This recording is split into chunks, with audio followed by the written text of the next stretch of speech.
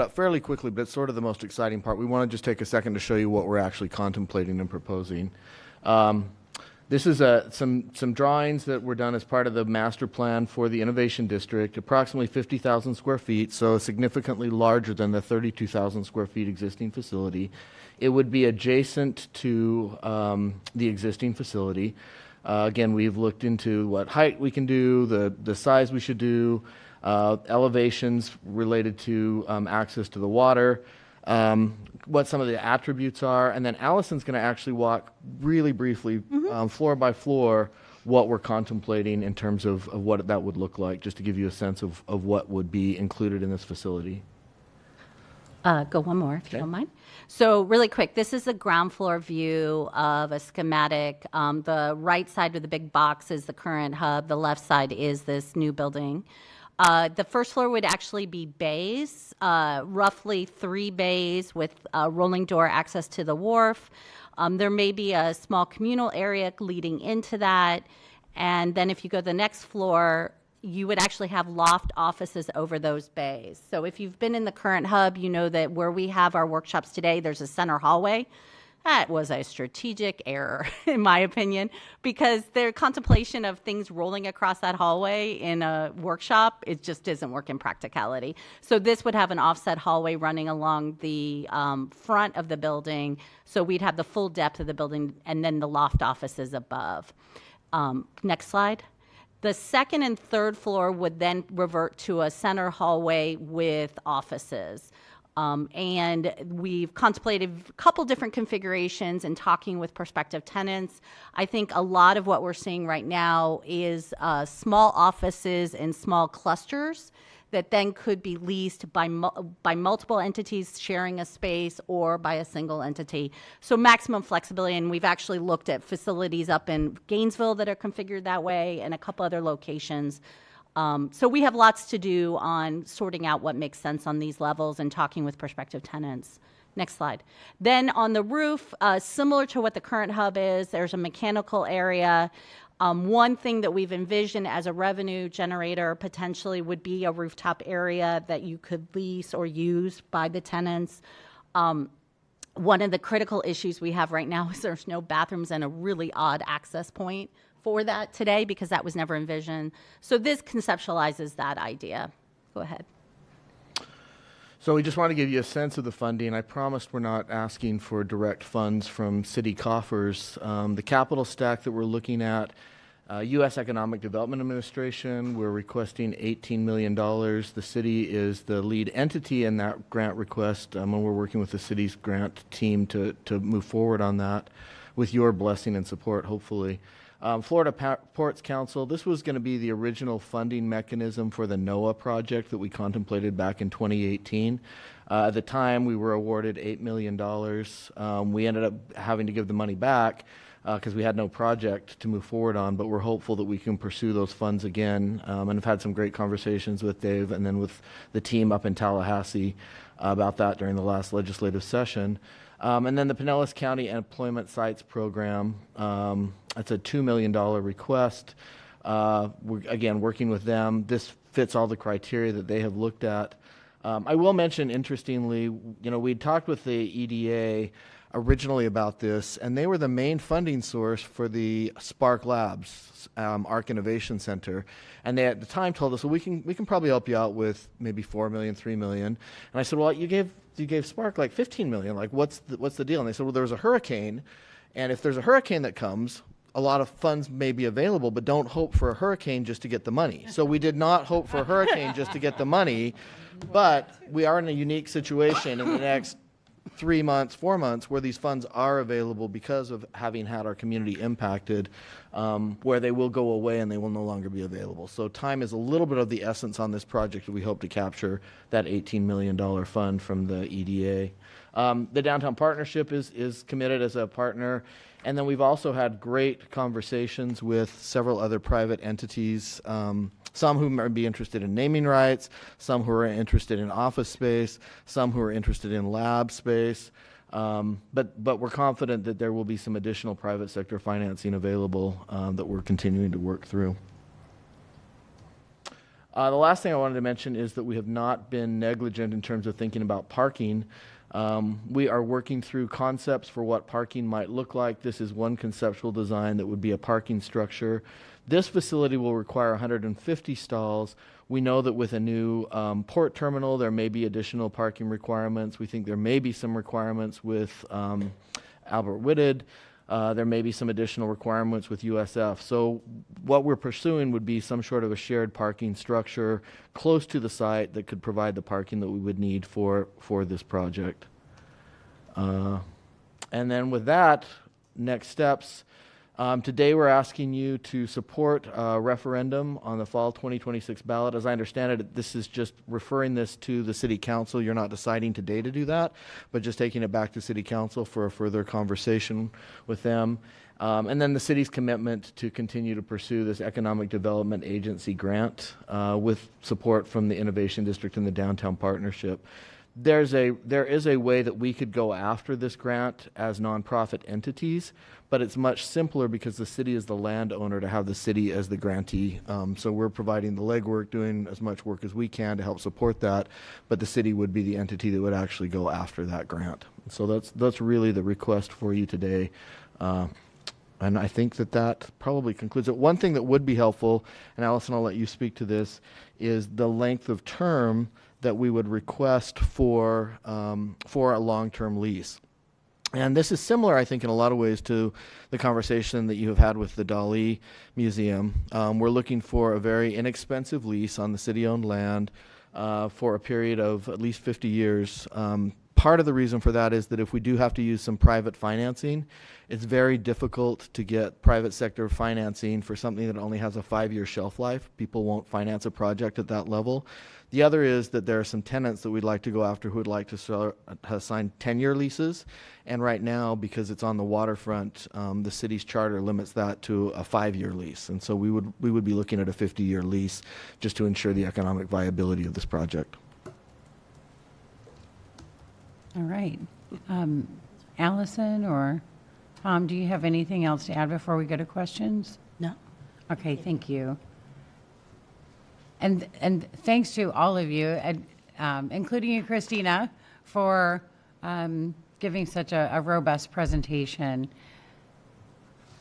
I am really deep into this, and so it's hard for me to anticipate what might have been left out because I just know so much about this project. So I'm excited to hear from my colleagues on what your thoughts are and what questions that you have. Councilmember Fig Sanders. Well, good morning and thank you. And hey, Jason, you know you're my favorite. Don't tell any other counselor. Okay, I won't. So thank you for this presentation. And I, too, am in support, but I do have some questions and a comment. So as I listen to the presentation, I understand, about the need for pork and dot. And I also always like to include all of the city of St. Petersburg. And I know that this is in the Innovation District, but have you entertained any conversation with Eckerd College? You mentioned USF. You mentioned Yes, ma'am. Have you? I met with the president last week. Okay. And talked quite a bit. They have a tremendous marine science program, as you might know. Yes. And so they have traditionally been involved with our ocean team, and we talked about engaging at a higher level with that. But we also talked about their computer science program, which is a niche program, but very well respected. And so looking at opportunities. They've actually just made, and I don't even know, Jason and Tom know this yet, but they've asked to join our board to be more closely aligned. We have St. Pete College, even though they're not in the district, we certainly welcome them because of the connectivity. So yeah. Okay, I am so glad to hear that. Yeah. Thank you so much. I really do appreciate that. I'm glad that you talked about the parking, because that was one of the things that I had. It's like parking is already a premium down there, so how is that going to expand? So I really do appreciate you taking the parking into consideration and the partnerships with that. Now, the 50-year lease, I'm going to see what administration thinks about the 50-year lease, especially if it's something that's designated in the charter with a limit on that. So I think that's a long period of time, but I'm going to follow the advice or the feedback from administration on 50 years. That's kind of long for me. Another thing, Jason, and thank you for pointing out the fact that you are not asking for dollars, but you are asking us to facilitate and be basically the custodians of this grant. Administration, how much effort is that going to take on our behalf? And that's a question for you, I guess, Mr. Corbett. So I will say, Jason, Allison, and team have done the bulk of the work. One of the things that's required for the EDA grant is the market feasibility that was discussed earlier. So we're looking to get eyes on that, and our grant team will work with them. I would say it's no larger of a lift than any other grant of this nature.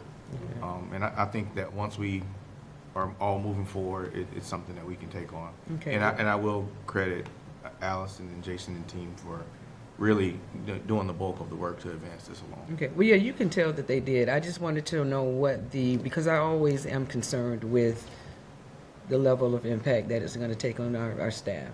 You know, I just want to make sure that we're cognizant with that. Another question, and Jason made the statement that we don't, as a committee, and this is for you, Chair, have to vote on this to move forward to present it to council. Is that correct? We have different options. I mean, Okay. your hunch is correct. It's Okay. business as usual. We decide today what we want to do. Okay, I thought so. Do we want to give Brett direction on what he wants, what we want to see in a draft resolution, and have him bring that back to us here in this committee? If we feel super confident about it, we could say, Brett, here's what we want to see in it.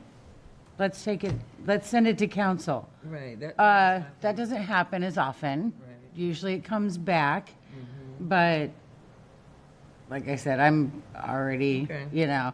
So that just depends on this committee and what we decide to do. As Brett mentioned, there is a timeline, and we want to make sure that we're efficient about it. But yeah, today it can be whatever we want it to be. Okay. All right. I'll listen to others, but that's what I thought, that we could take action today, whatever. I didn't know what that looked like. Okay. Thank you, Chair. I'm done. Thank you. And Dean Fraser, did you want to add anything about the Eckerd thing? Because I know you work with them too. I did, but Allison did such a great job. I didn't Yeah. want to spoil things. But, so the College of Marine Science right now is we're in the process of developing an MOU with Eckerd, right? Because we have a graduate student program only. And so every year, we recruit a number of Eckerd students to work with our faculty. And a number of those faculty are also involved in the activities associated with the Flood Hub. And so they're getting experience in internships by that mechanism. Thank you for that. I just didn't hear their name mentioned in your presentation. Mm-hmm. So I would definitely ask that you include They're that. quality students. Thank you so much. So, yeah, they have a We Are USF spirit, but they also have a We Are St. Pete spirit, and I love that. Yes, exactly. All right, so anything else? No, I'm good. Okay, Councilmember Givens. Thank you so much, and thanks to each of you for what you do. Excited to see this go forward. I've had the opportunity to come over for a tour. Thank you so much, Allison, for what you and your team are doing over there at the Hub. I think it's amazing, and I love the fact that, like you said, you're incorporating the entire community.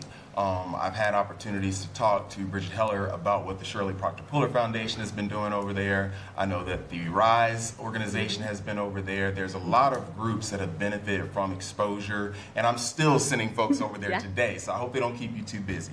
But our blue economy is important. And when you think about the jobs that are created, I think I heard 91 full-time jobs and approximately 132 secondary jobs. St. Petersburg's coastal community has an opportunity to bring industry-leading jobs here to St. Pete.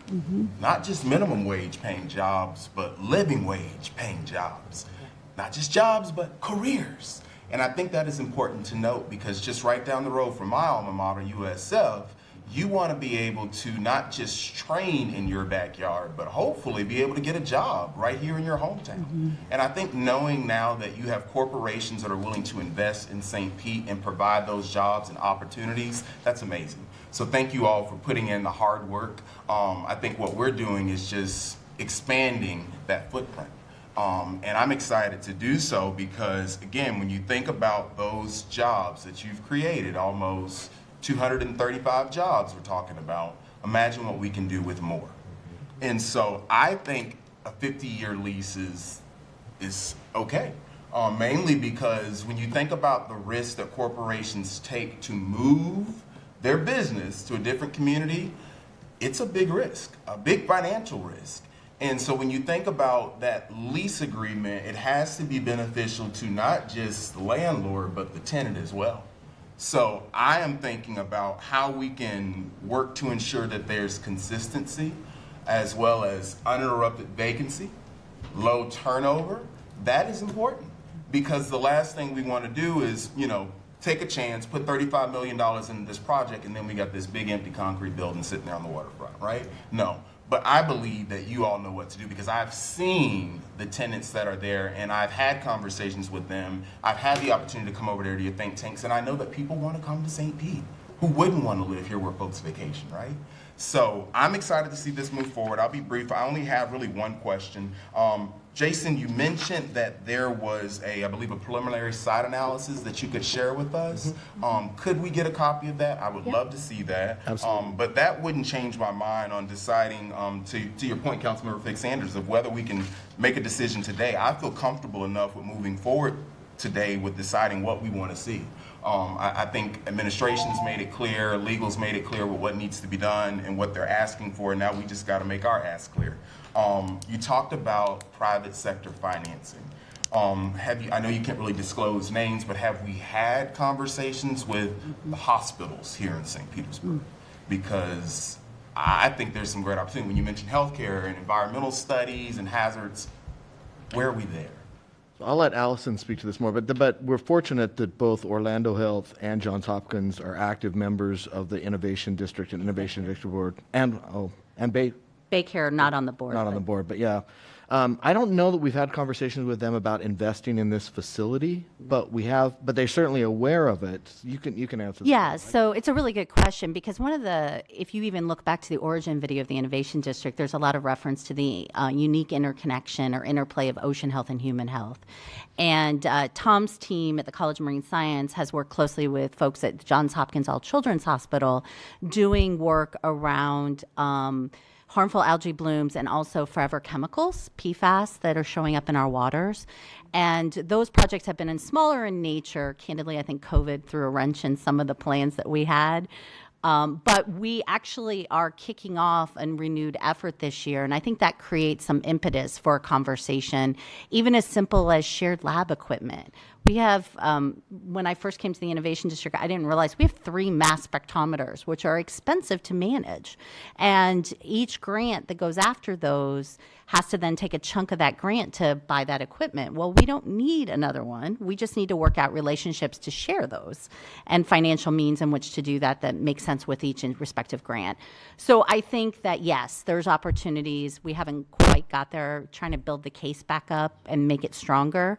But actually, I'll foreshadow next week is our State of Science and Innovation. And one of our speakers is Dr. Steve Morawski, who's talking about the Tampa Bay Surveillance Project, where they are gathering information about the health of Tampa Bay with forever chemicals and the linkage to Johns Hopkins and some of their longitudinal studies with young people and looking at the same chemical composition that are showing up in the blood of our young kids. So there's just some great connectivity, and we're going to learn more next week. Good surveillance, not bad surveillance. Yeah, no, it's just the title.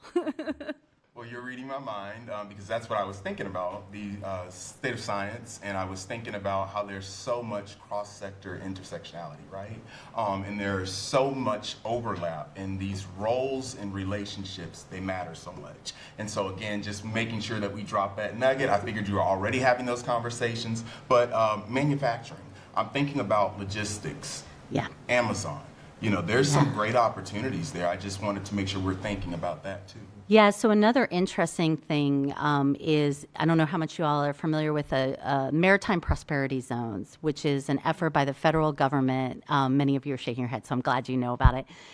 It's an effort by the federal government to create tax incentives or tax areas that could enhance the ability to create specialized manufacturing and other support services that enhance our shipbuilding and submarine construction in the U.S.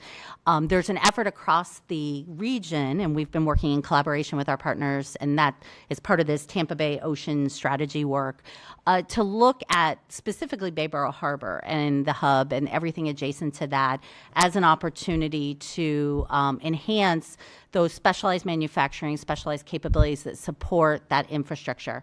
We're not necessarily the greatest place for sub construction, candidly. We don't have the depth in the water and we don't have the expertise, but we are good at shipbuilding here.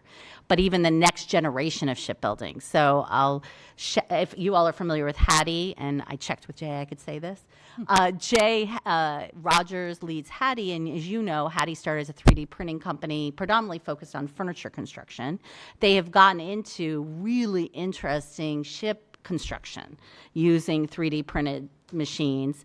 And actually, Hattie is one of the partners we've been talking about. What would it look like for them to be part of the new expansion, bringing that kind of capability waterside? Because right now we help them with test and evaluation, candidly, in the test pool that's at USF College of Marine Science, but also we've put their boat in the pool at USF because we needed a place to float it and make sure it floated. So those kinds of things are part of what we're thinking about too. Testing the waters. I love Yeah, literally. Yeah. So that makes me think, or have we had conversations with St. Petersburg College and Pinellas Technical College as well? Yes, for sure. St. Petersburg College and been working. They are participating deeply in the Innovation District. My main point of contact is Belinthia Berry, and I work closely with Belinthia on these. Less so with Pinellas Technical. We've touched base on different programs, but I think the opportunity exists and this is actually part of the ocean strategy work that we've been working on. One of the gaps in our workforce development are the certificate programs that particularly like in the ports operations or ship operations and things like that, where you need underwater welders, you need people who are longshoremen or folks that are equipped to manage these research vessels. And so that is an opportunity that I think we collectively have identified in the ocean strategy. We actually send a lot of students up to the Maritime Academy in the New England area for those kinds of training, and we're one of the biggest draws for that that program. So there's some opportunities, I think, to either look at collaboration through Pinellas Technical or through that program. You have big opportunities that you're missing. And when you talk about those gaps, this is a great opportunity for us to help fill those gaps. So I look forward to connecting with Dr. Shedrick over at Pinellas Technical College, because I'm thinking about you have these specialized jobs that are going to require specialized training. Why not work with an education institution that can create the curriculum that's designed to meet your needs? Yeah. And so I love that. And then I'm just thinking about us as a city not really capitalizing on being a coastal community. You have so many training opportunities that we are missing. And like you said, not everybody's going to go to college, but we need to make sure that everybody has an opportunity to have upward mobility. And these certificates, that's a pathway to get there. So thank you so much, Chair. Thank you. Councilmember Gertis. Thank you, Madam Chair. Thank you for the presentation. I'm going to try to be brief. It's always good to see all of you also. Allison, thanks for bringing up maritime prosperity zones. I think a lot of times when people hear about that, they get the headline, which is like, they want to build more subs and ships faster. And then most people go, well, we're not going to build subs and ships. We don't want to build subs and ships. We want to build parts of subs and ships. And so I think it's really important. I think with this conversation, along with the Port Master Plan, I'm very happy that you brought that up. Thank you. I'm just going to take one of the things Councilmember Givens brought just one step further. And I'm sorry if it's in the HRNA backup. Is there an anticipated employment for the new building? How many jobs will be created in the new building? We don't have a number of anticipated jobs. Okay. However, we do have an estimate of Economic the square footage that tenants that are seeking either expansion or new space. And that exceeds the 52,000 square feet that's proposed. Not each one of those tenants would utilize that space the same way. So some of that would be the smaller, like private office clusters, which could maybe hold, it kind of depends, but let's say 4 to 6 offices, depending on how those are proposed, a piece for each suite. And then some of those larger bays, you could have full teams of 20 or 30 folks maybe rotating through there that are doing work. So it's hard for me to know what the exact translation to jobs would be. Okay. I don't know, Allison, Jason, if you want to add to that, but I was just curious. Like, No, I think it's a valid question, and we're having a lot of lessons learned, both in how bays are utilized and even lab space, how that's utilized, because I had an impression before we had the building, how many people you could get in there, and then the reality hit of, well, you run into each other a lot and things like that. But I think it's good. Also, the evolving nature of our in-office workers and how our tenants are all on different policies. Let me be on a remote work. So that's why we've, throughout the life of the hub, captured those primary, secondary, and occasional work, because that helps us see trends. And so I think we have some basis to give some estimates. okay. Yeah. And then thank you for the data on current jobs, secondary. Do we have any data on median income? No, but I can get it. Okay, that'd be great. Thank you. And then just quickly on the lease, obviously, I think Jason and Allison, I've spoken to you both about this. I'm a big supporter of this. Any way we continue to work on the water, I think it's good for everybody. There's just so many applications to it. We could be here for days talking about them all, I think. But I did want to just quickly talk about the lease. I can understand Councilmember Fig Sanders' concern, but also this is what the charter called for. If we wanted to go past 5 years, then we go to the people. The people decide. I mean, it's like the largest vote ever. Dolly just got a 99-year lease, and so I think it's a fair question when we're talking about our waterfront. It's already being somewhat utilized. It's a parking lot, but it's really, this area is meant for economic development, and this is just bolstering it. And so I'm certainly supportive of that, and I'm ready to make a motion. I'll go ahead and request that legal draft a resolution for a 50-year lease for Hub 2.0 for the next November election. Do we need any other? Sir, just to clarify, is that something you would want brought back to the committee? Brought back here. Or send it on up? Brought back here, I think, is probably Okay. the process. I'm happy to hear others on that, though. Okay. Yeah.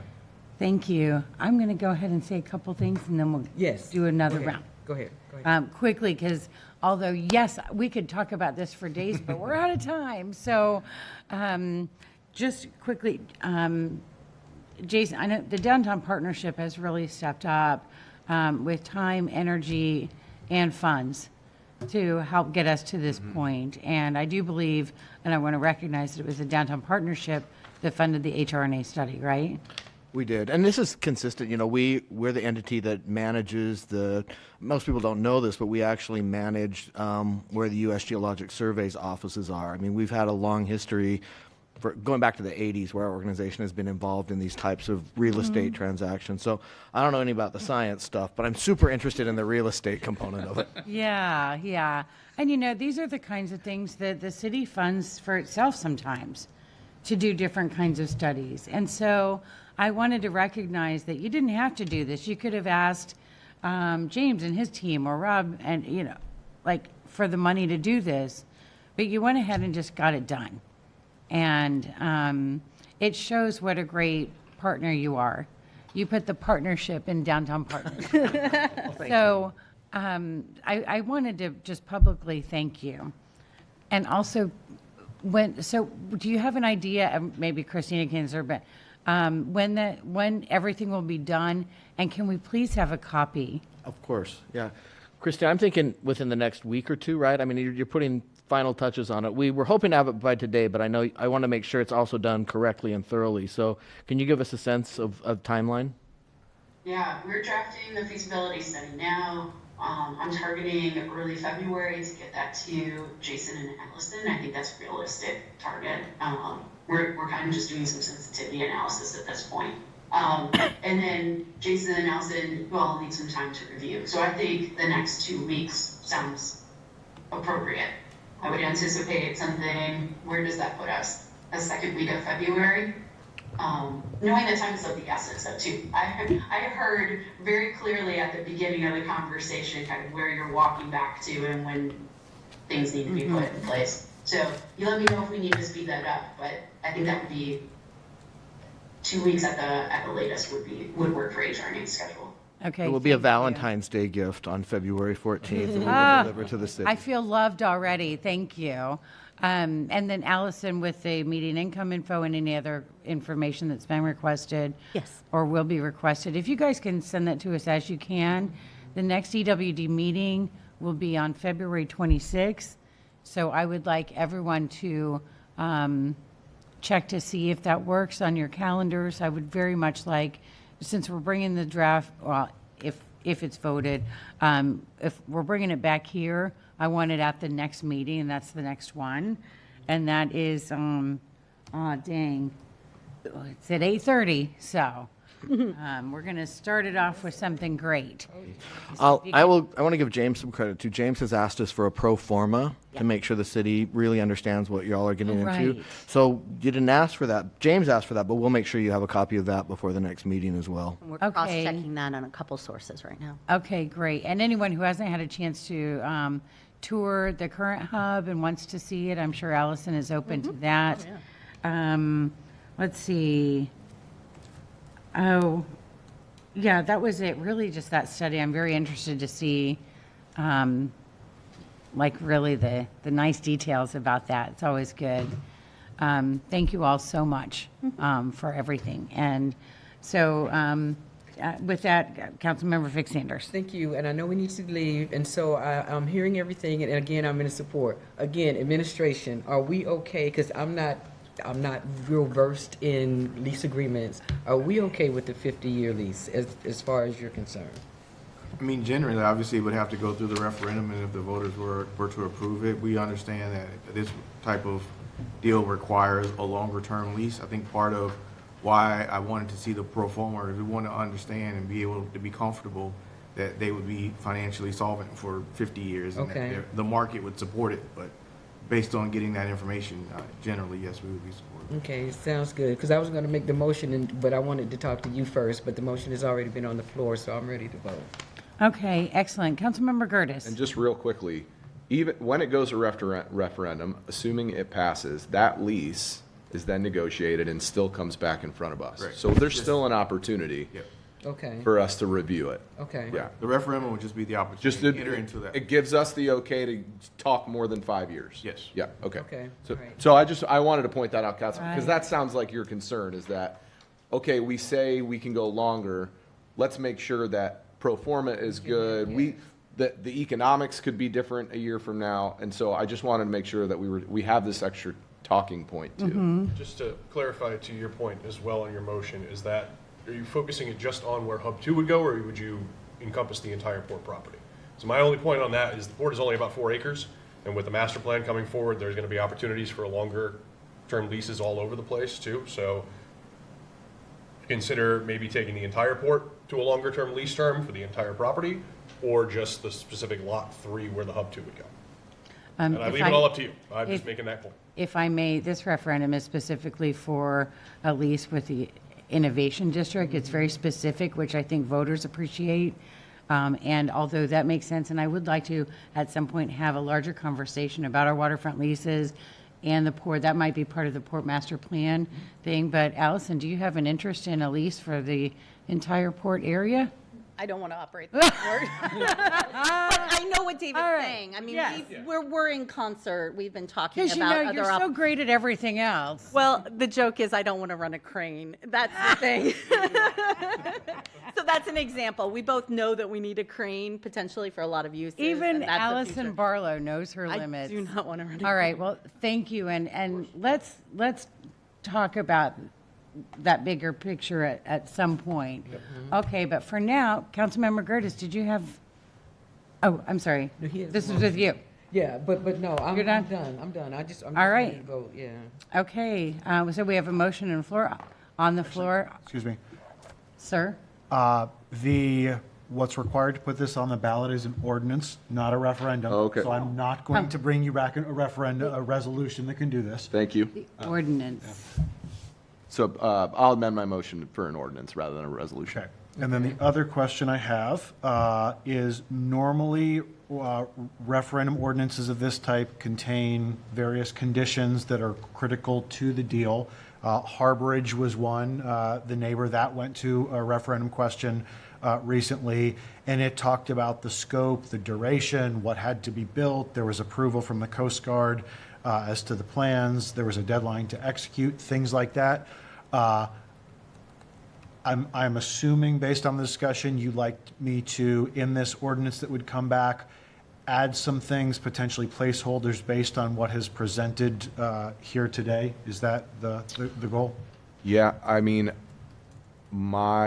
this is my take on it, is that based on this presentation, I would then make, like, if we're going to talk about square footage and things like that, I'd make it a little smaller than the presentation, hoping that they would go above the minimum and give them some room. Because if something happened with height in the FAA, I wouldn't want that to be, then it be moot. And so I guess a little bit lower restrictions, so then this, at its best case scenario, could be built. You mean lower minimums? Correct. We always try to build in flexibility whenever we draft anything, and that would be the advantage of coming back to something Right. to committee, is you would see that, and it would give you an opportunity if you want. That's more the discussion at the flexibility. next meeting. That's the Yeah. discussion at the next meeting. Add things in, knock things out, tweak things. I think you hit it on the head. Okay. Yeah. I just want to make sure, like, because if you wanted me to come back with a lease for 50 years for that, like, it could be as simple as that, but I'm usually there. No, there needs to be some triggers. Yeah, absolutely. Need to be some Yeah. triggers. You know, We don't, because we don't want Allison to turn around and say, now I have a parking lot. yeah.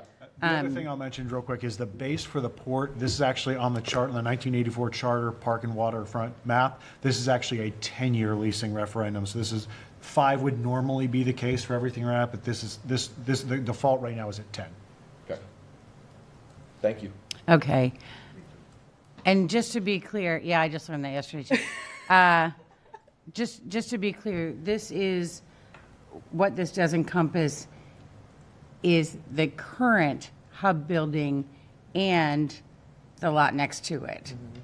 So that all of it goes to that lease terms, just for consistency. Okay, we have a motion on the floor. All those in favor, please say aye. Aye. Any opposed? The motion carries. Thank you. Thank you guys very much. Thank you Thank very you, much. everyone. Yeah. Fantastic. All right. We are running over, and I was going to go over the referral list. If someone has a burning question or comment about the referral list, speak now. Otherwise, our next meeting is February 26th. We'll go over it then, and we are adjourned. Thanks, everyone. Thanks, Christina. Thank you, Christina.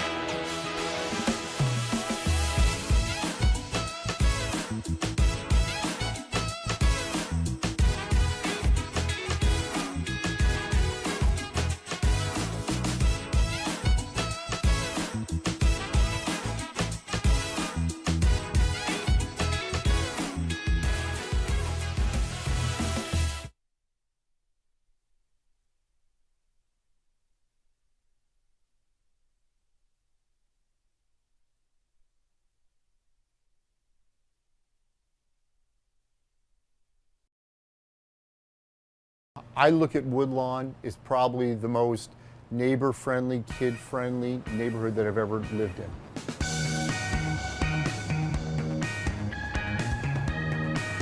It's a wonderful neighborhood to grow up in. I wish I was a kid growing up in this neighborhood. It's a real family-oriented community, super close to downtown.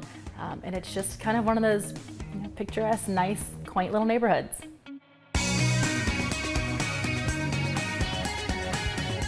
I think what was really cool about the neighborhood is it's different compared to a lot of the other neighborhoods where part of it is on a circle. So as soon as we drove in on the neighborhood looking for a house, I just knew that this neighborhood had kind of some extra character to it.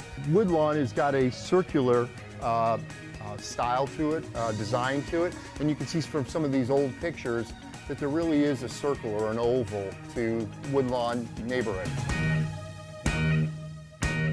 My favorite part of the day is driving home. You turn onto our street from MLK, and there's beautiful oak trees, blooming crepe myrtles, and then there's a park. We have a park just at the end of our street.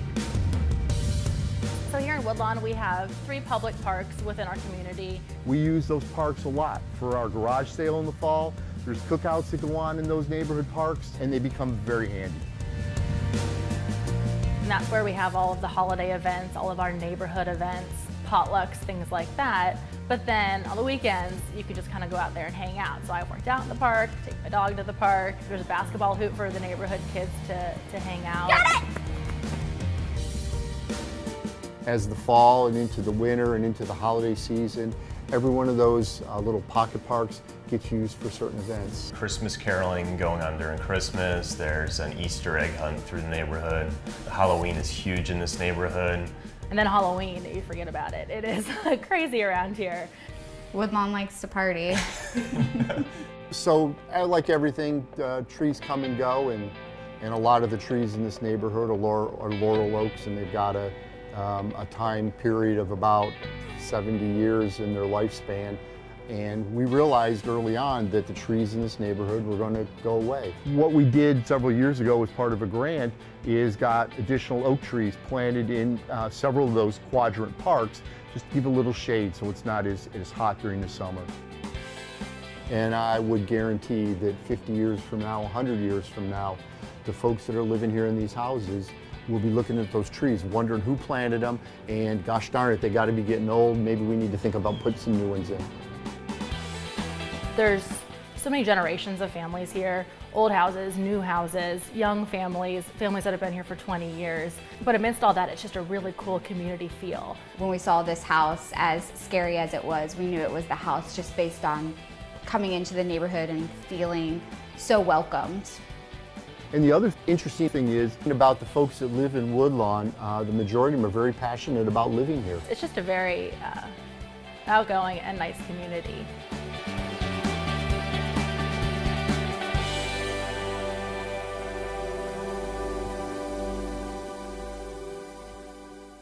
So the one thing that I would like to lift up and make sure that everybody hears is that there's 2 Child's Parks.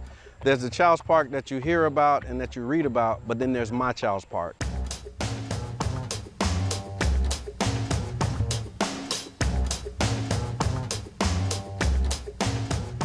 The parameters of Child's Park include 34th Street South to 49th Street, and then 18th Avenue to 5th Avenue South. And that's the Child's Park neighborhood, but the greater Child's Park area actually covers about 3 neighborhoods. It goes to about 1st Avenue to around 30th Avenue South.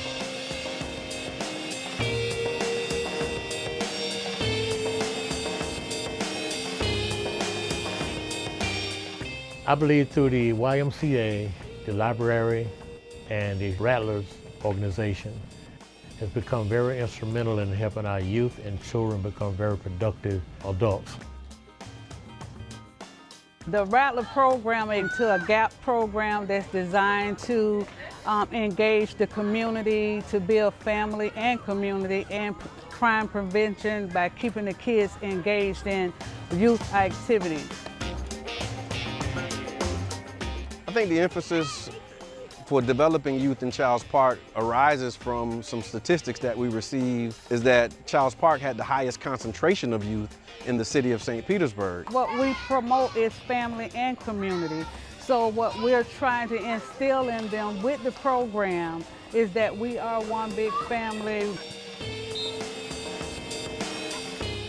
Because a lot of the initiatives and things are always focused, they're heavy focused on programming, or some type of, regimen or awareness piece or a pledge or something else. And we felt that it was important to just allow them to have a space to just come and have fun. We're solely manned by volunteers, and we let them know that too. So we want them to come back and be volunteers, so the torch is just passed on, so we all learning from one another. They're not just focused on the athletic aspect of it, but they also focus on youth development. So they have a tutoring program that they do. And with the YMCA, you have the Rattlers and you have the other programs that's offered. When kids get out of school, they have a place to go. They have the library there. The STREAM Club stands for Science, Technology, Reading, Engineering, Arts, and Math. We meet every Friday afternoon at the Childs Park Library.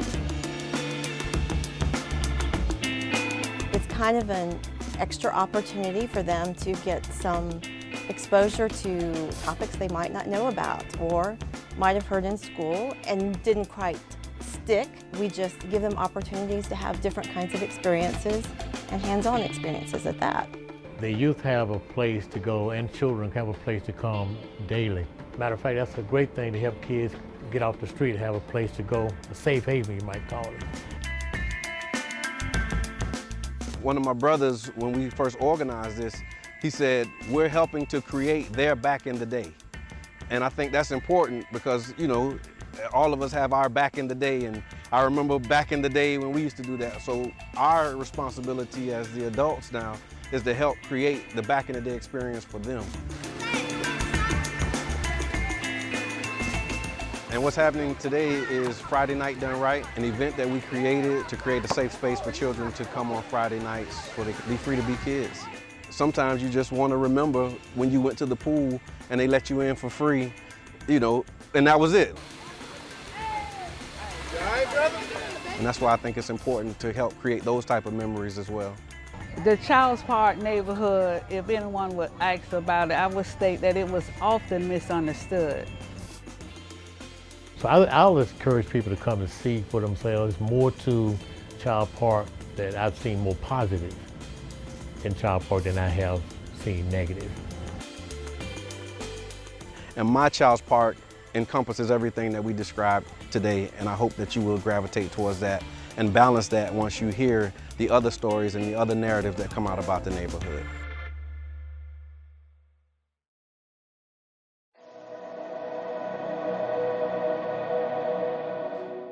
Mi nombre es Lisette Hanowitz y yo soy parte del Consejo Municipal de la Ciudad de St. Petersburg. To me, a trailblazer is someone who sees opportunities that others can't see. Sometimes they see a world that doesn't exist. And I think people that are trailblazers has this burning desire inside to do something. And that doesn't end when they blaze that first trail. I see more and more people coming from different places and calling St. Pete home.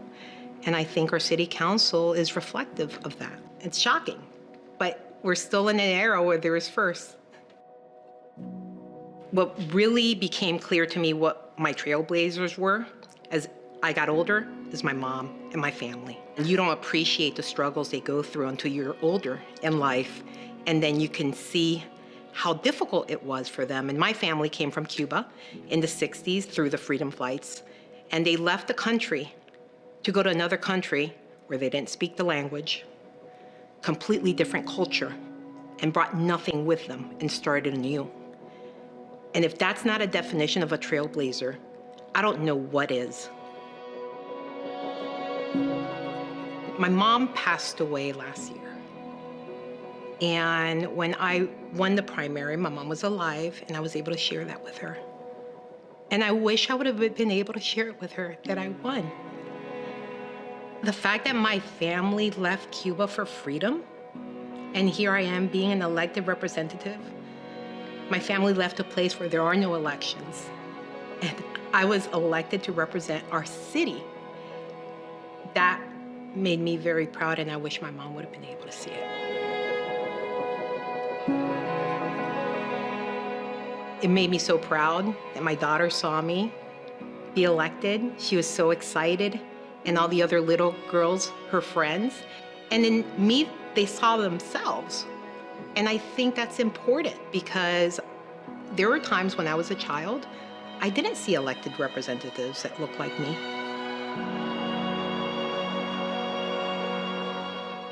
We all bring our life experiences that are so different from each other. And the more diversity you have, the more life experiences you have, and you're not in an echo chamber.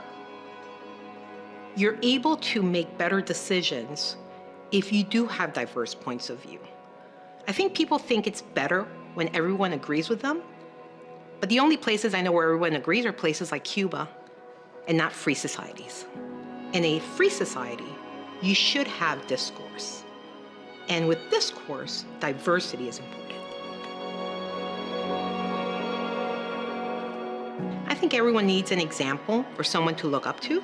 I think our kids need an example of what can happen in their future. And I think we have a diverse community, and that diversity should be expressed in every institution in our country. So once we do that, I think we're going to see more and more people participate. It's never too late. I had to drop out of school when I was 16 to help my mom work and pay the rent. And I went to school at night while I got my bachelor's and my MBA, and I went to law school at the age of 30. My path wasn't the normal path. And I think sometimes people think that it's too late for me. I can't get that degree. I can't learn that skill. And it isn't too late. I think if you want to do something, you should do it no matter what age.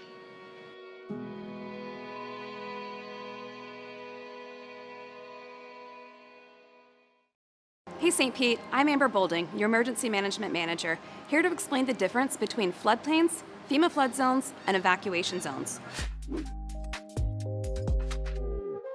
Understanding these terms is key to protecting your safety and property. First up, stormwater floodplain. This is where water naturally collects during heavy rainfall due to the terrain and our stormwater infrastructure system. If you're in a stormwater floodplain, your property may be at greater risk of flooding from heavy rain. Next, FEMA flood zones. FEMA identifies these areas based on flood risk from storm surge or proximity to water. This affects flood insurance requirements and building regulations.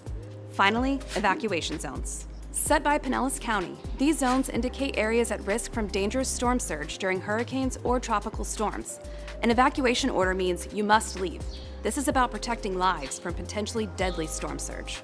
Pro tip, being in a non-evacuation zone doesn't mean you're in a non-flood zone or outside the stormwater floodplain. Heavy rainfall can still cause freshwater flooding. In St. Pete, you need to know your zones. Visit stpete.org/hurricane and use the Prepare St. Pete map. Just enter any address or click a location on the map to see its stormwater floodplain, FEMA flood zone, and evacuation zone. Understanding these differences helps protect you, your family, and your property. Stay informed by following us at St. Pete FL before, during, and after storms. Stay safe, St. Pete.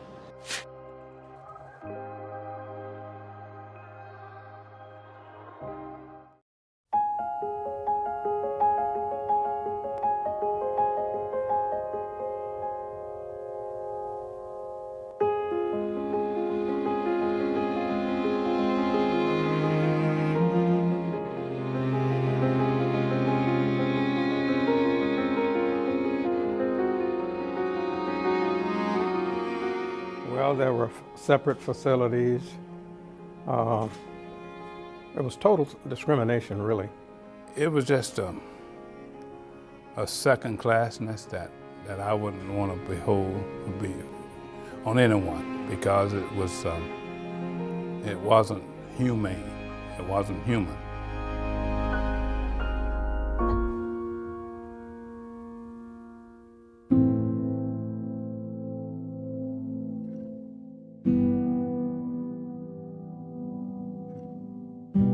We African Americans could not eat at the lunch counters. We could not even sit on those green benches downtown. We were not treated equally as the white citizens in this city.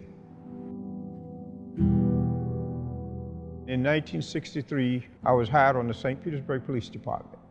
And when I went to work at the police station, I determined that the police department wasn't totally integrated. The locker rooms were most definitely segregated. They were put in the corner. Patrol cars that they did have were the old ones, but maybe not in very good shape. We African American police officers were always assigned to work in the African American neighborhood only. We could only investigate complaints from citizens of color. We could only arrest citizens of color. You know, you're trying to enforce the law and trying to get respected or be respected, and you know, you're getting disrespected by the people you're working for. In 1965, there were 15 African American police officers on the St. Petersburg Police Department. That includes 1 sergeant, 2 detectives, and 12 uniform officers. They wanted equal responsibilities. They wanted to be able to police white neighborhoods like Snell Isle, like the Old Northeast, and they wanted to be able to arrest a white person and take them in without having to have an assist from a white officer. So we 12 uniform officers started having meetings among ourselves at different one of our homes to discuss the racial attitude that was against us as the police department. And at one point, finally, I think it might have been Fred Crawford who said, "The heck with it, let's sue them. If they fire us, they fire us." And that's actually where that nickname came from, you know, the Courageous 12, because every one of those guys put their jobs on the line when they decided to sue the city. On March 31st and April 1st of 1966, we went to federal court in Tampa, and Judge Joseph Lee ruled against us and ruled in favor of the police department in the city. That meant that we had lost the lawsuit. The NAACP agreed to file the appeal for us at no cost. On August 1st, 1968, the appeals court ruled in our favor, and we had won that lawsuit. When we won that lawsuit, we had different assignments. I'm the first African American police officer assigned to work in an all-white neighborhood. It was 100% white. We were very proud and honored because we felt that we accomplished what our mission was set out to be. We were honored at City Hall City Council meeting on September 13, 2007. And they gave us the key to the city and a proclamation.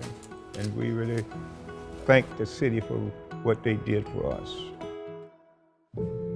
I never dreamed that I would see a black chief of police here in St. Petersburg. They have 1 African American chief now, and they had 1 previously black chief before. And it's part of what we was put that lawsuit for. We want to make sure that when people enter our lobby now, we want to recognize the doors that you walk through are the doors that these Courageous 12 open for minorities here in the St. Petersburg Police Department. Police department in the city put a plaque in the police station with all our names and our pictures on it, and a narrative let people know what we did to be honored. I have put into place that every sergeant and lieutenant shall read the lawsuit, and they will be tested on it to make sure they are aware of what happened, so we make sure that never happens again.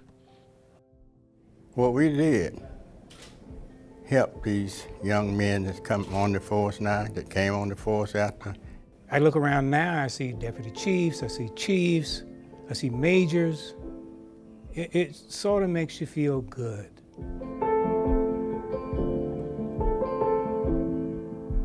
That is the first 4 African American police officers that were hired on the St. Petersburg Police Department in 1949. That's the Courageous 12. When I see these 12 faces together as unity, we was closer, just like brotherhood, that's what I think of. I'm the last one of the Courageous 12 left. And I think about those 11 other officers that are going on, because we were brothers. We were just like brothers. We were so close. And I am going to carry the banner on for those other officers that are going on. But I tell the younger generation to stand up and for what you got and what you believe in, and stand your ground and don't back down. And think about the courageous 12 as what we did. We stood our ground and we did not back down.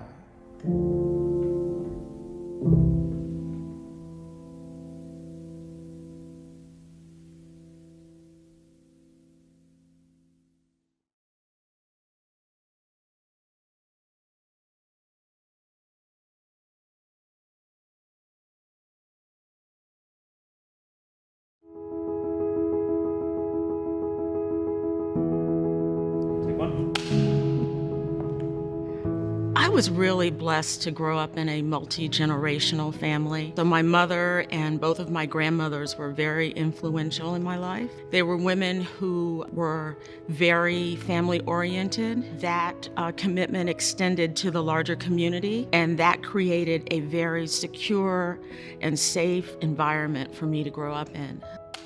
Most of us growing up in the 80s were latchkey kids. When I started going home after school, Alone was the very first Oprah Winfrey show. And I really looked up to Oprah in the way she was able to talk to people and learn about lives that were things that maybe I didn't see in my own community. Back in small town Louisiana, opened up a whole new world to me.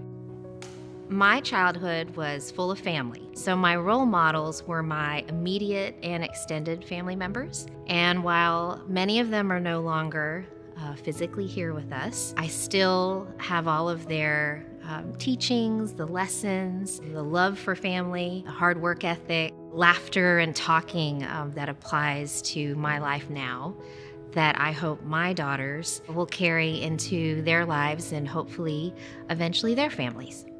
My mother is definitely the strongest role model in my life. She was the instrumental person in getting us out of Cuba. She taught me the importance of being independent, being resilient, and also as a working mom, she taught me that you could balance a career, family, and God. I am very hopeful about the future of women leaders in St. Pete. It's very promising. Already we have women in management positions and in leadership positions. We have women in some of the places that we've been wanting to be for decades. There's lots of women in every single role in the city, whether it's police officers, firefighters, and leadership. The one thing that I love about the female leadership that's in place is that they are making a path for other women to follow. But we also have a lot of work to do because I think we can diversify that pool of women still.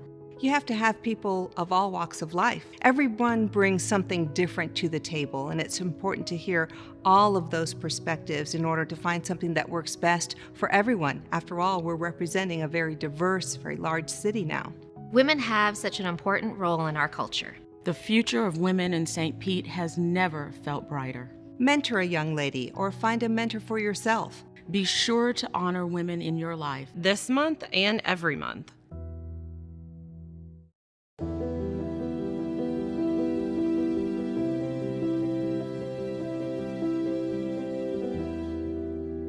So Bobby, I have heard the origin story of your relationship with Jamie and how that kept you here, but I don't think I've ever heard why you wanted to start the studio.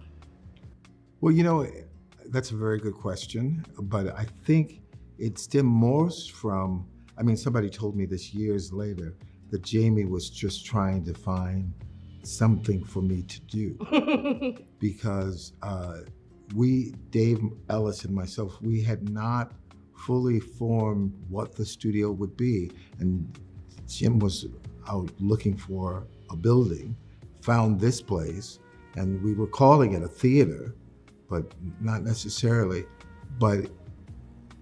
And I had never run a nonprofit before. I'd worked for dozens of them, but I had never run one.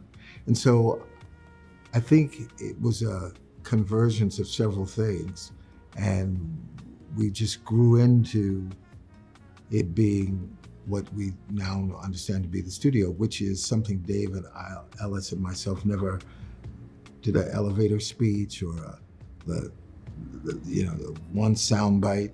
It's many things. Lately, people have been calling it St. Petersburg's living room, which sounds nice. It's a home for the visual and performing arts, but it's evolved. But we never had a specific defining, we're gonna do this. It just evolved.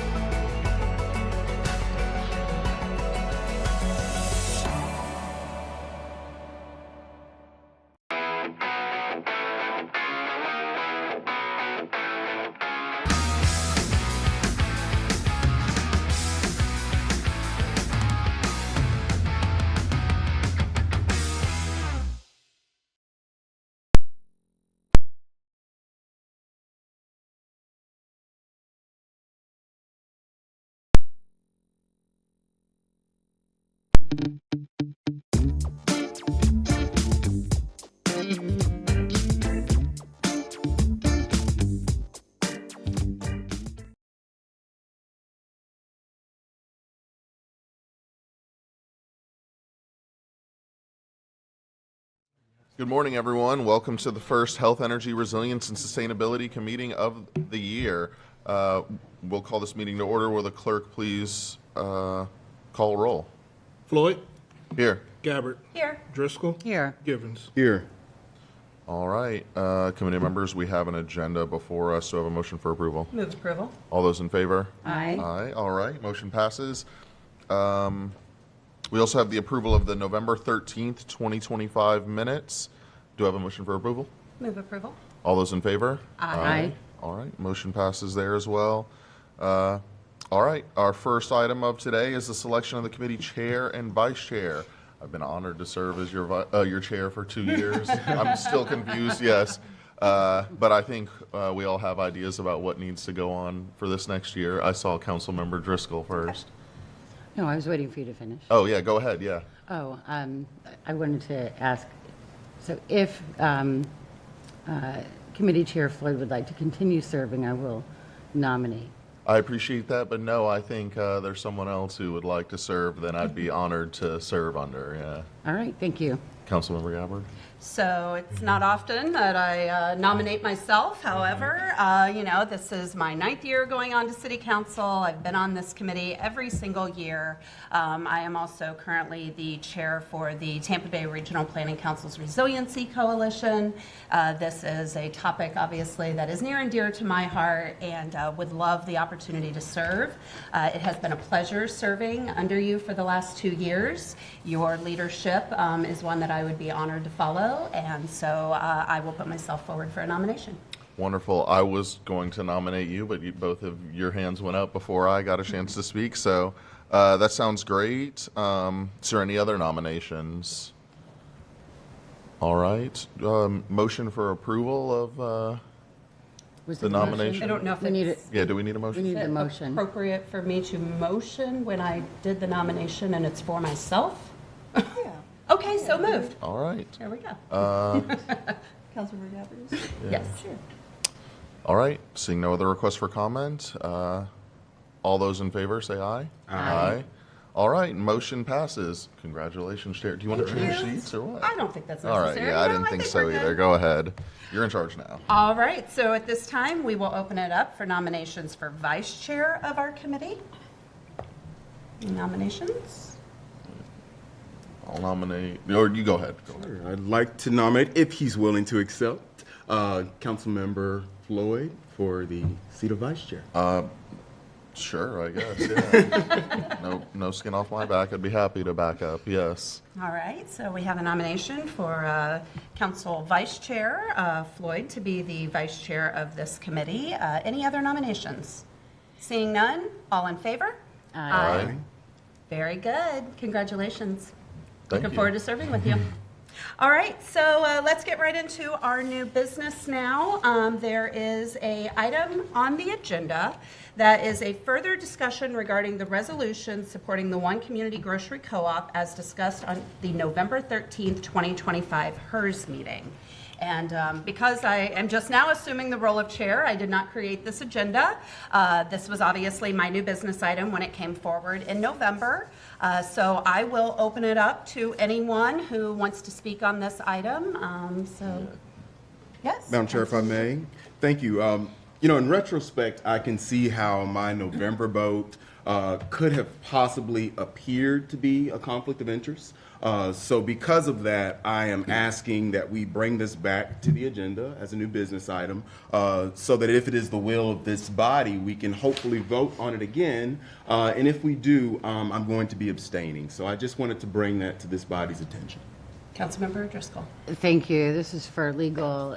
So would we need to have a motion to reconsider since the vote has already taken place? We would not need a motion to reconsider. This would be what is actually considered renewing the motion, in which at a later meeting you simply make the same motion that was made in a previous meeting because it's considered a different session. So you could simply make again a motion to approve the resolution without needing to call it a renewal or a reconsideration or anything like that.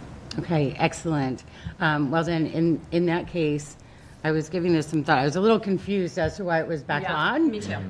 But I thought, well, it sounds like we're going to talk about this again. So, and of course, I was supportive and voted for the resolution and for the funding for One Community Grocery Co-op. Without rehashing the same conversation again, I was thinking about how the organization is, they're kind of in startup mode right now, and I always felt they could really use some help from the folks at the greenhouse, that this is something that could really expand the resources that the greenhouse acts as. And it doesn't appear that there is anyone at the greenhouse who is well-versed in co-ops. And in talking with the One Community folks, it sounds like there's kind of a wall there. In addition to supporting the funding, I think it would be beneficial for everyone if there was someone from the greenhouse assigned to work directly with this group and learn together. Because this isn't the only time that our city we will be taking a look at co-ops. This won't be the only one.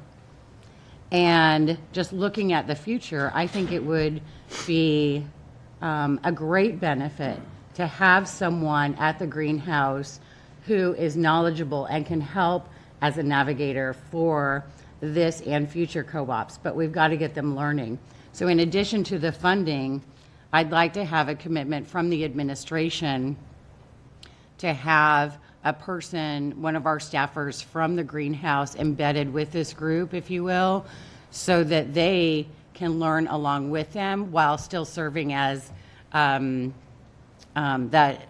resource for guidance. Good morning, I'd love to get that commitment from you. Good morning, Andrea Falvey, Economic and Workforce Development. Be happy to make that commitment. So many of our service providers at the greenhouse work with nonprofits, and we can dig a little deeper to see.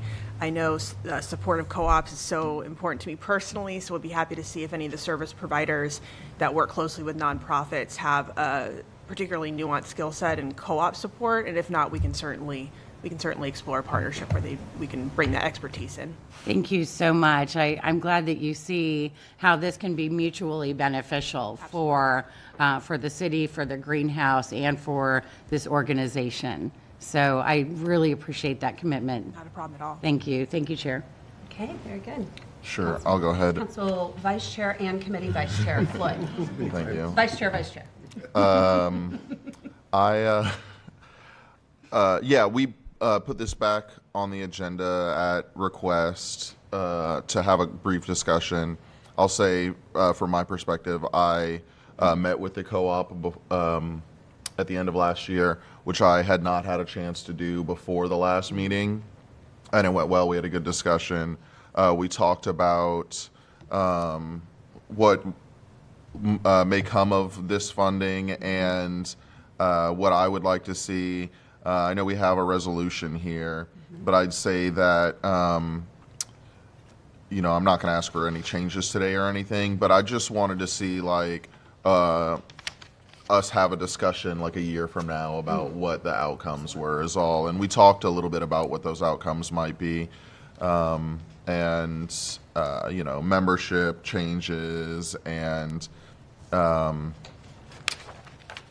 discussions about studying locations and what educational opportunities they went through with their membership as well. So basically, I'm just interested in, you know, if this moves forward today, just making sure that we get an update at this point. I'd say at the end of this year, beginning of next year. Well, I guess a year from when the funding actually goes out, depending on this moving through here in City Council. So that's what we talked about, and having a conversation with them, I think, was my main impediment last time, and so I'm feeling more comfortable today, and looking forward to the partnership. Okay, very good. Thank you. Councilmember Harding, did you have anything? Thank you for joining us this morning. Thank you for having me. No, I'm good. Thank you. Okay, very good. Well, to say that I'm very, very happy that we are back with this conversation today would be an understatement.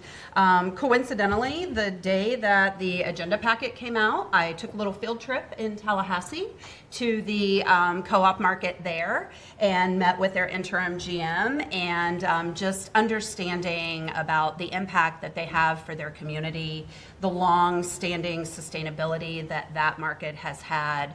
He actually came from Michigan, where he had just set up another co-op market there, and they did that in collaboration with their city. And he really talked about how that partnership helped to set that up, and how the continued partnership in Tallahassee, even though they don't get funding or anything like that, just having that collaboration with the community is so important to the overall goals of the co-op. And so as I'm leaving Tallahassee, then the HERS package comes out, and so it felt like it was a little bit meant to be. Very, very glad that we are here today. I want to thank the members of One Community Grocery Co-op who are here today. Thank you for your continued commitment, continuing to strive and work with City Council to get where we are today. So with that, if the body so chooses, I would entertain a motion on the resolution. So moved. Okay. All in favor? Aye. Okay, very good. Motion passes. We will take this upstairs for full council. Thank you. All right, so the last thing we have on our list for our quick meeting today. I'm sorry. No, You're ready? I'm okay. ready for that. So review of the committee referral list. Vice Chair Floyd. Thank you. So I have 3 things on here I want to mention. 2 of them are mine. One of them is the item we just covered. Another, I didn't feel the need to contribute this to the last bit of conversation, but another reason why I had hang-ups last time was because of the definition of the item we just covered, municipally owned grocery store. I think our support of the co-op is good, and over time, if we can help get them stood up, that would be an excellent outcome.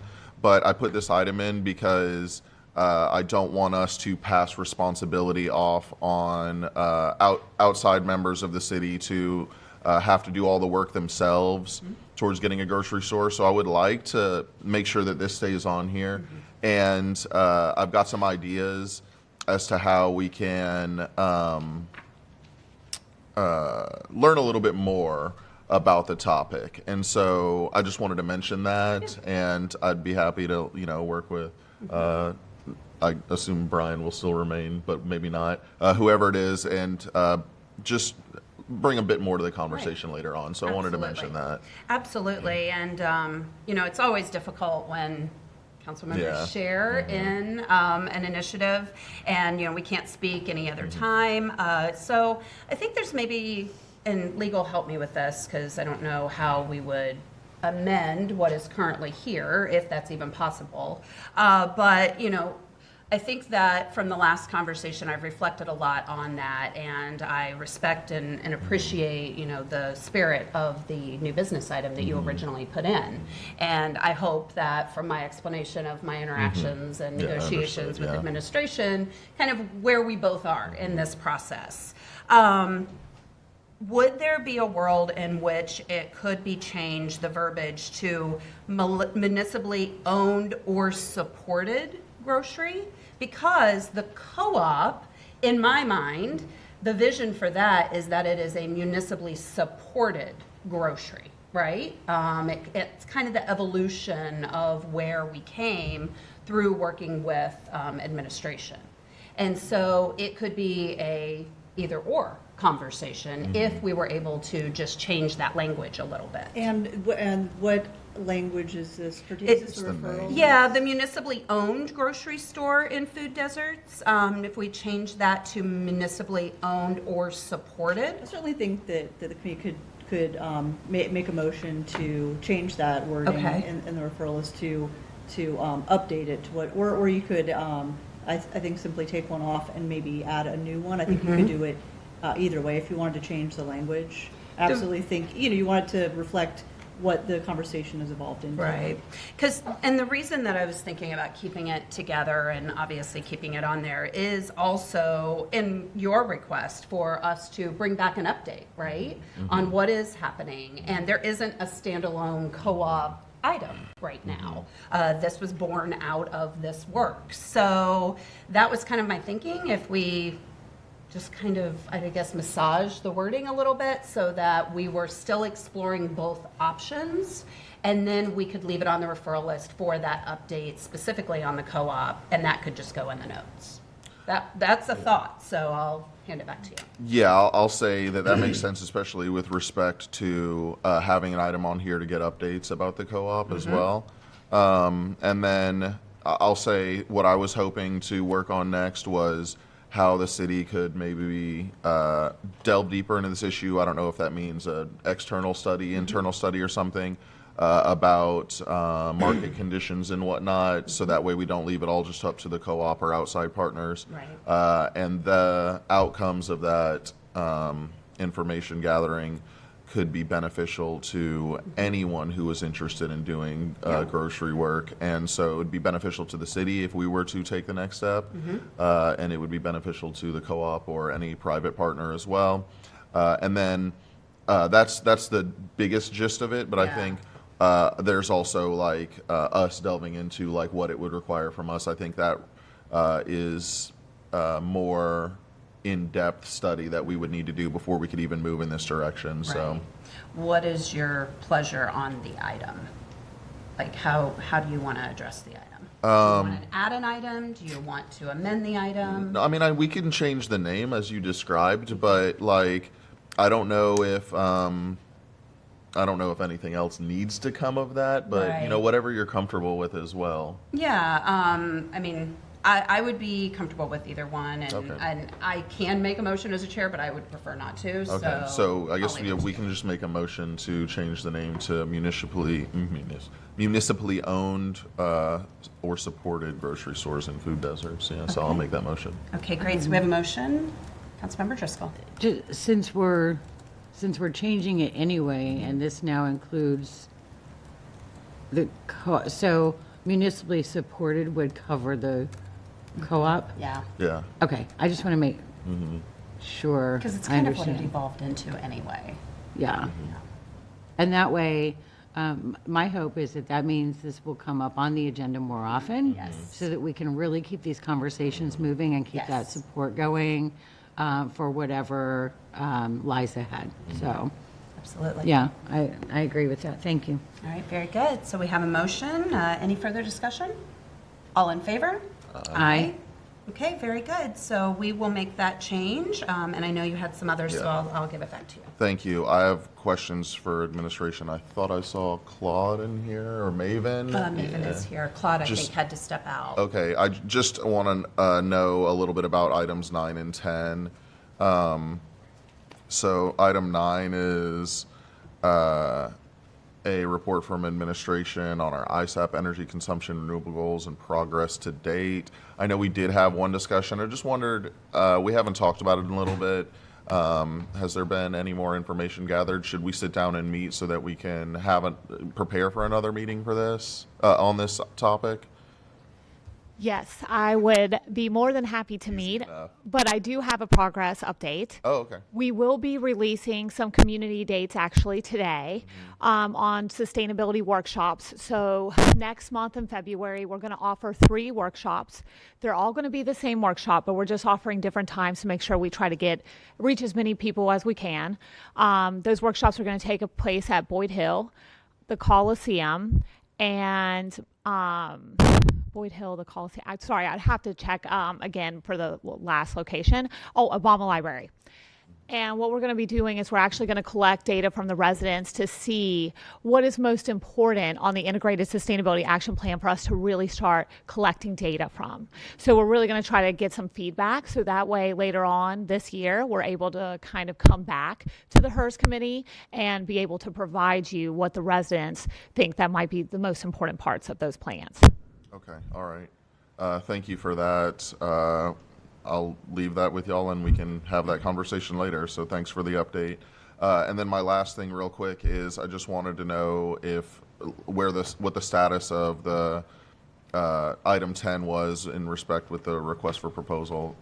I see you leaning in, Rob, so. Yeah, good morning, council members. It's good to see everybody. So we've made some significant progress. I want to thank Mr. Tankersley and his team. They have done a lot of work on the scope of work. It's a pretty detailed scope of work.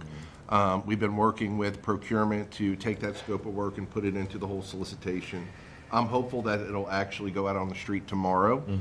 If that doesn't happen, though, it should be within the next week, so we're very close. Okay, excellent. And then is the intent, like, once we gather responses to have a committee discussion ahead of time? We can have a committee discussion or a full council discussion, and then we'll get the responses and we'll come back. Okay. To council. Thank you. Yeah, I know that was what was at the urging of some of my colleagues in the full council discussion, so that's why I asked that question. All right. When you send it out, could you send a copy of it to us? All right. Thank you. I'd be intrigued to see that, as I know would many community members. All right. Thank you. May I ask a follow-up to this since we're on this topic? So obviously recognizing our franchise agreement is coming up this year.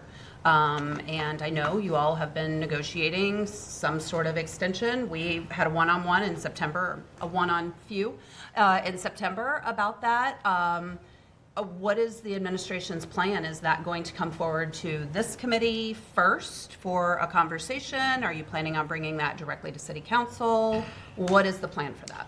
Well, we continue to work on it internally. I think there's a lot of work that needs to continue with Duke Energy on that. As we've discussed before, if the expiration of the franchise comes, we're comfortable with that. Duke is also comfortable with that. So we may go beyond that expiration date. But I think when we have a document that, we're comfortable with, we can come to committee and discuss that document. But I'm not sure what the timing is going to be. There's still a lot of work to do with Duke. And as we get into further negotiations, we'll have more one-on-ones and talk to you about how those discussions are going and work through that process. It would be my preference for that to come to committee before it goes straight to City Council. So, as the chair, if you need me to put in a new business item, that is a staff request. When you are ready for that, we can do that, and then we can try to get that on the next available committee. I'm very comfortable with that, and if we want to go ahead and just do that now, so it's on the referral list as a new business item, that's fine. Okay, I'll get that in for the next meeting. Can I just comment on that? Yes, absolutely. Yeah, I just want to comment on that real quick and say thank you to the administration. There is no urgency with this. We just continue. And I'm just glad that you've taken that tact. It's no reason for us to rush into things, especially if you're not comfortable at all. So I think we could accomplish a lot more if we do our due diligence. And so I'm grateful to hear that y'all are trending in that direction. Anything else on this topic? No? And that was everything you had for that was it. Referral list? Yeah. Okay. Anyone else for the referral list? Councilmember Driscoll. Thank you. Just some notes on a couple of my items. The Item 2, regarding the Neighborhood Resilience Collective for the Childs Park neighborhood, which was kind of a pilot for the Resilience Hub concepts. And I'm seeing, just looking at the notes, I mean, it's been a year since we touched on this, but nothing happened. And prior to that, the delay was because there was a staffing change. And so this is something, I just don't want it to fall through the cracks. So I would like for staff to consider when they might be able to present on this and give us an update on that Neighborhood Resilience Hub. I think, you know, this and a couple of other items here would be really nice for us to address before hurricane season begins, so that we have some clear direction on that and we can get some certain things implemented. Some of these are also important to the development of the budget for FY27. So sooner than later would be good on this particular item. And then I wanted to point out item number 7 is one of mine, and there's some overlap between that one and item, so I have number 7. Item number 9 is also about ISAP. And so I would be supportive of removing my item from the referral list and, you know, focusing really on ISAP in number 9. So I'll make a motion to remove item number 7 from the referral list. Okay, any discussion on the motion? All in favor? Aye. Very good. Thank you. And then finally, it's not my item, it's actually Committee Chair Gabbard's item number 4. Yes. Regarding the tree canopy. Yes. That is coming. We need, yes, but it's been a year since it was brought forward and we have not gotten that report. It's been over a year since the storms and the time is now for that. I'm thinking about trees a lot as we're talking about the budget later today, and in light of the recent decision by the Pinellas County Commission to reduce requirements regarding tree removal. So we've really got to put some focus on trees. So I would love to see that one brought forward sooner than later. And that is all I have. Thank you. Absolutely, thank you. So regarding that item and 5, which is the continued conversation on the food forest program, I believe both of those are going to be ready to come very soon. So I will work with Maven and potentially be able to get that scheduled for the next meeting. That would be my goal. So just to give you an update on that. And then the only other one that I have on this list is number 8. And that is the Storm Squad initiative. And I actually was emailing with Dr. Dixon yesterday. And so we have had one meeting already. You know, we're all pretty familiar, I think, with her work. And Erica Hall is here in the audience today. And so we will work very hard with her to bring that forward as well. They have some innovative technology for flooding some flooding monitoring that their funding is going to be coming up at the end of this year. And so we want to bring that forward for council consideration to talk about what that might look like going forward. So I will work with them to get that scheduled at a time that they're ready for that presentation. Okay. Anyone else for the referral list? No? Okay. Well, seeing nothing else for the body today, meeting adjourned. Thank you so much. Thank you, Chair. Thank you, Chair. Thank you. Thank you. Thank you, everybody. We don't often get applause at committees, so. We don't often get applause. What am I saying?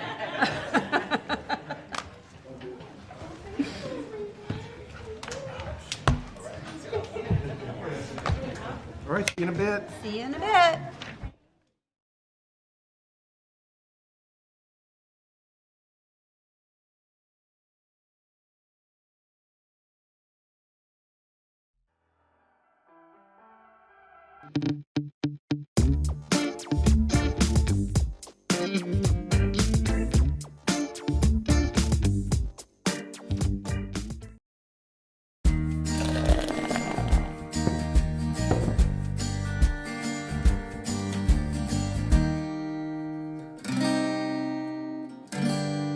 You know, the other day I was down close to the ballpark and I stopped at a fountain to get a drink, and a woman came up to me and said, you know, that's really the fountain of youth. You're going to turn younger. Do you have any idea what she was talking about? Do you feel younger? I do. Good, it must have worked then.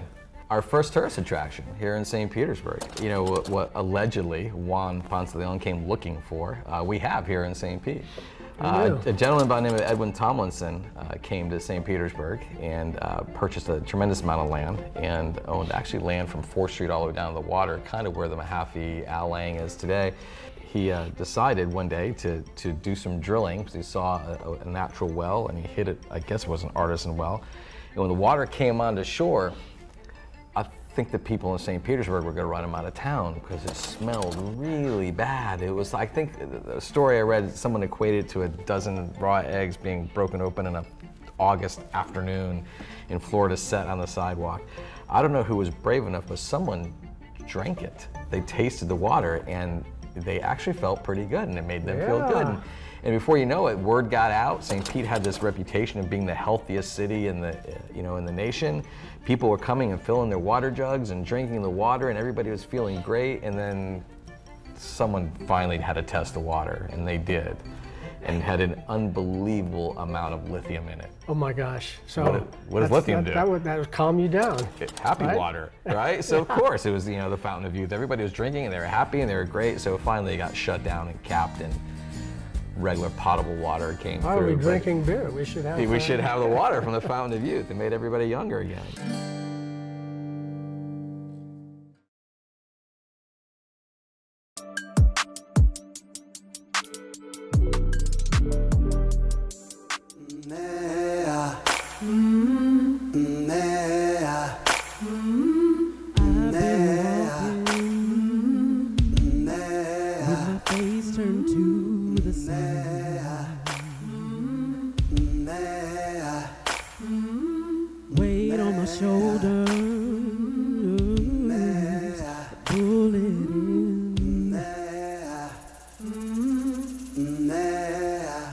Oh, I got eyes in the back of my head, just in case I have to run.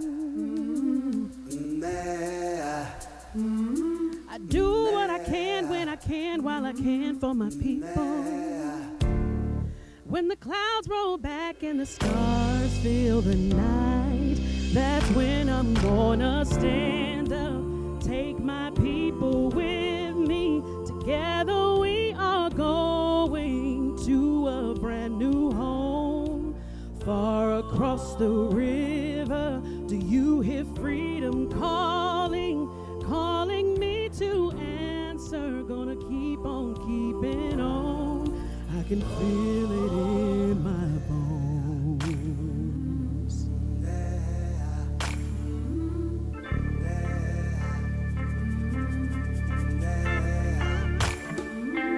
Early in the morning, before the sun begins to shine, we're gonna start moving towards that separating line. I'm wading through muddy water. You know I got a made up mind,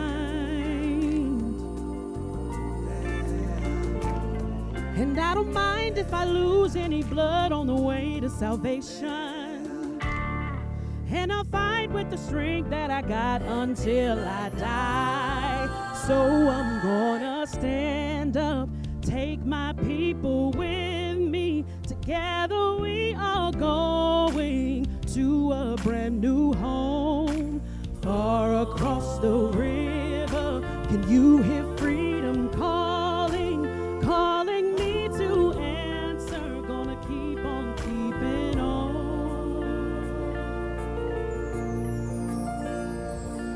And I know what's around the bend might be hard to face, 'cause I'm alone, and I just might fail, but Lord knows I tried. Should start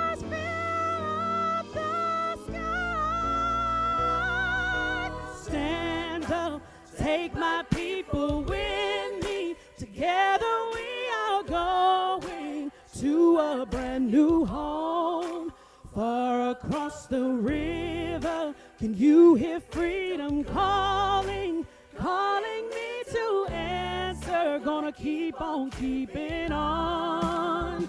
I'm gonna stand up, take my people with me. Together we are going to a brand new home.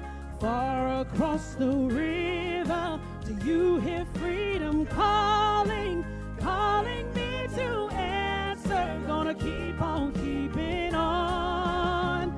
I'm gonna stand up, take my people with me. Together we are going to a brand new home. Far across the river, I hear freedom calling, calling me to answer. Gonna keep on keeping on. I can feel it in my bones. I go to prepare a place for you. I go to prepare a place for you. I go to prepare a place for you. I go to prepare a place for you.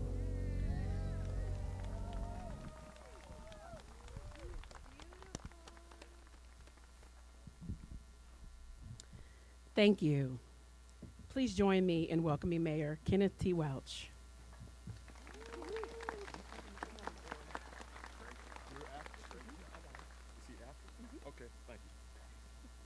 Good morning, St. Pete. How are y'all doing? It is a little cool, but I just imagine it was cold when Harriet was leading folks to freedom, right? There have been tougher days in our nation, but I'm so excited that we're here today. I'm honored to stand before you as we gather to raise the flag once again for the Dr. Carter G. Woodson Memorial and the celebration of Black History Month in St. Pete. Y'all give that a hand. Now, we do have someone who's going to stand in for Terry Scott, and thank you for joining us at the last minute. Terry, y'all know, would want to be here, so definitely she's in our prayers for her quick recovery, but Terry, we're sending you a shout out. I want to thank let's give Terry some love, please. Your presence here today is a testament to the shared commitment that we all have to acknowledging, celebrating, and advancing the legacy of African American history in St. Petersburg. I want to thank our esteemed City Council members and Chair Hanowitz for again joining us for this significant moment. We will soon hear, we changed the order a little bit, but I want to send a shout out to our first Poet Laureate, Gloria Munoz, who moved away from the city, but thank her for doing a great job for us as the first in my administration. And we are going to be welcoming just in a few minutes our next Poet Laureate, Denzel Johnson Green. Denzel. As we prepare to host the Carter G. Woodson flag, it's important that we pause to reflect on the strides we've made as a community and as a city. Black history is critical to St. Pete's history.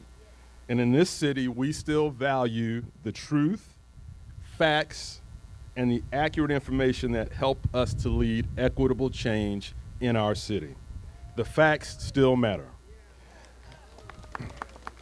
One way we're prioritizing this is by remaining steadfast in our mission to honor the promises made to the residents of the historic gas plant community. And so while plans may have shifted, our objectives are still the same: to restore what was lost, to uplift what was overlooked, and to ensure that progress includes everyone. Greater progress lies in our unity. We must be united in our commitment to justice, united in our pursuit of opportunity, and united in our belief that every voice, every neighborhood, and every family deserves to thrive. When we move forward together, rooted in truth, guided by history, and driven by purpose, we build a St. Pete that honors its past while boldly shaping our future. And I'm confident that together, as the resilient and united community of St. Pete, we will overcome obstacles and mistruths, and we will triumph based on the facts, the data, and our true history. That is what I'm going to stand on, and that is what our city stands on. After all, we are St. Pete. God bless y'all.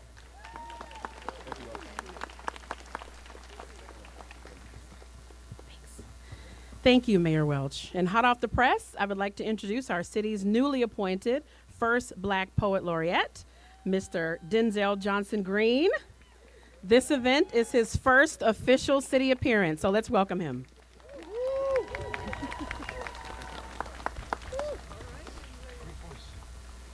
Hello. Oh my God. Thank you for coming out here. It's really cold out, and I see people just shivering out there, just staying warm, like penguins out there. So I really appreciate you coming out. I'm still a geeky kid from high school. I'm still, you know, that nerdy guy that laughs a little too loud. And so I'm happy to do this. This is so cool. And I'm happy to be here. And look at all your faces. Y'all so happy. And y'all believe in something. You know, y'all believe in unity and blackness and poetry and art. You wouldn't be here if you weren't. But you're here for something, and you believe in that. And I thank you for believing in something at all. This would be a little zany. It's bright on the plain.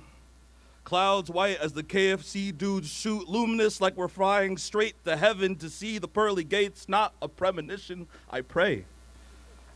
There was that Alaska Airlines flight where the exit row doors got torn off during the flight, which was actually really scary because I used to use that airline as a kid and I always needed exit row seating. They say anyone sitting there would have been sucked out the plane. And what a terrifying thought after watching Soul Plane and seeing what happened to Kevin Hart's Doberman. There's snow in Chicago. My family picks me up from the airport. It's dark, icy wind chats up my beard. Something Chicago isn't used to from me. Things have changed. I've come back to Nursery Waters for my grandmother's funeral, and my sister drives up and I open the car door. The water is warm inside and shallow. Light dances on the surface, but not how it used to if light ever danced or played for me here. My mom's in the passenger seat talking on the phone, hands it to me with a business card, asking me to take a picture of the paper. Nothing stopping her from doing it. I almost asked why she can't do it. She's still young, military captain in there somewhere. Handing me her phone, her pictures are open, and it's grandma's face is the last thing that's open. Great. Fast forward. Hands wrestle hands, trying to remember every relative's name. Late night studying didn't work. The test commands the sweat. All the things old folks told me growing up rushes to mind like a snowball to the face. I dumbly find myself parroting, is that, oh, that's so-and-so. Who's your mom? Who's your grandma? Children, grandchildren, great-great-grands, great-grands take up the migratory pass. The ancestors clear their throats, sit up straight to watch us pour in by the hundreds. Springfield Baptist Church is swell this January morning. Clans sit with clans. Prove who you are with a handshake. I fumble on one or two. Asphalt palms, gems on rings, on pinkies, earthquake voices, young men now old, smile like gunmetal, hard metal flowers. Plants grow bark now. Old folks get older now. Ivory grins and crow's feet. Now vanilla grins and stork's feet. They sway gently now, ushering in the new blood. Elephants rumble in the savannah. We are the mega herd gathered to mourn, chew the grass. Hey, somebody mind the dang babies. Old heads rumble, wave their ears. They fan themselves and hug other clans, steel poles for tush. Meeting gently and embrace with a surprising grace. Black is the skin, black is the cloth, black is everything, and the mood is loud, trumpeting, swashing of tails, pachyderm familiarity. The time for crying is not yet. The cold night is not yet. Now is the greeting time. The sun is here, and the savannah is so freaking warm. And today we remember why elephants never forget. Thank you.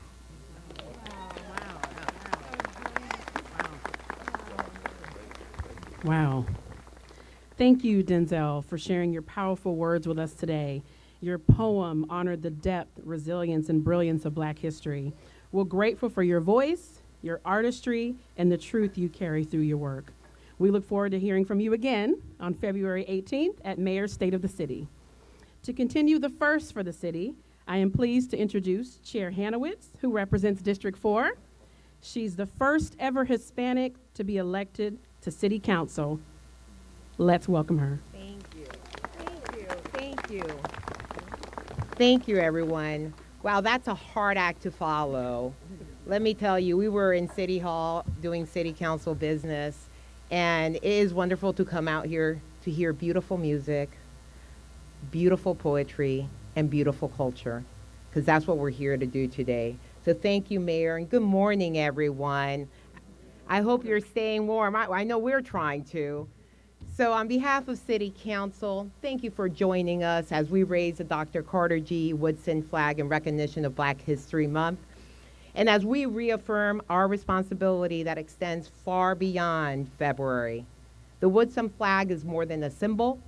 It is a reminder to reflect, to learn, and to ensure that the decisions we make for our city to honor the history and contributions of those that came before us. Black history is not just a part of St. Petersburg's history, it's woven in its very fabric. The struggles, the sacrifices, and achievements of Black leaders and communities have shaped this city and this country. Recognizing that history means more than celebration, it means understanding how our past informs the present and how it must guide the future we are building together. Thank you to everyone at the Woodson African American Museum for your steadfast leadership and for championing the importance of preserving, teaching, and elevating our histories in meaningful and profound ways. As a daughter of Cuban exiles, I know how deeply our histories shape who we are. Honoring where we came from matters because the world we live in today was built by those who came before us, by communities that persisted, even when the path forward seemed impossible. Dr. Carter G. Woodson, often called the father of Black history and the founder of what we now recognize as Black History Month, challenged our nation to fully acknowledge the historic contributions of Black people. That challenge remains with us today. The lessons of Black history, of courage, resilience, and community strengthen us when we take them seriously and allow them to inform our work. So today, as we raise our flag, we recognize ourselves to listening, learning, and building a city that honors every contribution and every story. And I am proud to serve a city that continues to do this work together. Thank you, everyone. Thank you, Chair Hanowitz. We will now hear from a representative of the Woodson African American Museum of Florida, Ms. Vanessa Sweat.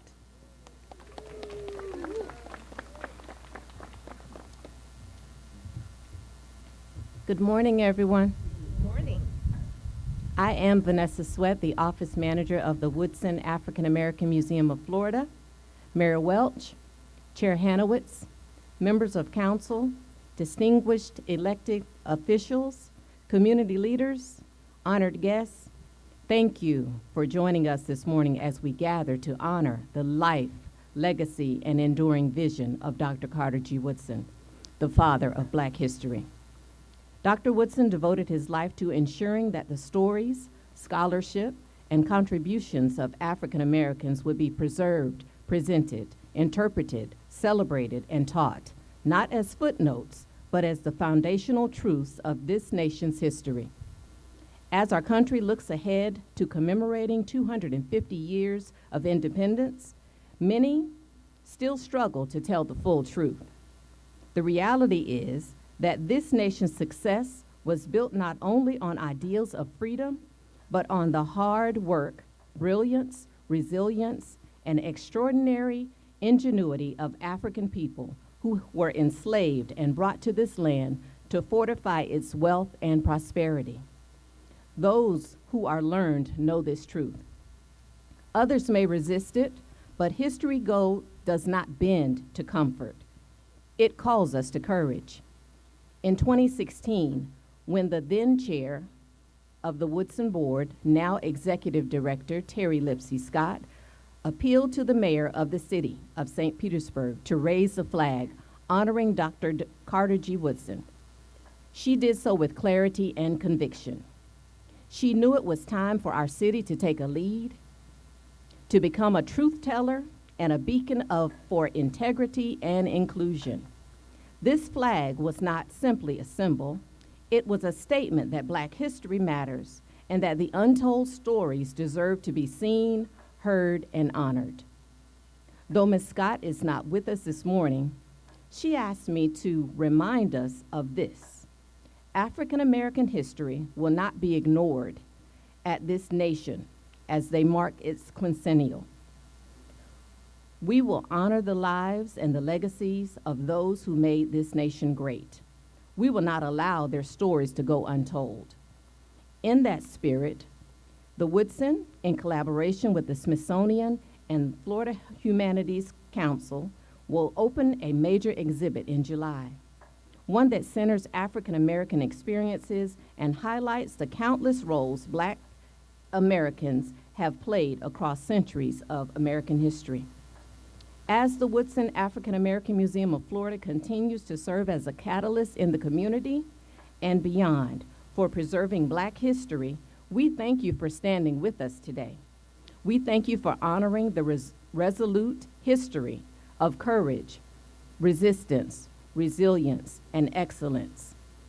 In closing, we would love for you all to take an active role in this day of celebration. So when I say Black history, you say American history. Black history. American history. When I say tell the truth, you say honor the legacy. Tell the truth. Honor the legacy. And let me leave you with this final affirmation. When I say lift every voice, you say and tell the story. Lift every voice. And tell the story. Thank you so much.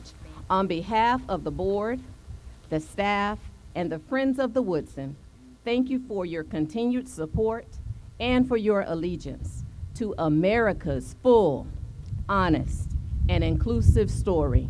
Thank you, and happy Black History Month. Whew. Thank you, Ms. Vanessa, for your hard work and passion, not only at the Woodson African American Museum of Florida and Ms. Terry, but for the city of St. Petersburg. I also want to recognize and thank Ms. Caprice Edmond, the Pinellas County Schools Board Chair, for being here with us as well today. Okay, we are excited to have with us today Mrs. Nancy Ream, a talented local artist with a background in illustration and graphic design. She is the creative force behind this year's commemorative Black History Month poster, which you can have signed at the table provided. Okay, we will now have mayor and city council members gather for a group photo, followed by the raising of the Black History Month flag. Photo first? Yes. Okay, photo first. Photo first.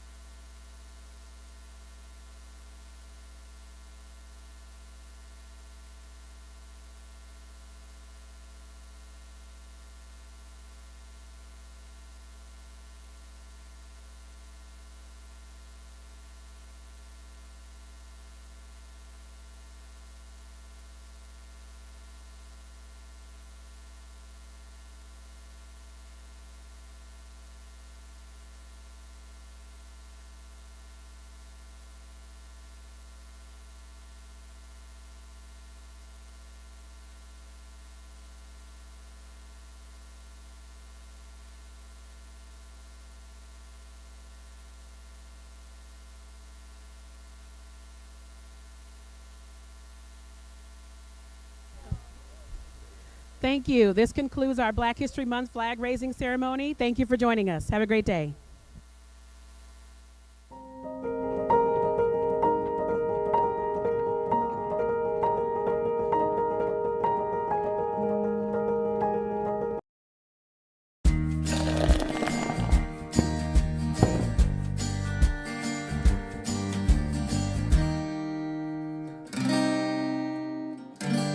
What do you know about the Coliseum? That was a boom time development, wasn't it? It was pretty much the place where people went. Sure. For entertainment. I mean, you hear some of the stories of the bands that played there, and it was amazing. Most of the big white swing bands, I think, played there. And because it was in the segregation area, the counterpart in the black community was on 22nd Street South with the Manhattan Casino. Correct. And of course, they had all the big name bands come there and play as well. The Coliseum in the 20s and 30s was kind of like the Amalie Arena of today, where everybody who was anybody musically performed there. But didn't some of the acts perform at the Coliseum and then that same night leave and go play at the Absolutely, Manhattan? they sure did. And sometimes they would gather for impromptu jam sessions in people's houses, I'm told. That's very cool. Yes, it is.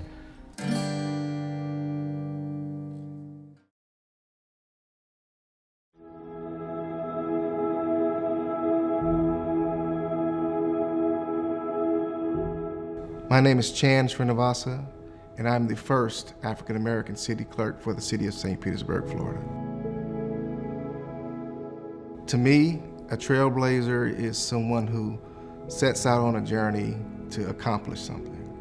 An individual who sees a path or has a path, and even though obstacles may be in their way, they find ways to get beyond those to reach their goal. To me, that's a trailblazer. I began my career 24 years ago on January 26, 1998. It was a cold, rainy day. I started in the Parks and Recreation Department as a temporary employee on the waterfront, cutting grass and maintaining our parks.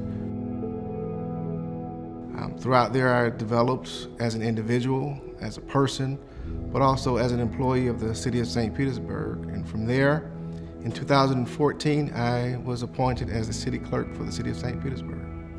The city clerk is a very responsible role. Not only are we responsible for the legislative issues of city council, but also our city elections. If you look at the history of how elections are, and being the first African American to hold the role of city clerk in conducting our elections in the city of St. Petersburg, it's a significant role because that within itself is literally setting some type of trail for others to follow as well. It dawned on me the day that I got appointed that I'm the first. And being the first, you always want to be the best at what it is that you do. Failure is never an option for me. If obstacles come, you strategize and you adapt and you go beyond them. Personally, my grandfather, a gentleman by the name of Josh Stanford, the greatest influence in my life. Professionally, there were two individuals, Thomas Jet Jackson and Clarence Scott. Jet taught me the importance of community and showing compassion towards people and always making your presence known. Clarence taught me the significance of being not necessarily a perfectionist, but doing your best and also reaching back, helping others, and never forgetting where you came from. St. Pete is progressing, and we're becoming a more diverse and inclusive community. And it says a lot about the character of the people of the city of St. Petersburg, that we look beyond someone's skin color, but we look at the content of their character. To me, that's what it says.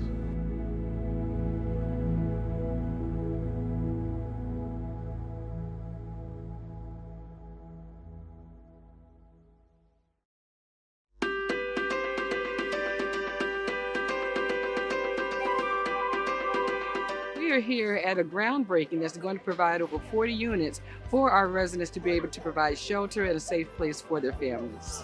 We're adding to the housing stock. We're actually trying to uphold the commitment that the mayor has set for the city of St. Petersburg to provide more affordable housing units, and this is one of the great steps toward that accomplishment.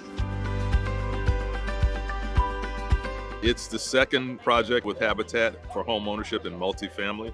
here in the city of St. Petersburg, and it's at the southern end of the Deuces. So I think it's important as we see that transformation happening in the Deuces and in South St. Pete, that we have a project that folks that live here can afford, that 80% AMI and less, some as low as 30%, will be able to get into home ownership through the Great Habitat program right here on the Deuces. Projects like this are important to the city because when you are creating housing and the opportunity to own the housing at 0% down with 0% interest, that is a tool in the financial universe that we call the unicorn. It doesn't exist. And so when we're able to create this with partners like Habitat for Humanity, you got to celebrate it and you got to let people know. This moment represents more than just the start of construction. It's the beginning of new opportunities, stronger communities, and brighter futures. St. Petersburg is a city that thrives on diversity, resilience, and community spirit. Pelican Place will reflect those values. It will be a neighborhood where children can play safely, where families can grow, and where neighbors support one another. Everything that we see being built will not be unaffordable. We will have an affordable base, and that's what the Housing Opportunities for All is focused on. This will remain a priority for our administration, and we know how important it is, and we're dedicated to it.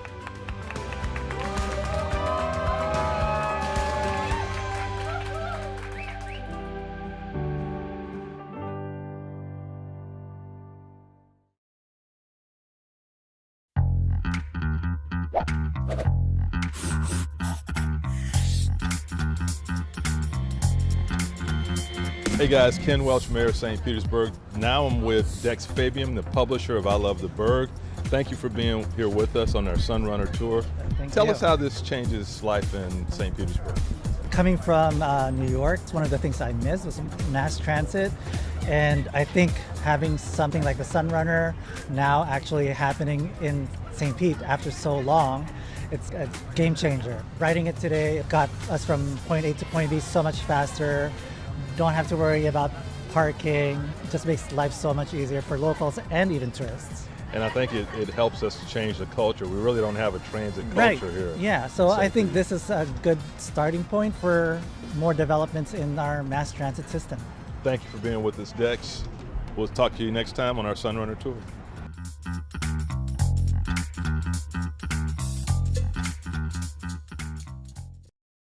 Hey St. Pete, and welcome to the definitive guide for how to be the best president you can be.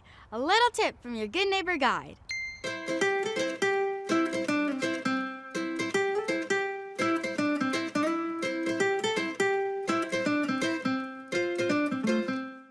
It's time to talk some trash.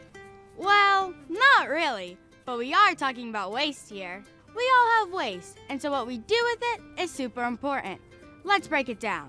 The good, the bad, the do's, and don'ts. The city works around the clock to dispose of our various waste, so let's do our part by being a good neighbor.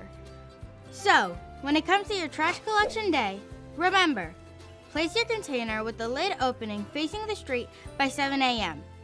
And don't forget, remove your container from the curb by 7 p.m. later that day. Here's what not to put in your container: appliances, furniture, and any hazardous materials, such as batteries, paint, electronics, and more. But there's good news, people. The city will pick up the following items for free. Box springs, footboards, refrigerators, car batteries, fuel tanks, sofas, car tires, headboards, stoves, dishwashers, mattresses, washers, doors, nightstands, water heaters, dryers, ovens, and windows. There's a super helpful link on the bottom of this screen that will give you more details on special pickups. Yard project got you loaded with yard waste? No worries. We've got you covered with 5 brush sites around the city. St. Pete residents can drop off yard waste and other organic byproducts for free. You just have to show proof of city residency like a driver's license or utility bill. Just remember, yard waste must not contain plastics or metal. Limbs and logs should be less than 5 feet long, and tree stumps should weigh less than 300 pounds. While we're here, let's cover recycling, because eliminating waste is the right thing to do. Let's break down what the City of St. Pete recycles. Here's what to recycle: aluminum and steel cans and lids, cardboard, glass containers, milk and juice cartons, all paper materials, plastics labeled number 1 through 7, and plastic cups and bottles. What isn't recyclable? Ceramics, electronics, flimsy plastic like food wrap, anything tainted by food, think pizza box. Light bulbs, batteries, mirrors, plastic bags, or styrofoam. One more time for the people in the back. No plastic bags in the recycling bin. Thank you. There's a printable Good Neighbor Guide and a whole bunch more information on this topic that can be found on the City of St. Petersburg's website. The St. Pete Collects app is also a super convenient way to help you with all your waste matter questions and schedules. Join us in the road to zero. St. Pete's plan to be zero waste by 2050. And remember the 6 R's. Refuse, reduce, repair, reuse, recycle, and rot. This stuff is so easy, a kid could do it. We all love our city, so let's do our part by following St. Pete's Good Neighbor Guide.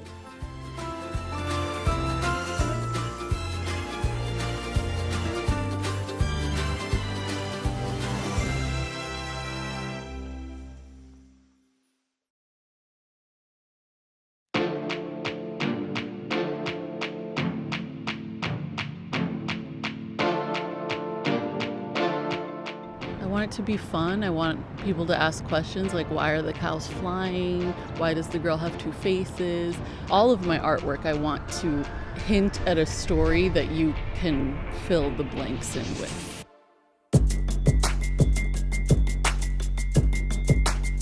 My artwork tells my story of navigating femininity, faith, and Latinidad through my paintings. Having something that is gonna live on and that people will stumble upon, like, wow, this really is super cool. I'm Christy. I've always been an artist. It's never really been a choice that I've made.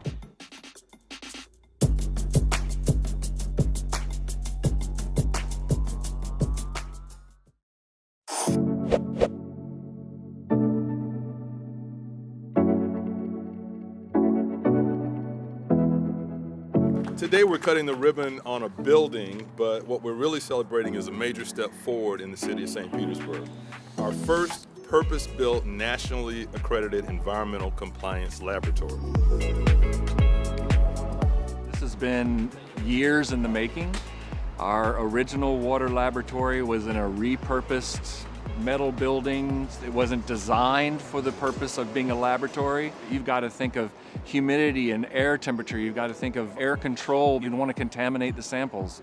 And so we have a brand new building that's been designed to be used as a laboratory, but it was also designed to withstand hurricanes. It operates through a storm, and that's really important so we can get our systems back up and running. It's so neat to see what they're doing. I mean, you're talking about drinking water, beach water, storm water, essentially any water that comes through the city, they're testing, because not only are they worried about what's coming in contact with us, they're worried about the environment too. I mean, it's just a massive project. It's a massive undertaking, and the work they're doing is just so important. This lab provides analytical results to the Hillsborough Health Department, Pinellas County Health Department. We provide a regional benefit. We ensure that we're providing the results that are of the highest quality standard. We take our water for granted. We take the fact that the water is safe to use for granted. So much work that goes into making sure that it is safe to use. And so that's why this is important to each and every one of us, because that water that we are using every morning has been tested to verify that it is safe for your use. Our team is mission focused, and every day they come here as residents knowing what this water means to the community. This is the lifeblood of the community, and they are focused on ensuring that it is of the highest quality that is possible.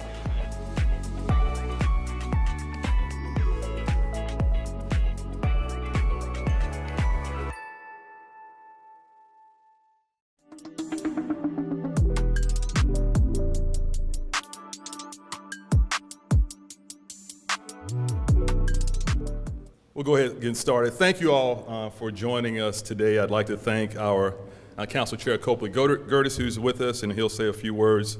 Also here, our Vice Chair Lisette Hanowitz, Councilmember Deborah Figgs Sanders, our entire city team. Thank you all for being here. Also, Dr. Byron Green Kolish from St. Pete Pride, the president, who will be speaking here shortly. I also want to recognize Terry Lipsey Scott from the Woodson African American Museum of Florida. Your presence here reflects who we are as a city, diverse, inclusive, and committed to our shared values. When I'm asked why I've chosen to serve in local government for the entirety of my service in elected office, the answer is simple. It's because local government is closest to the people. This is where we can make the greatest impact on our community's quality of life, where we can intentionally focus our work to create a stronger, more equitable, inclusive community based on our shared values as a community. And so it is always troubling when state or federal politicians attempt to usurp our local values and priorities and instead mandate what our values should be. We have seen repeated attempts to silence our voices, to change the definition of terms from climate change to DEI, even banning the recognition of Black history and the LGBTQ community. We have seen the attempts to stifle our ability to express and celebrate our community values. Yet time and time again, our community has risen to the occasion, and this latest challenge will be no exception. Today, we are here to address the latest example of politically inspired state preemption, the ban on our painted street murals. Again, this is not an isolated act. It follows a pattern that we've seen with DOGE, with attacks on diversity, equity, and inclusion, and redefining what that even means. The takeover of university leadership and other calculated efforts to legislatively mandate the culture and values of cities like ours to align with those of Tallahassee and Washington politicians. When FDOT informed us that our non-standard surface markings, our street murals, had to be removed, we pushed back, utilizing every viable tool available to us. We submitted the requested inventories. We requested exemptions. We consulted with our attorneys and spoke with our stakeholders. We also provided data that shows that the markings actually increased safety based on historical data before and after the installation of the subject art. And we made it clear that these murals are more than paint on pavement. They are expressions of our community identity and values. But through meetings and correspondence, FDOT made their position clear. And they have the authority, backed by the governor and the U.S. Department of Transportation, and they threatened penalties that would jeopardize millions of dollars in state transportation funding and potentially tens of millions more in broader state funding in other areas. As the mayor of our city, I will not risk these essential investments in a fight that I don't believe we can win. That would be irresponsible leadership and detrimental to our city in the long run. But make no mistake, this is not the end of the story. Our response will be strategic, not reactionary. It may not be as emotionally satisfying as a street brawl, and as a former Lakewood Spartan lineman, I love a good street brawl. But I've done this for a long time. Over 20 years, I've dealt with preemption. And it will serve us better in the long run to be strategic for our community. We will build back stronger, and we will create new, even more powerful expressions of who we are, expressions that cannot be erased. The state can remove the paint from our streets. They can remove those symbols, but they cannot bind the spirit of the city of St. Petersburg or silence our voice.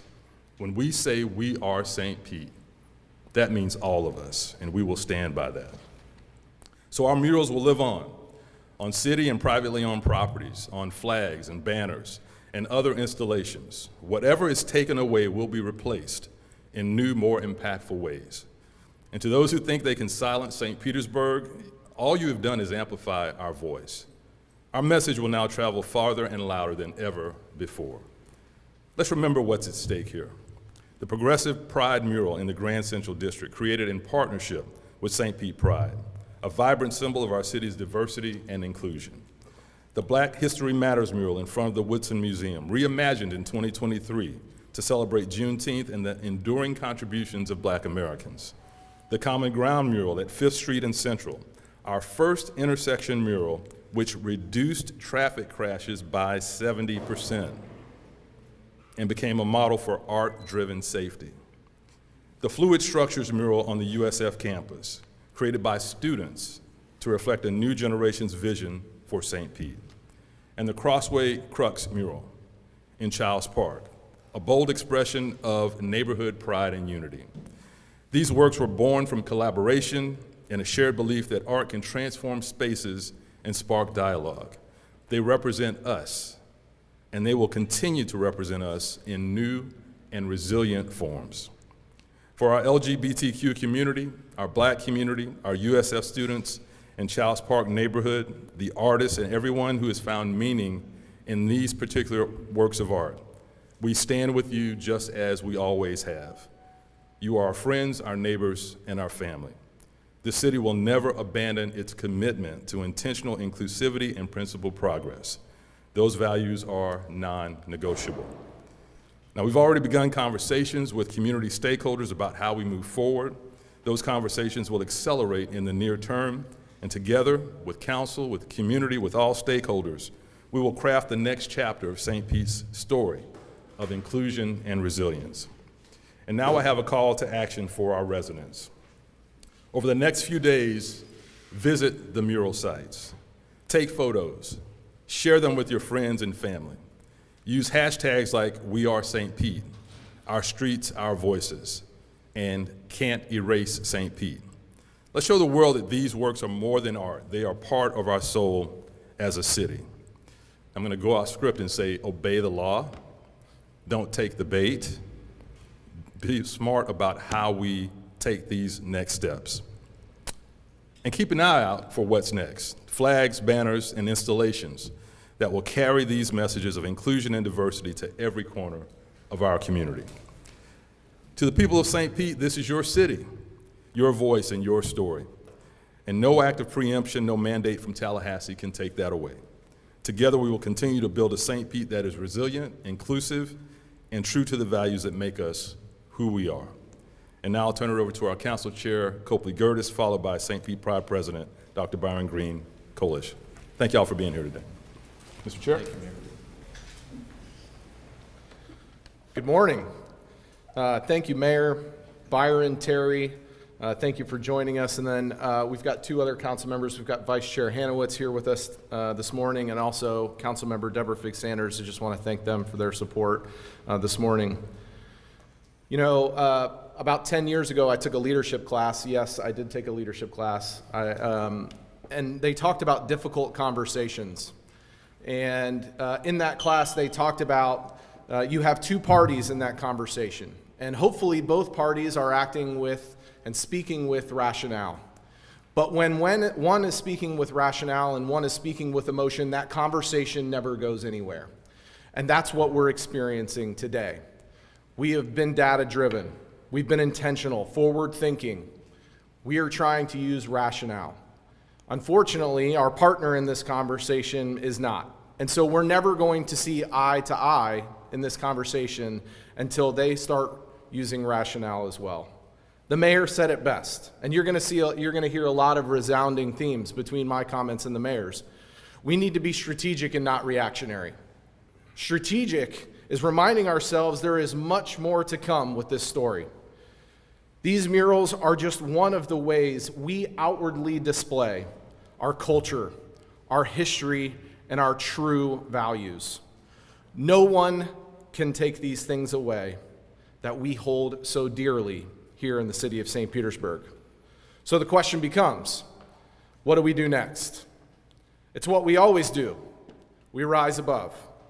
We find new and innovative ways to say, this is who we are, and this cannot just be painted over.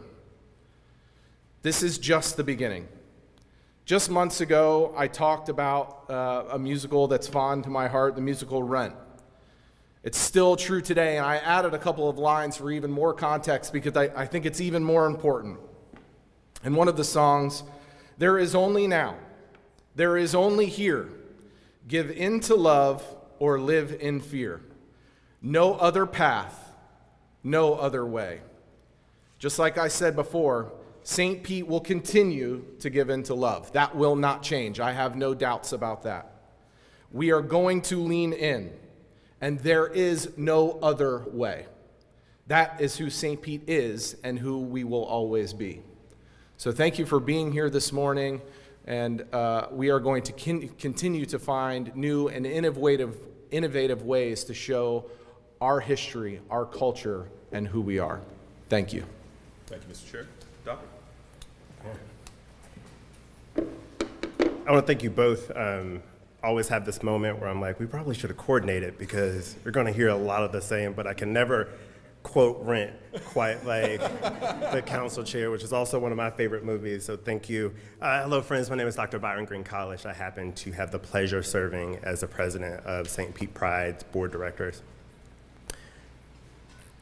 I started this morning off in gratitude, which may sound strange, but yesterday was Marsha P. Johnson's birthday. Marsha P. Johnson, for those of you that did not know, is a black trans woman that is credited with the starting of the movement of what we now know today as Pride. And in that moment, it was a reminder both of the resilience of both of the communities that Marsha represented, both as a black woman and as a trans woman. Where do we find ourselves here in this moment? That both communities are born of fight. Both communities have a deep-rooted history of being able to bounce back better, stronger than ever before. And in this moment, a reminder of what our ancestors have done and that we stand on their shoulders. In that, I recognize that this moment feels heavy. Getting calls about the Pulse Memorial being painted over, getting actively involved in this fight to save art, which we recognize has always been a central part of the resistance and a beautiful part of what makes this city who we are.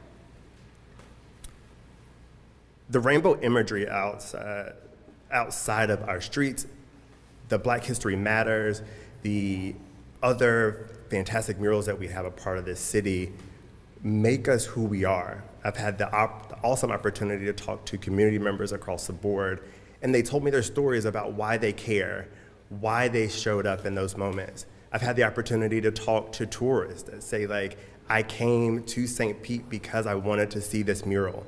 I felt more welcome before I had the chance to talk to a single human. And for those of you that don't know, I am a classically trained researcher. That's my day job. This is my volunteer job. So having conversations about the data, and I asked very candidly, what is the data on safety in this moment? And was provided with that data that our murals have increased the safety measures. And I think that's important to have that conversation. And what Council Chair said, that we want to be a part of this conversation and lead with facts and not feelings. But both exist in this moment, that our community does have very strong feelings about saving this art, and there is the data to back up why these things increase safety. The ban on artistic expression in public crossways, specifically targeting rainbow imagery and the experiences of Black folk across the board, is all about inclusivity. And whether you want to be a state that pulls people in, that holds people together and reminds people why we have the ability to be the greatest state in the nation, or to push people away. I want to say that St. Pete Pride as a community, we are not going anywhere. Queer people have existed, Black folk have existed, students have been a part of the change for social justice for years. We want to continue to fight and show up, but I am reminded by our founding documents that we, the people, give consent to the governed. How we show up in this moment is way more important than in any other time in our history about fighting back and saving art and saving visual representations of inclusion. I want to say one more thank you to the council people and to the mayor for this opportunity. Thank you. Thank you, Doctor. Appreciate it. All right, we'll take a few questions if there are any. Mayor, can you share any of the ways that you guys have recently talked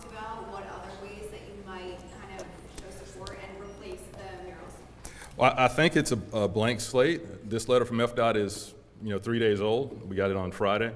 But we talked about banners, poles, new art installations. The conversation is just starting. And that's really what's so exciting. We can put all the creative minds in our city together on how we can build back even stronger and bolder in terms of expressing who we are as a city. So I think everything's on the table. We want to adapt to this new reality of what we're seeing in terms of enforcement on our roadways. So we have to find a different path there. But I think the conversation's just started.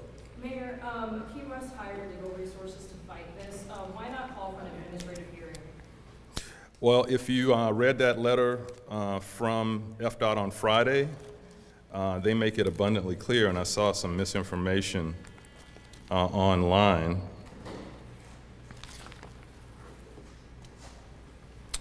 And this is from the letter on the 22nd.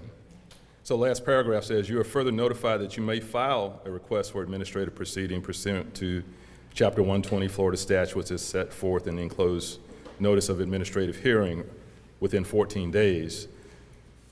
Goes on to say, please be advised that the hearing will not involve a request for an exception or waiver to permit the non-conforming pavement markings to remain in place. The department has already reviewed the pavement markings at the locations mentioned and determined that the pavement markings will not be allowed. So why do an administrative hearing? It's not going to result in us keeping those markings. Kind of legal action? We looked at every option. We talked to our attorneys. We did not see a pathway through litigation to keep those street murals. Mayor, FDOT themselves is going to remove the murals. Is that correct? That's correct. Do you know when? I mean, September 4th is a deadline. We don't have a date, but FDOT will be removing the murals. Are they going to do it that decision, Mayor, to have them do it instead of us? And will they charge us? It's their I think, flawed interpretation of the safety impacts. It's their decision, and I wanted them to remove it and not have City of St. Pete folks remove it because it's not our decision. We disagree with it, and so FDOT should be the ones removing it. Are they going to give you a heads up when they're coming to do it? I believe they will. Will you give us a heads up? It's all public information. When we know, the public will know. How much is this expected to cost to remove these flags? We don't have a cost figure on it yet. Do you know what bucket of money it would come from, or what funds would be spent? No, I don't. For the utility boxes, are those included? My discussion is that those are exempt. Evan, am I right on that? So the utility boxes will not be changed. Also, I saw a report that Highway Patrol was guarding that intersection in Orlando with the Oldsmobile. Yeah, and that's why I kind of went off script for a minute and said, let's obey all the laws. We can express our views, we can protest, but you cannot block an intersection under new state law. We can give you more info on that. Chief Holloway is here. We've discussed that. So we want folks to protest, exercise their First Amendment rights, but do not break the law, do not block the intersections, or I think that's why Florida Highway Patrol state troopers are in Orlando right now. Mayor, you mentioned in your speech what the city risks by pushing back even further. Can you summarize that again, the millions of dollars? Well, the threat was all FDOT funding, and that's a huge pot of money. And there was another phrase that said state funding, so that's not limited to FDOT under that interpretation. So look at everything FDOT is doing in our city right now, whether it's the express lanes on I-275, the work that was done on Fifth Avenue. We depend a lot on FDOT and that partnership. I did not think it was worth risking that when we're probably have no chance of winning in court. Yes. If they can revoke state funding for the roads, are you concerned about them threatening to revoke any other state funding for rainbow flags in other city government places, libraries? We are actively engaged every year. As you know, every year there is a proposal in Tallahassee to stop us from raising the pride flag or the Woodson flag. So we're engaged with that every year. I can't tell you what they might come up with next, but we'll be engaged and we'll fight for our home rule. One more question? Well, Mayor, I just wanted to clarify something. You mentioned that there's potentially tens of millions more broader state funding that would be at risk. Is that something that was verbally told to you? Is it something that you're just interpreting on the documents? Yeah, you probably missed when I just covered that. There are parts of the letter that specifically say transportation funding. Then there are parts of either that letter or another one that just says state funding. So it doesn't limit it to transportation. So. Okay, so that's just you reading into it that it's That's me reading what they wrote and watching their actions. Okay. You also referenced several times in being mayor, intentional equity, referenced John Lewis and good trouble. Is this an opportunity for good trouble? I think this is the definition of it. So, and that is just having the state painted over and paying for it with city funds? Not understanding your question. I'm just saying, what exactly is the example of good trouble that's taking place? When we build back better and stronger. And that is just working with artists and putting out art on the street? We're going to do it St. Pete's way, and I think what's going to come out of this is going to be much more bold and much more impactful than those 3 or 4 targeted murals. Yeah, please, Doctor. I think to add to that, we've been in active communication with community members for the last few weeks about what does the fight after this look like. And we've been in conversations with the mayor's office and with city council, both with ideas that are coming to us from individual community members and organizations across the state. And what does that fight look like? We have so many people excited to join our fight here, recognizing that Florida's the playbook for what will happen across the country. So being able to get into some of that good trouble with the mayor and city council's help is what our residents are really excited about. Thank you, Doc. All right, thank you all. We appreciate it.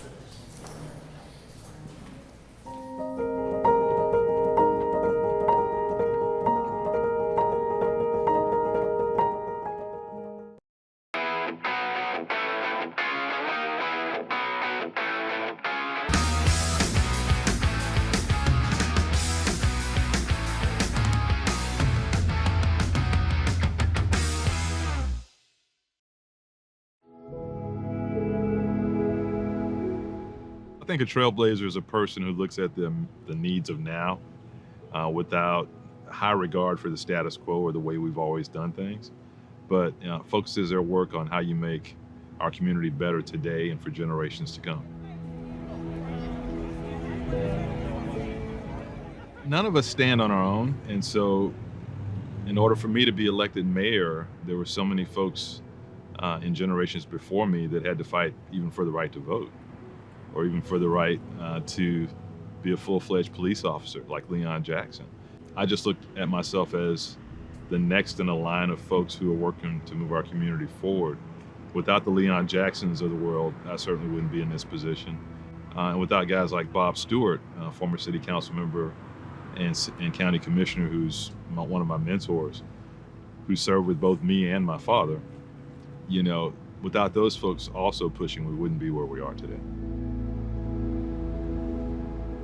You know, I attended the last segregated class at Melrose as a kindergarten student, that I'm able to go back to that and talk to those students as the 54th mayor of our city. That's a lot for one lifetime. As I go around the classroom, I do this for Great American Teach-In, and ask the kids, what do you want to be when you grow up? And the last time I went, there were 3 kids that said, you know, I want to be mayor, and one young lady who said she wanted to be president. That's what it's all about. It's just making sure kids understand you really can achieve. Progress doesn't happen without someone who challenges the status quo, the powers that be, and speaks up for folks who are largely silenced. There is such a thing as a silent majority, folks who are too busy putting food on the table, taking care of their kids or their parents, to be involved in the political arena. And so the folks that do that represent a lot of folks who can't be engaged. Find someone, reach out to someone that you admire who's made it, and reach out to them. Email, Facebook. I guarantee a lot of folks will actually respond to that. I certainly will if someone's interested in elective office. Reach out, make that first step. Never be bound by the status quo or someone else's opinion of what you can or cannot do.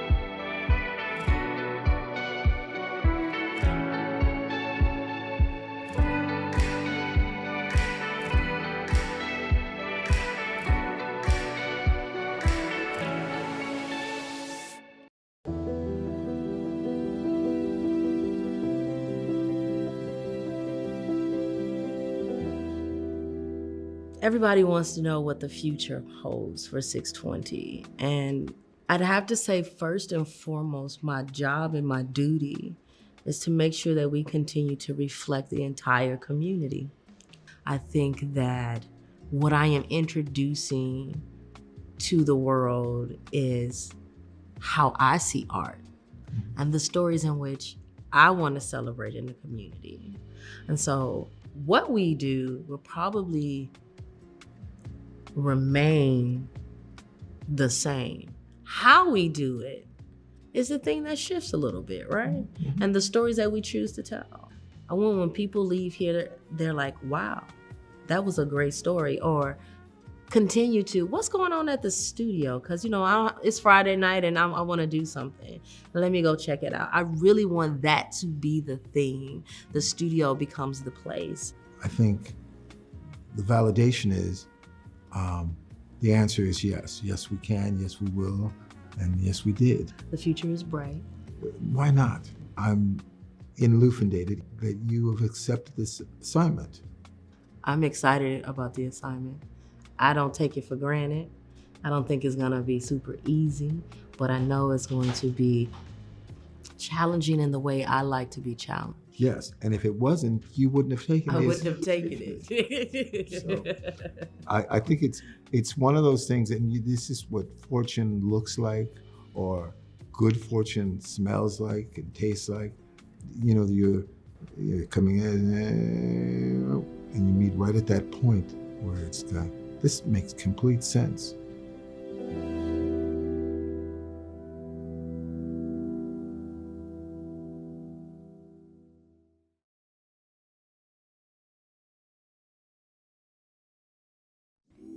The American Rescue Plan Act provides relief funds to governments negatively affected by COVID-19. The City of St. Petersburg has received about $45 million in the ARPA funds for investment and have identified key projects that will directly impact St. Pete residents, focusing 75% of funds on affordable housing and support, and 25% of funds on health and social equity efforts. These projects also fall within Mayor Ken Welch's 5 pillars of progress: housing opportunities for all, neighborhood health and safety, equitable development, arts and business opportunities, education and youth opportunities, environment, infrastructure, and resilience.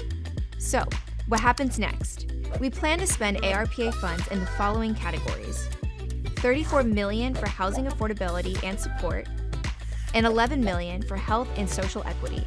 Here's a closer look at the plan. To address the affordable housing crisis in the city, 75% of the ARPA funds will be allocated to affordable housing and support. The city received the Housing Champion Award from the Florida Housing Coalition, which recognizes the city for dedicating the highest percentage of COVID-19 state and local fiscal recovery funds from the ARPA to affordable housing. What might that housing assistance look like? Financial assistance toward things like new housing units, shelters for families in need, and additional supportive services. With the rest of the funds, the plan addresses mental health challenges and food insecurity. 25% of the ARPA funds will be used to develop projects that treat root causes of these conditions and situations. Things like food security programs, mental health counseling, youth development and nonprofit funding, and other neighborhood services. For more information about the city's use of ARPA funds, visit stpete.org/ARPA.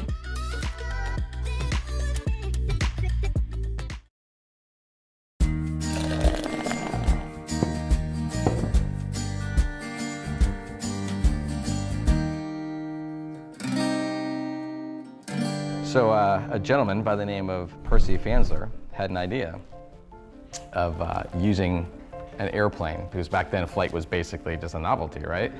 So a lot of air shows and stuff like that, so that he had an idea of flying from point A to point B on a schedule, just like a train.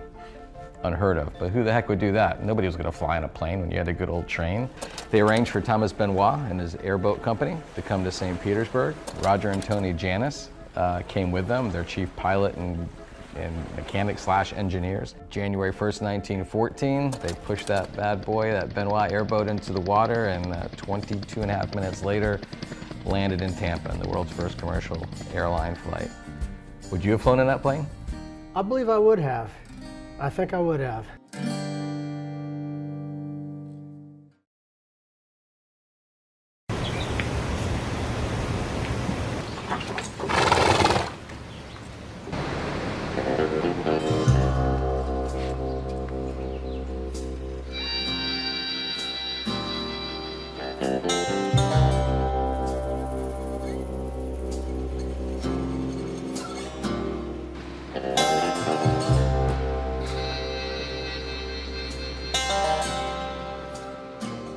My name is Jason Hughes. I'm one of the police officers that rides the police horses.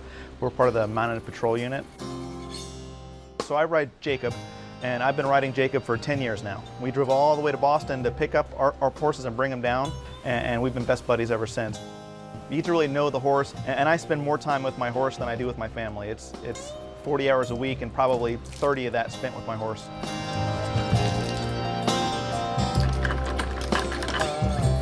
Every interaction we have with our horses is training, either for good or for bad. We're teaching them good habits or bad habits every time we interact with them.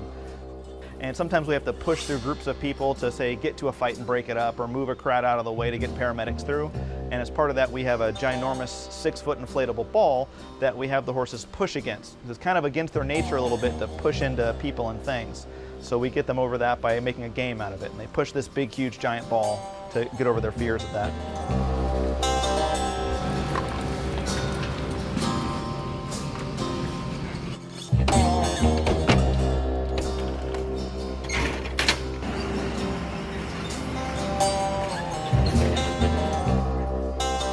We do high visibility patrol because we really stand out and we stand 9 feet tall. It's got to be over 100 events a year where we go to large groups of people, they come interact with us, and we can see everything that's happening in the event and make sure that police presence is really felt. We also do a lot of community relations, so we do special events where we can interact with the community and build strong bonds within our community and the police department. And we also do enforcement and assist guys that are on the ground doing their jobs. I had, before my job with the police department, when I finished college, spent 2 years traveling with the Renaissance Festival doing a jousting show. My brother got me a job right out of college, and so I spent 2 years traveling the country, wearing a bunch of armor, getting knocked off a horse with a big stick. Yeah, I've had more of my time in employment been spent with a horse involved than not at this point. Everybody loves horses. So it creates that bridge. People that might feel a little trepidatious about coming up and talking to the police, they have that easy bridge. They come over, they ask questions about the horse, they can come pet him, get a picture with him. And even today, now more than ever, those bonds between the community and the police department are vital. So we need to really build those bonds and have the community trust us, interact with us, know that we're good guys trying to help them out.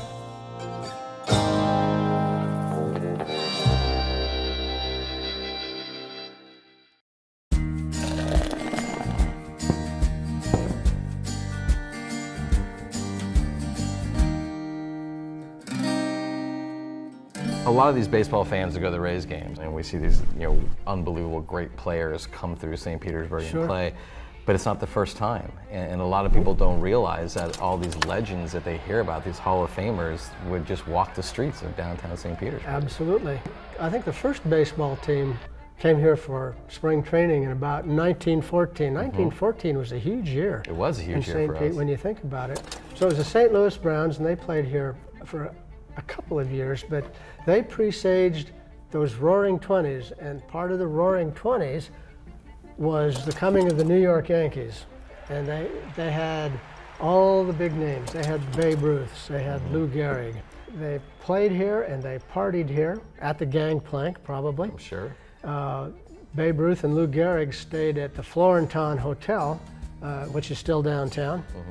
And the Yankees played here until I think it was 1961.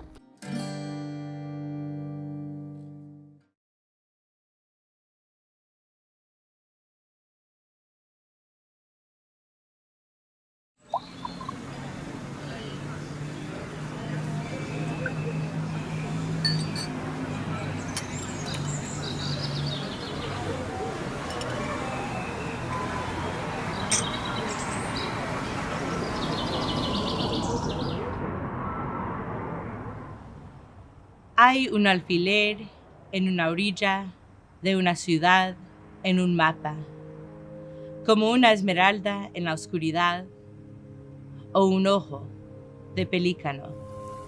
oh península de sol, mar y baños. Aquí somos tan diversos como las conchas, la flora y las muchas aves que nos visitan cada invierno.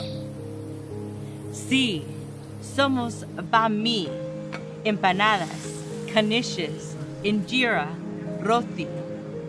Somos reggaetón, rap, cumbia, trap, jazz, rock y folk. Caminemos por el St. Pete Youth Farm para encontrar todo tipo de raíces entrelazados, alimentándose de la misma tierra. Aquí hacemos espacio para todos. Mira las historias pintadas en las paredes, calles y intersecciones. Neón, prismáticas y sin miedo de hacer ruido, porque el arte brilla aquí, donde pintamos el arco iris por la ciudad con orgullo y decimos gay, donde las vidas negras importan y donde una hija de inmigrantes puede ser su poeta laureada. Thank you. Hay un alfiler en una orilla, en una ciudad, en un mapa. Acércate, respira el aire salado. Mi gente, miren a su alrededor. Somos St. Pete. We are St. Pete.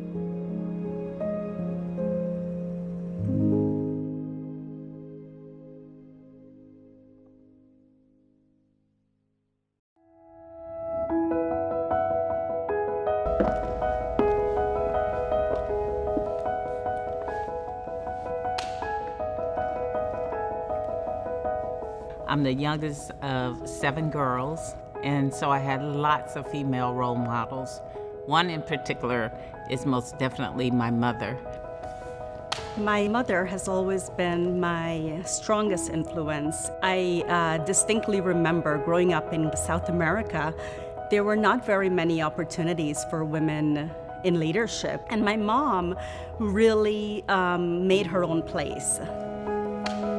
One of my grandmothers had ovarian cancer, and my other grandmother had 4 cancers.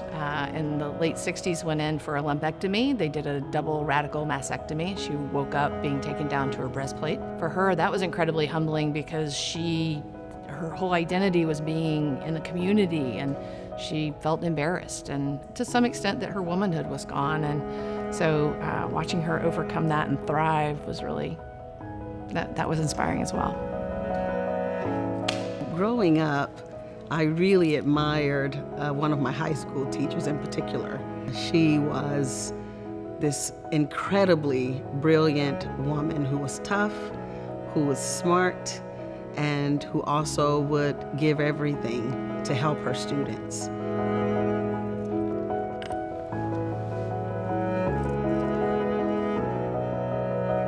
I think it's critical to have a mentor. I found mentors that taught me self-acceptance, self-love. They help you find a way, they help you find an opportunity to a path to your full expression. Well, I think mentorship is extremely important to the pathway to success. Having someone there who is really going to be the shining example, who is going to be your guide through life, is really what's so important and what so many of us need. Every life, you should have somebody that is your champion and somebody you can champion. And I think that's really important as we think about elevating others.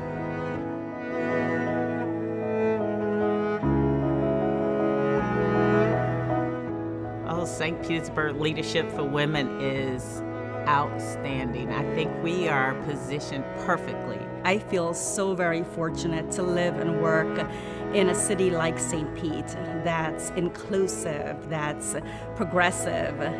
I believe that we are our future, that will be kind and generous. There's great support amongst the women leaders to collaborate, to make a difference, to solve complicated problems, and they're brilliant, brilliant women. This community has Not just great women leaders, but a platform where they're elevated and able to do things that are meaningful and that really impact our community. And that's part of the reason it's such a phenomenal community. Women have such an important role in our culture. The future of women in St. Pete has never felt brighter. Mentor a young lady or find a mentor for yourself. Be sure to honor the women in your life this month and every month.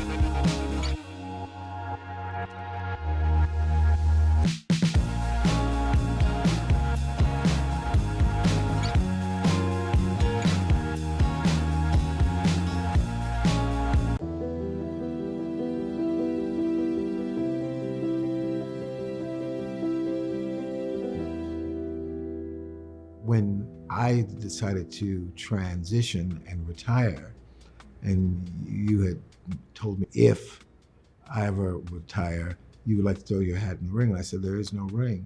And then I turned it over to the Board of Trustees, but I did give them this 411.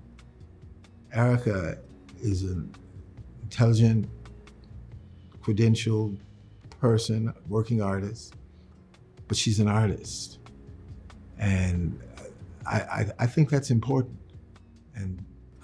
And whatever degree of difference that is, how an artist approaches the thing, that's what I wanted. And you went through the process, and that's what the board agreed on. The future is always bright, but under your tutelage, it's going to be delicious. I thank you for that. No, because, my generation, the baby boomers, we don't tend to get off the stage. You got to get the hook. Oh, there's always one other thing we can do. And I'm looking forward to that, seeing what's next. I think we talked about it before, we have the same sentiment about the space and what our job is.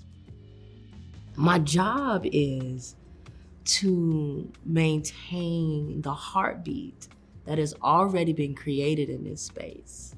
I am not here to alter the heartbeat. I'm here to take this heartbeat and strengthen it and bring a bigger light so that the world can see it as much as I can, and to take that to whatever that next level is. Well, as I told the Board of Trustees, we're getting an A+ candidate that you would normally have to scour nationally. And then she has the added thing of she knows this community and the community knows her. I'm walking in the footsteps of a founder of an organization that is beloved, but I know that I gotta try it. And I know that we can do it.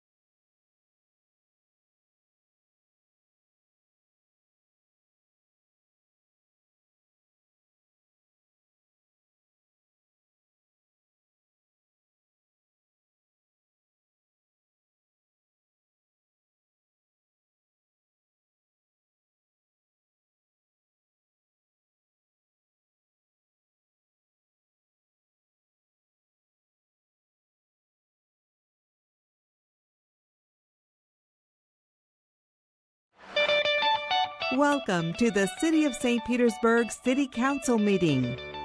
Your elected officials are Mayor Ken Welch, District 1, Copley Gertis, District 2, Brandy Gabbard, District 3, Mike Harding, District 4 and Council Chair Lisette Hanowitz, District 5, Deborah Fig Sanders, District 6, Gina Driscoll, District 7, Corey Gibbons Jr., and District 8 and Council Vice Chair Richie Floyd.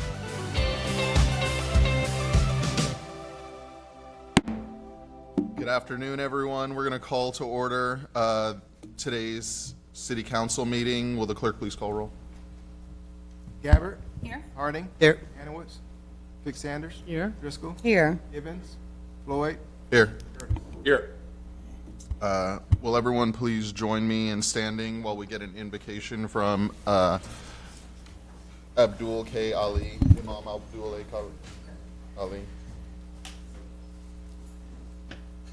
Please remain standing for the pledge afterwards.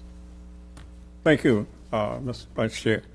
Let me say before we do our prayers, I wasn't here when the chair and the vice chair was appointed here, but I'd just like to say that this council is in good hands with the chair and vice chair, and I say congratulations. May we pray. With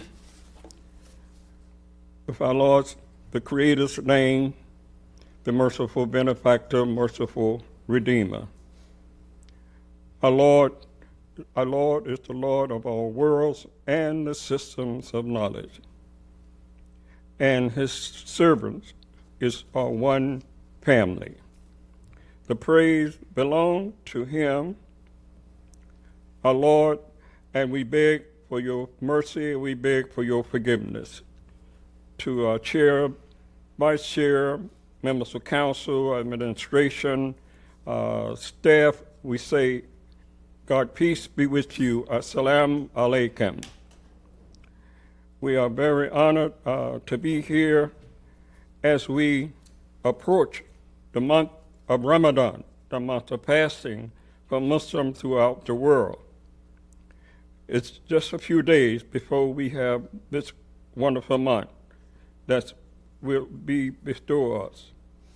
We ask our city that we work to make our city a better city.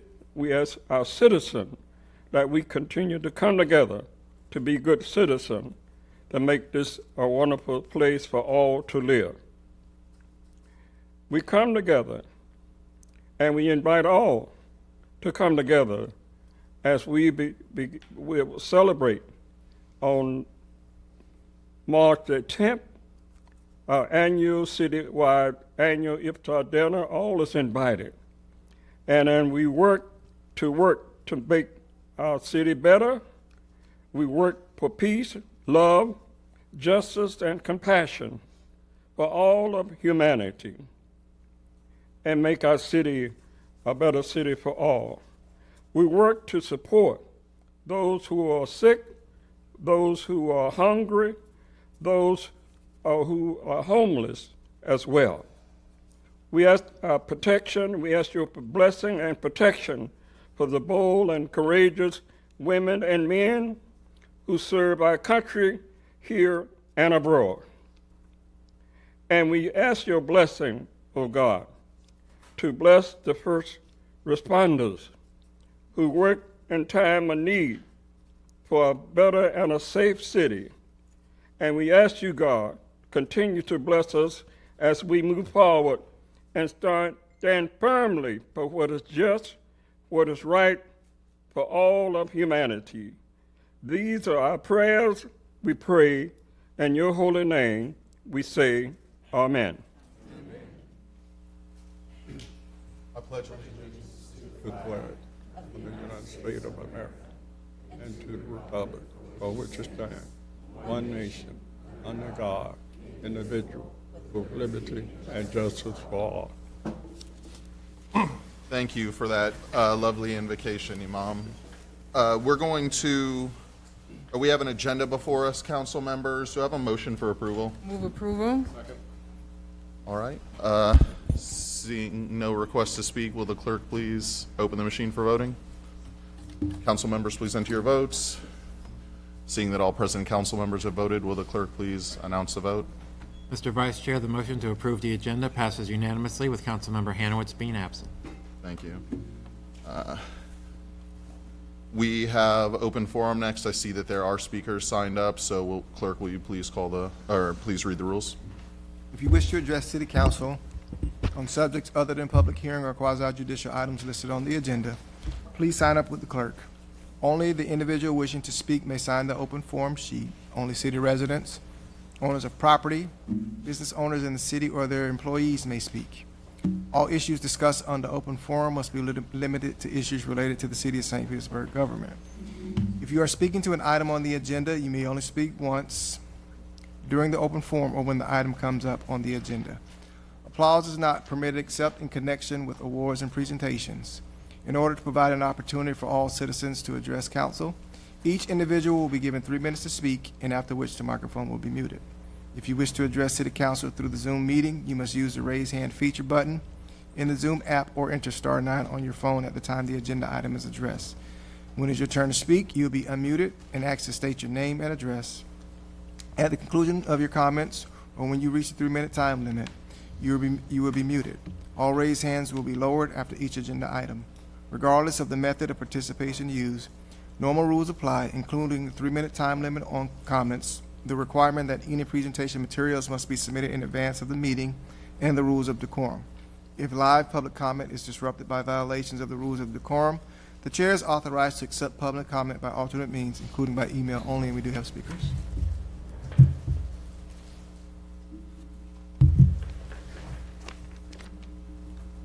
We have 2 speakers, and the others are cards, Mr. Chair. First 2 speakers, please go to either podium, state your name, address, or cross street when it's time to speak to council. Dr. Perry G. Washington and Ruth Whitney, please go to either podium.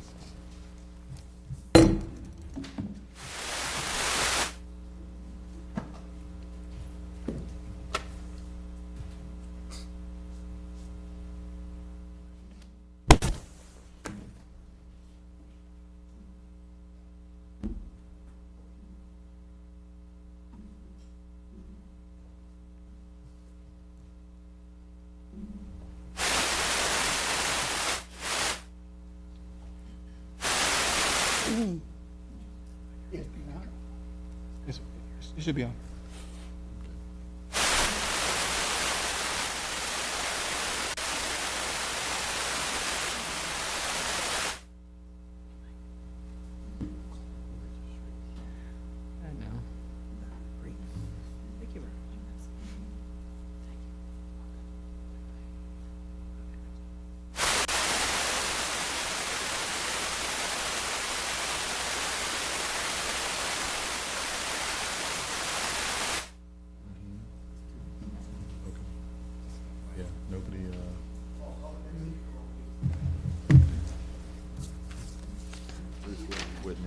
Ruth Whitney. Ruth Whitney, please go to an open podium, state your address or cross street for the record. You'll have 3 minutes to address City Council. Hi, my name is Ruth Whitney. I live at 939 Beach Drive Northeast, and I'm also been on the city appointed to the Community Benefits Association, and I thank you for that. I've been on for 4 years, and I was originally part of the group.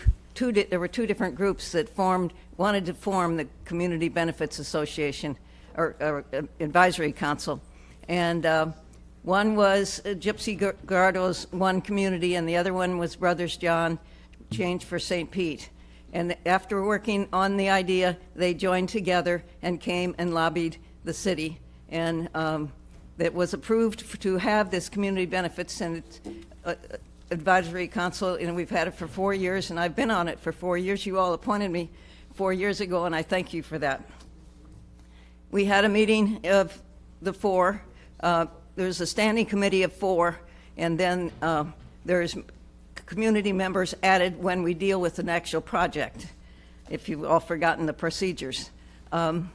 So we had our meeting of 4, and someone decided that, and I think it was James Corbett, because that was the report that we were looking at the time, and he suggested instead of 4 standing committees people, there be 6. And so you add one more of being appointed, one by the mayor, one additional by the mayor, and one additional by you. But when we had a project, there were 9 of us, and so this will limit the number that come from the community for the project, and you'll just have, we'll still be 9, but there'll only be 3 of those. And then we have always been thankful to have a city council member serve with us on projects. So we voted to approve, all 4 of us, this increasing the numbers. The argument that was made was that sometimes the community members come and they're not, up on the project as much as the standing members. But we did approve that 4-0. But it was the second part. It was all in one document. There was a first part and then an attachment by one of our members who was appointed by the mayor, Jason Madsen. And in that document, he revises everything, practically everything that you wrote and in your original, where you passed to have this event, this council. So one of them, the vote for that was 3-1, and the one was an abstention. We didn't give it enough discussion at all in the meeting, and it passed. And I was the negative vote. I'm up. Thank you. I said too much before. I didn't get to the main point. I'll have to come back.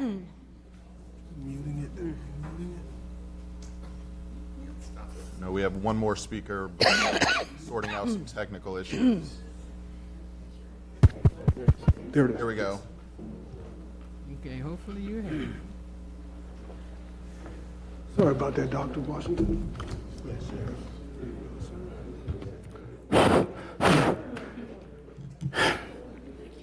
My name, Dr. Perry G. Washington. I'm a man.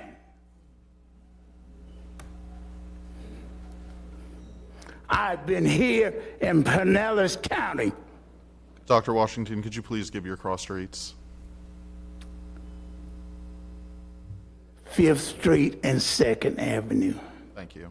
175 5th Street North. This very building.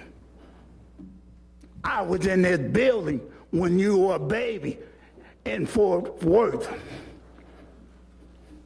My people built this city, built this county.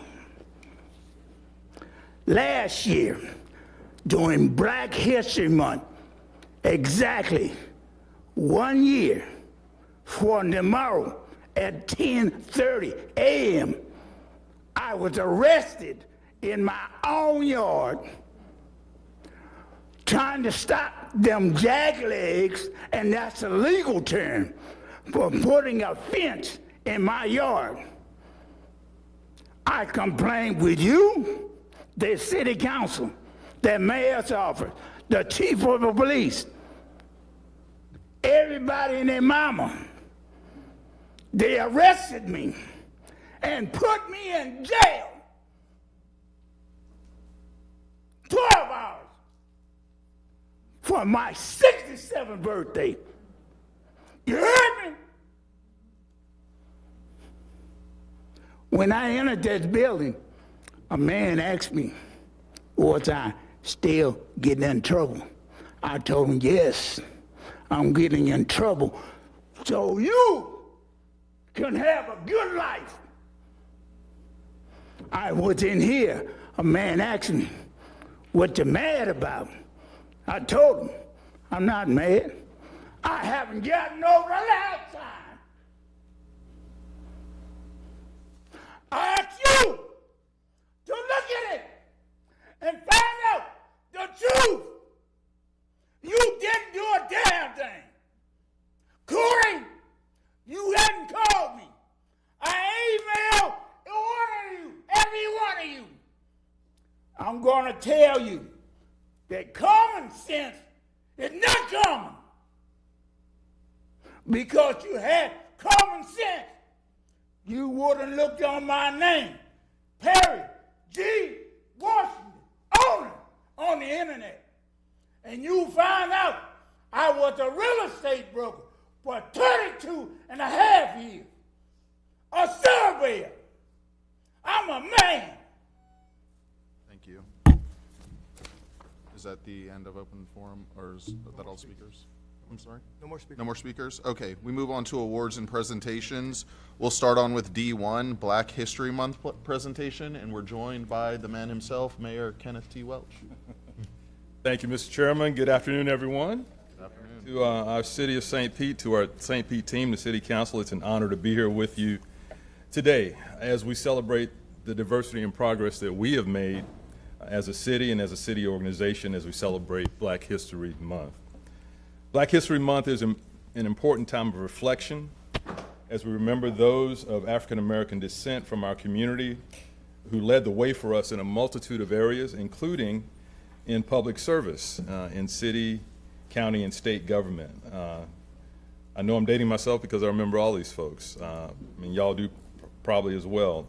City Manager Don McCray, City Council Member C. Bet Wimbish, who was the first African American elected. School Board Member Mary Brown, Florida Commissioner of Education Douglas L. Jamerson, my father, City Council Member and Vice Mayor in 1988, Dr. David T. Welch, and Ernest Filyow, who I still remember talking about the process, and he'd put that emphasis on the process. These were icons who left a legacy of strong leadership in our community. Fast forwarding, I'm pleased to have staff and community representatives from various agencies and organizations who also carry that mantle of leadership.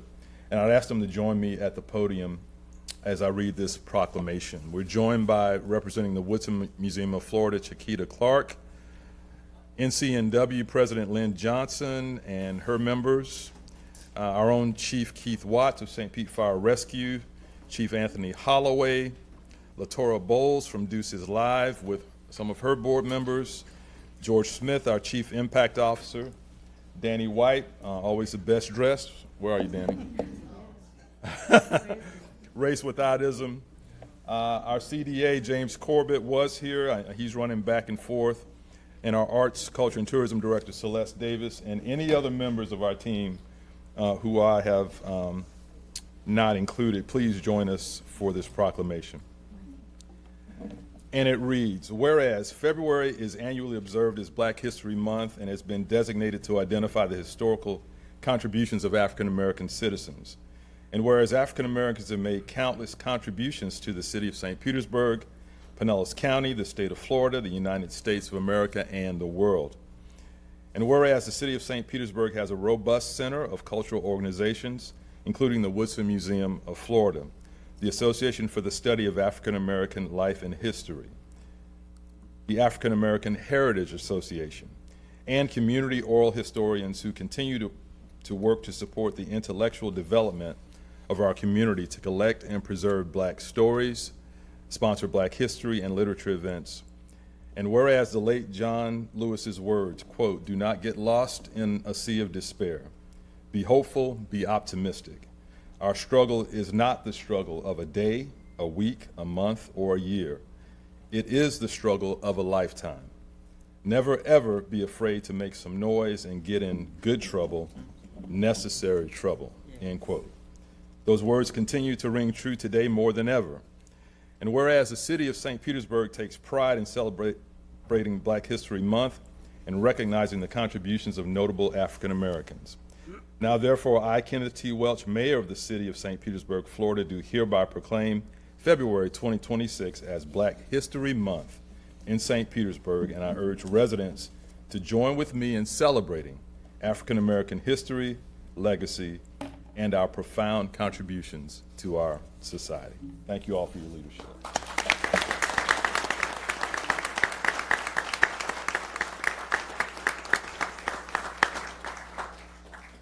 Good afternoon. My name is Chiquita Clark, and I am a proud board member of the Carter G. Woodson African American Museum. Our executive director, Terry Lipsey Scott, expresses her regret for not being here in person, but shares the following sentiments. Mayor Welch, Chair Hanowitz, and our honorable members of City Council, on behalf of the Board of Directors, staff, and friends of the Woodson African American Museum of Florida, we gratefully accept this proclamation affirming our city's commitment to preserving, presenting, interpreting, and celebrating Black history. This declaration is more than ceremonial. It reflects who we are as a city. St. Petersburg chooses remembrance over erasure, truth over silence, and inclusion over indifference. The Woodson not only preserves the stories of our past, but celebrates trailblazers shaping our present. On March 8th, during Women's History Month, we will honor Assistant City Attorney Janine Williams, the first African American female president of the St. Petersburg Bar Association, as one of our first ladies in African American history, alongside our Winnie Foster Lifetime Achievement honoree. You guys can clap if you want.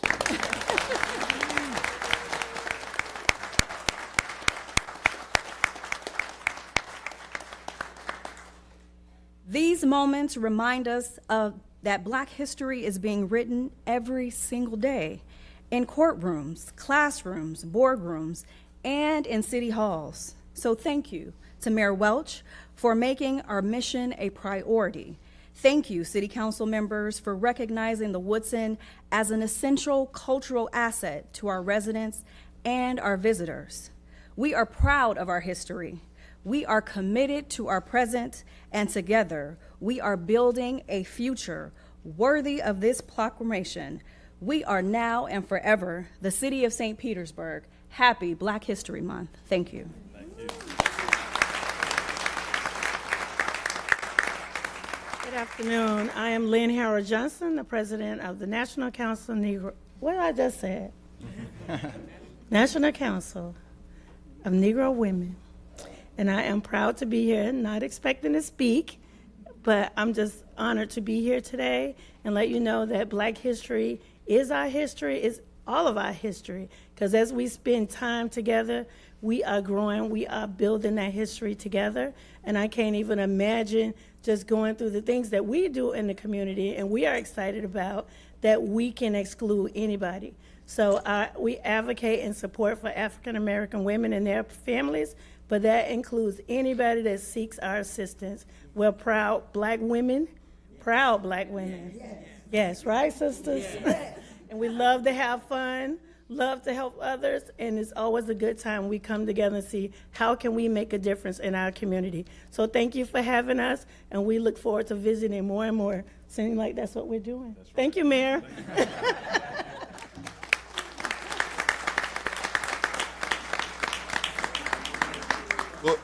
We'll go to Councilmember Givens. Thank you, Chair, and happy Black History Month.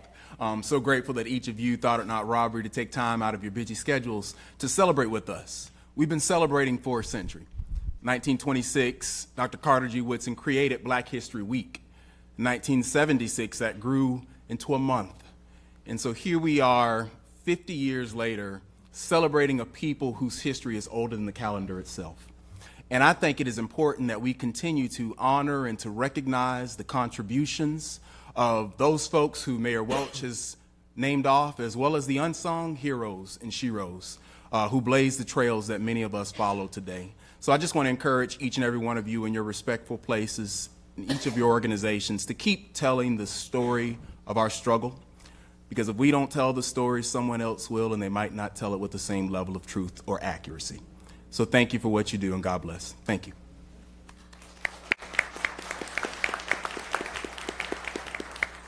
Councilmember Fig Sanders. Thank you. Of course, I am going to have something to say on this infamous and wonderful day. As a life member of NCNW, we are strong, proud Black women, and I am so honored to be a proud of that. But when I look at you, do you not see the history that's standing right there before us? I don't know if y'all can see this picture. A Black police chief, our black firefighter chief, our first black mayor, and all of those that actually bring so much richness to the culture of the city of St. Petersburg.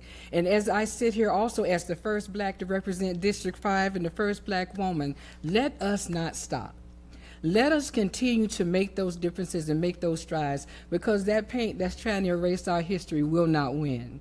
And I want to ensure that the stories we tell will be told loud, proud, and with accuracy. And I am so honored that the mayor thought it not robbery to honor us for this year. It's not Black History Month, but this is just the one day of the year that we actually get a proclamation. So thank you for Black History Year and all of your contributions, and even those that are not in organizations that are not standing here today. Thank you. And let us not forget from whence we came, the contributions we've made, and the strides that we continue to make moving forward. So thank you so much for being here. Thank you, Chair.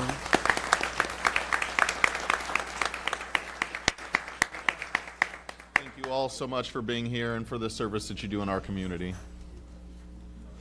We're going to move on to D3, Call Program Appreciation Day. Also, Mayor Welch. Thank you, Mr. Chairman. Give them a few seconds.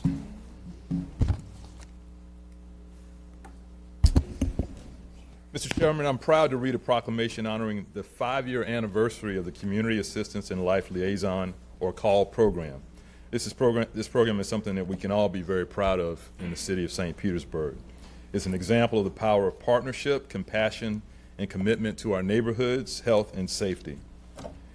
Today is indeed a reason to celebrate and show appreciation for the innovation and the impact of the CALL program. I want to invite our Chief Holloway and Megan McGee from St. Pete Police Department and Dr. Sandra Bram of Gulf Coast Jewish Family and Community Services and any members of her team. Doc?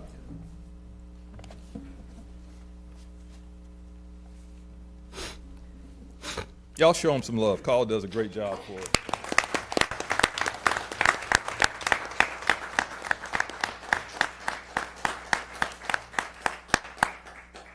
And Dr. Bram, there are people running CALL right now, right? Yes. They're not all here. Okay, just making sure. The ones who are really like should be in bed sleep. Okay, gotcha. And the proclamation reads, whereas the Community Assistance and Life Liaison program was launched in February 2021 as an innovative partnership between the St. Petersburg Police Department and Gulf Coast Jewish Family and Community Services to provide a non-law enforcement response to nonviolent and non-criminal calls involving mental health, youth behavior, substance abuse, and other quality of life concerns. And whereas for 5 years, CALL has responded to and diverted approximately 20,000 emergency calls, referrals, and follow-up contacts from police response to mental health professionals, reducing strain on emergency resources, enhancing officer efficiency, and ensuring more compassionate outcomes for our most vulnerable citizens. And whereas the CALL program embodies a spirit of collaboration and innovation by bringing together law enforcement, mental health professionals, and community partners to build trust and promote equitable, effective public safety solutions. And whereas the CALL team has become a national model for alternative response, connecting individuals in crisis to immediate care, ongoing support, and long-term services. And whereas the city of St. Petersburg takes great pride in celebrating the accomplishments of the CALL team and recognizes the dedication, compassion, and professionalism of the advocates, supervisors, and leaders who serve our community through this groundbreaking and innovative initiative. Now, therefore, I, Kenneth T. Welch, Mayor of the City of St. Petersburg, Florida, do hereby proclaim Friday, February 2nd, 2026, as CALL Program Appreciation Day in St. Petersburg, and encourage all residents to join in recognizing and celebrating the CALL team for 5 years of transformative service, partnership, and care for our community. Thank you all for your leadership.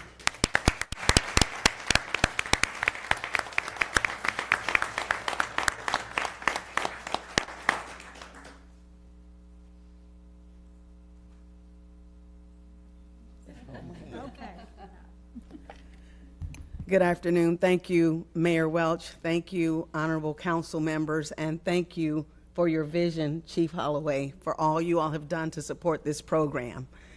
I stand here today proudly accepting this proclamation during Black History Month, but also standing hand in hand with my sister and incoming board chair, Abby Starenzis, who is a Jewish woman, and I want to acknowledge the unfinished business of racism as we celebrate Black History Month and the growing cancer of anti-Semitism that has invaded our country.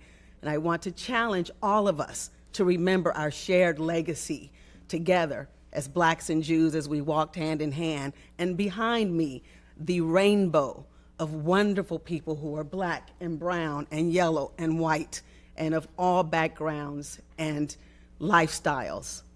We want to thank you for the opportunity to serve this community, to be a leader, to be an example of innovation.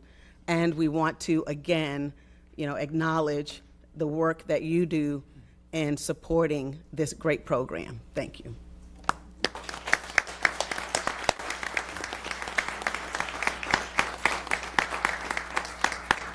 Councilmember Fig Sanders. Thank you. So, as someone that was there when Chief Holloway brought this forward, I am super excited because you all have done a fantastic job in diverting the police officers to where they really need to be and providing that extra care to those calls that does not need, they do not need the strength of our police officers to be there. So you have helped us, Chief Holloway. You rock. You are the GOAT. We appreciate what you've done for this community, and establishing the call program has been undeniably one of the best things I could have pushed my button to say yes to. So thank you so much for that. Thank you for the call team. And you are so right, Dr. Brum. Look at your diversity and your rainbow and all the grace that you bring to the city of St. Petersburg. So I want to thank you all, and thank you for continuing to do that work, because I know it can't be easy when you arrive to some of those calls, but you continue to do it, and you do it with dignity, and I really do appreciate everything that you've done. Thank you so much.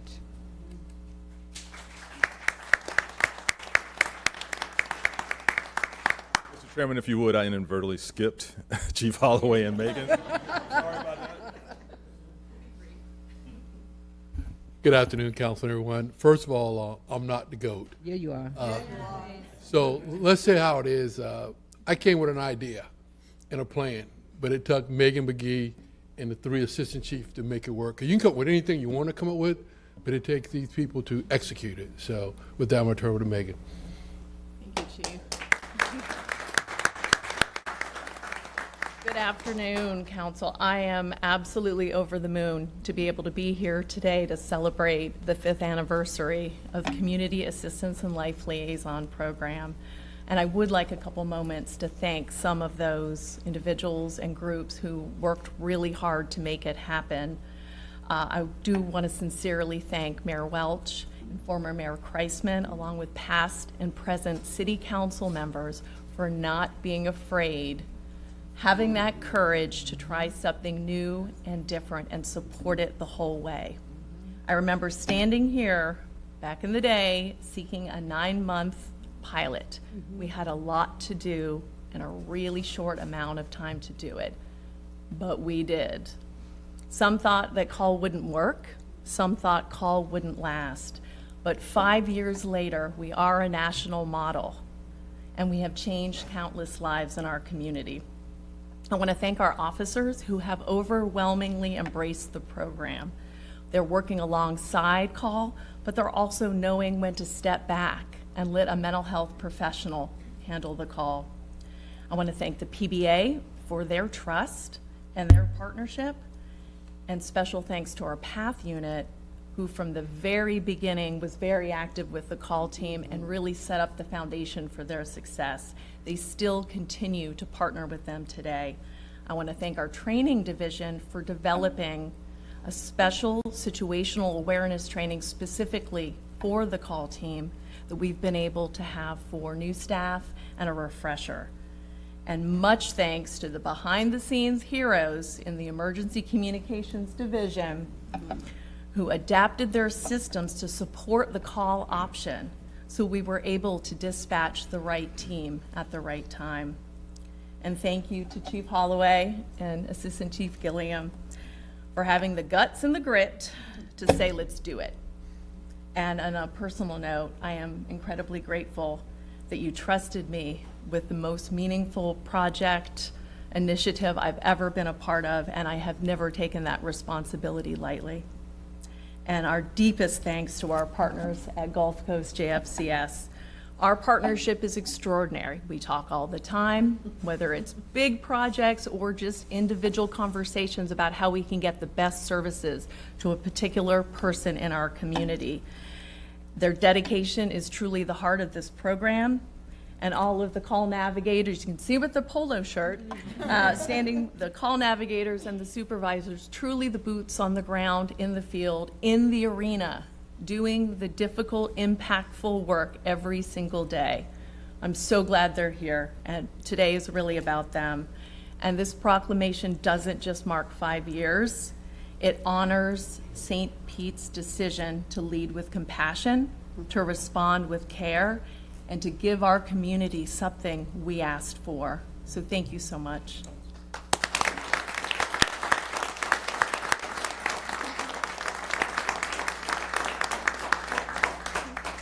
Councilmember Gerdes. Thank you, Vice Chair.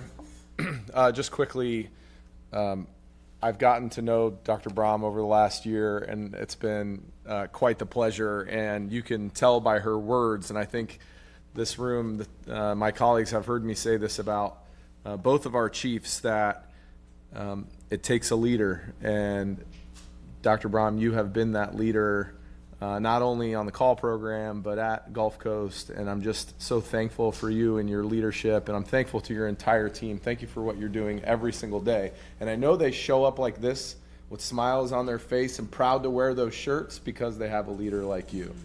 And so I might be spilling the beans, but I wanted to praise on Dr. Brahm for a second. And oh my gosh, your words when you were talking about the unity of how we need to move forward. And there's something happening this year, a special happening this year on Jackie Robinson Day at the Tampa Bay Rays, which is the damn right day it should happen. Dr. Brahm is singing the national anthem at the Tampa Bay Rays game.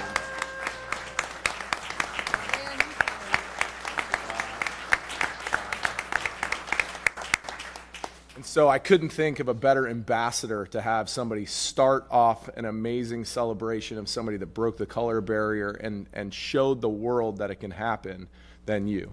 And so thank you for doing that with this program, and thank you for doing it as every day going forward, and especially on April 24th. And so if all of you aren't there, it's your own damn fault. So, but congratulations to everybody, our team. Thank you so much for all of it. But Dr. Brahm, I love you. Thank you. Thank you, Chair. Councilmember Driscoll. Thank you, and thank you, Mayor, for the proclamation, and to all of you from the call team for the work that you do. Thank you for being so compassionate and so smart about how you approach each situation. You don't just walk into this knowing what to do. I know that it takes a lot of training, and it also takes those things that you can't teach. And that is what makes you so incredibly special and so perfectly designed for this type of work. And so I have great admiration for you, and I'm grateful that you decided to take who you are and what you've learned and apply it in this way that serves our community so well. So thank you. Chief Holloway, I've got a couple of questions for you, if you don't mind. Or it might be a Megan thing, I don't know. But I want to thank you, Chief. I know. Chief, I do want to thank you for getting the ball rolling on this and for all that you've done. This has become a national model, and I'd love to just hear, I want everyone to hear some examples of some of the cities and other governments, other entities who have reached out to you and said, how did you do that, and how can you help us get it done too?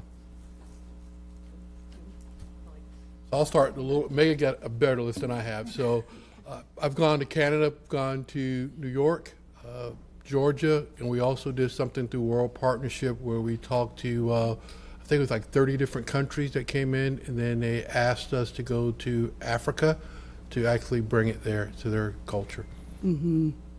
Thank you. And I love that this is being spread throughout our country and beyond, especially right now at a time where so much of the conversation is around troubling instances of certain law enforcement going too far. This is what the right thing looks like. This is the opposite of that. This is leading with love. So I really want to point that out. After the call program started, and since it started, we have had some changes, really expanding it, because as you said, it went from a 9-month pilot to national model, but that didn't happen by doing it the same way for the last 5 years. So can you give us a couple of highlights about how you've been able to look at this and adjust and expand so that we can improve the service even more? Okay. Thank you for your question.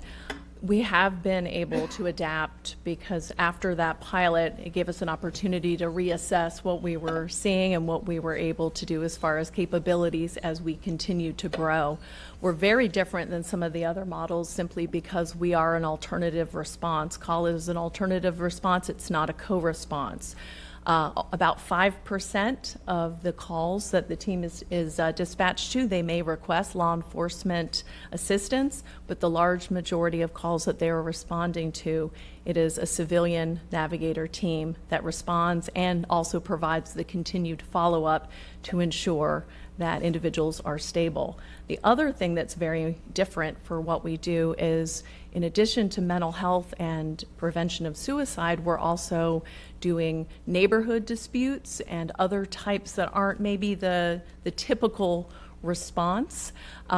We do call for assistance, which is one of the things that we've added to our overall array of services, because we found that a lot of those calls are really just seeking, they're not necessarily mental health, but they're just seeking assistance. So we've been able to really expand and be able to meet the community's needs as we've continued to grow, and also really refine the best way to meet the community's needs. Thank you. And finally, I want to thank your communications staff, the folks who answer the phone and go through the whole, yes. Where are you at? There you are.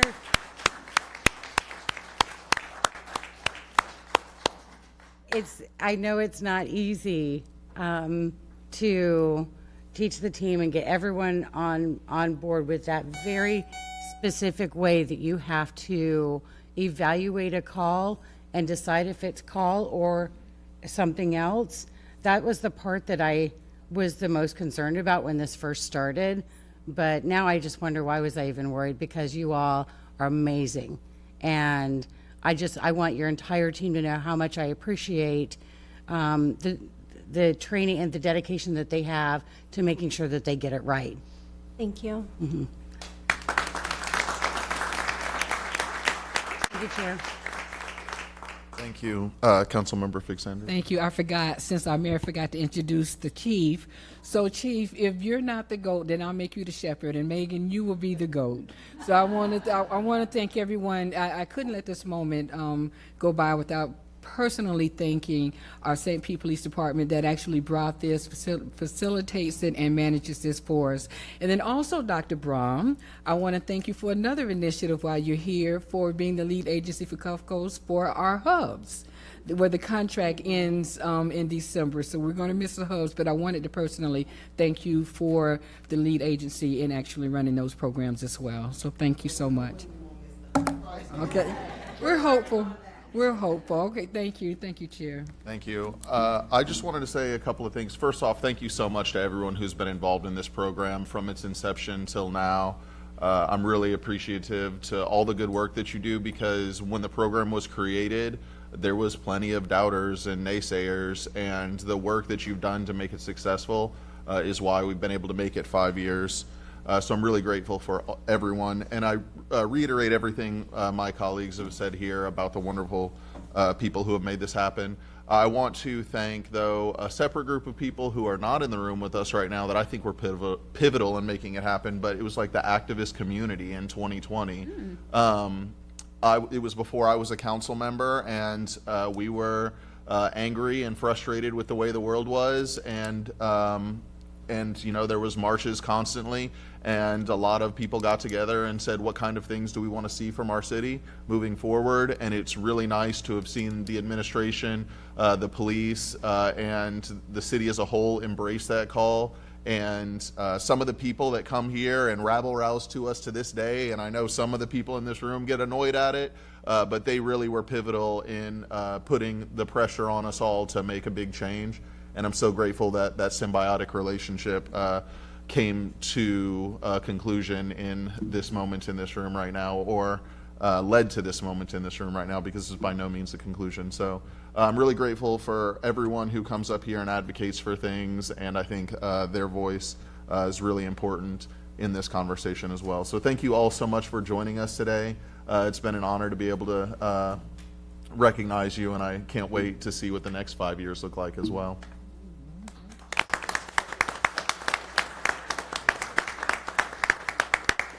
Chairman, if I could just make one note for the public who's watching this.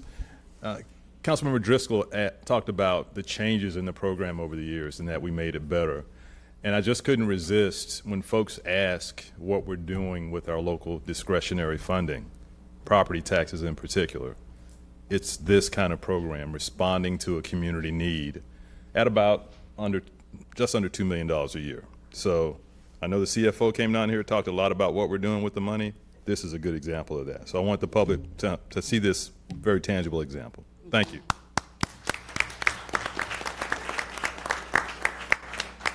Thank you all. We're going to move on to D2, Radio St. Pete Day Proclamation.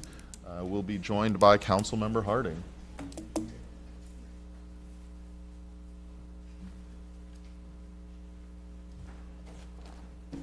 Thank you, Chair. I'll ask the folks from Radio St. Pete to come up and join us.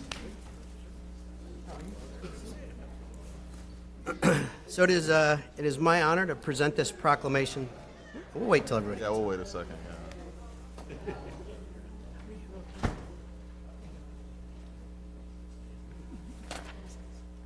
It's my honor to represent the city and presenting this proclamation to Radio St. Pete. The communication with the folks in a town, area, community has always been of vital importance in getting the word out about how your community runs. And it started with back in the day, back in Administrator Gertis's in my day, with town criers, and worked its way up to the days in the 1920s when they were selling newspapers on street corners, and then to radio, and then to TV, and then the internet. And along the way, there have always been groups that have filled in and made sure that we know what's going on in our community. Radio St. Pete decided to make it a little bit more complicated. And in doing so, they decided they were going to do it for no money, and they exist as a nonprofit that we'll talk about in a second, which I find not just admirable, but incredible that they've been able to do it this long and continue to do it. And the other is that they've advocated for the culture and lifeblood of the community. It is easy to sell newspapers about things that happen in this chamber or in that room over there. It is hard to sell newspapers that talk about things that are just about your community, that are about the vibrancy and the culture and the important parts of our community. But these folks have found a way to do it and do it continually. And so it gives me pride to give you this. Proclamation, City of St. Petersburg. Whereas Radio St. Pete and Sunshine 96.7 FM were established as a nonprofit community-powered radio station to serve the City of St. Petersburg by amplifying local voices, music, arts, and civic life. And whereas March 4th, 2026 marks the second anniversary of Radio St. Pete Downtown Studio and commemorates 13 years of broadcasting that celebrate the people, creativity, culture, and stories that define St. Petersburg. And whereas throughout its history, Radio St. Pete has provided an inclusive platform for local musicians, artists, nonprofits, organizations, educators, small businesses, and community leaders, strengthening community connection and civic pride. And whereas Radio St. Pete contributes to St. Petersburg's culture and creative economy while offering volunteer, internship, and educational opportunities that support media, literacy, and workforce development. And whereas Radio St. Pete continues to serve as an independent, trusted source for local storytelling and public engagement, reflecting the diversity and collaborative spirit of the city, now therefore I, Mike Harding, City Councilman for the City of St. Pete, on behalf of Kenneth T. Welch, Mayor of the City of St. Pete, to hereby proclaim Wednesday, March 4th, 2026, as Radio St. Pete Day in St. Petersburg, and encourage all our residents to celebrate the work of Radio St. Pete and to support its ongoing efforts to provide quality, community-centered programming that strengthens the bonds of St. Petersburg. Congratulations.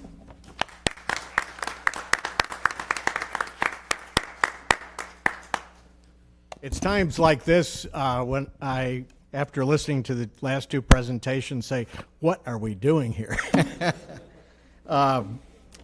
When I pushed the button to start Radio St. Pete in 2013, never in my foggiest vision did I ever imagine standing here.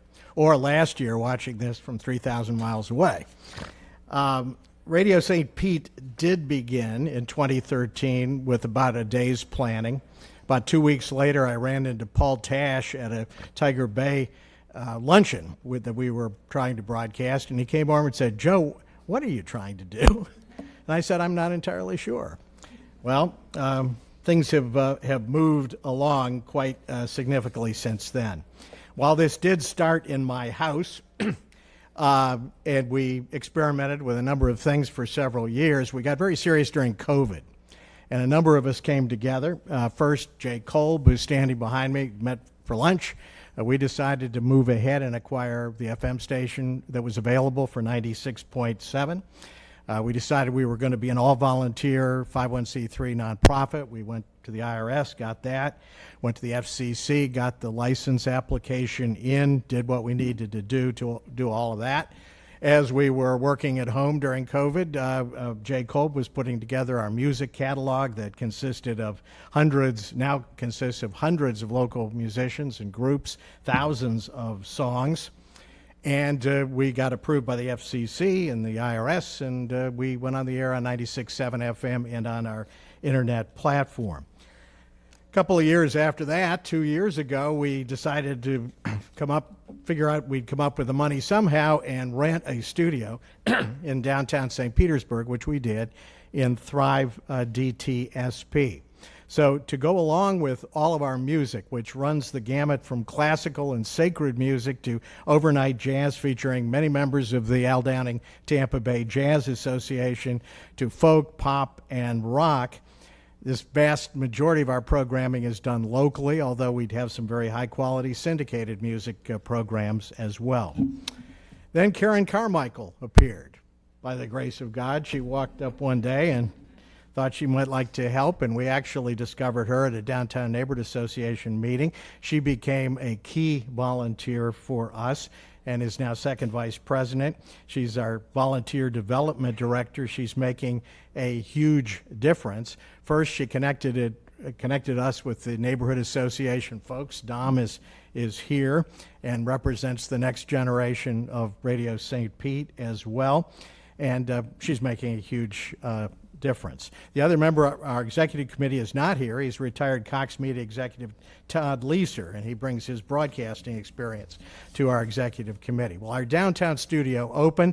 Nanette Weiser walked up and joined us as a key volunteer, and within weeks, that little studio in Thrive DTSP became a busy meeting place for local leaders in government, business, and the arts. In the past year alone, Radio St. Pete's Lunchtime Conversations program has broadcast over 400 hours of important and entertaining, we hope, local discussions on all kinds of different topics. All of that is archived and distributed on our podcast platform as well. I'm proud to say that our Radio St. Pete volunteers on that program now include the likes of Paul Wilborn, Eugenie Bondurant, Margot Hammond, Craig Pittman, Alvinette Downing, Rick and Carrie Kreisman, Rui Farias, and even people like Dr. Victor Mickey Holes, who's Associate Principal Cellist of the Florida Orchestra and has a regular program on Radio St. Pete. It's Lunchtime Conversations. We've been honored to have several of you with us as well. Finally, in addition to Nanette, dozens of new Radio St. Pete volunteers have come forward, and that includes interns from USF St. Petersburg and Eckerd College.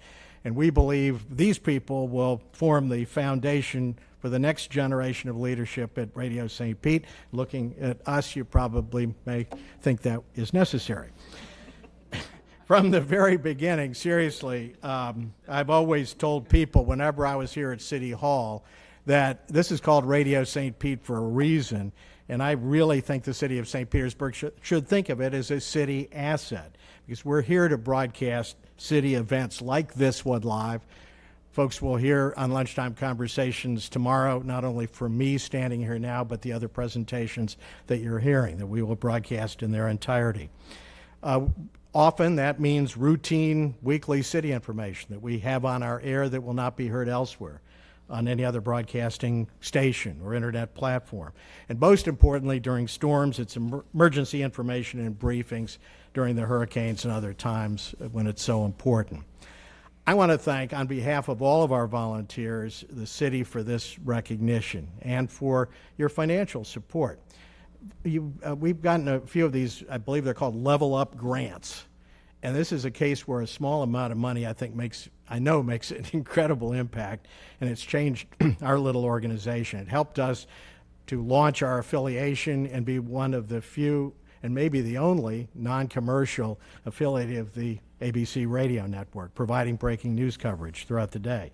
It's allowed us to replace our homemade mobile apps, which we're in the process of developing right now, which will further enhance engagement with our audience. Now, all of these items, and a new website as well. I forgot that as well with the Level Up grant. This allowed us to do what we needed to do, but do it a couple of years sooner than we could have afforded to do it, and it's accelerated our growth. Most importantly, your support has encouraged others to support us as well. We now have 16 local businesses that are underwriters of our operation, and 2 foundations have also stepped forward and made grants to us. So on behalf of our executive committee, our board of directors, our volunteers, our members, and our listeners, thank you for this truly wonderful recognition. Thanks.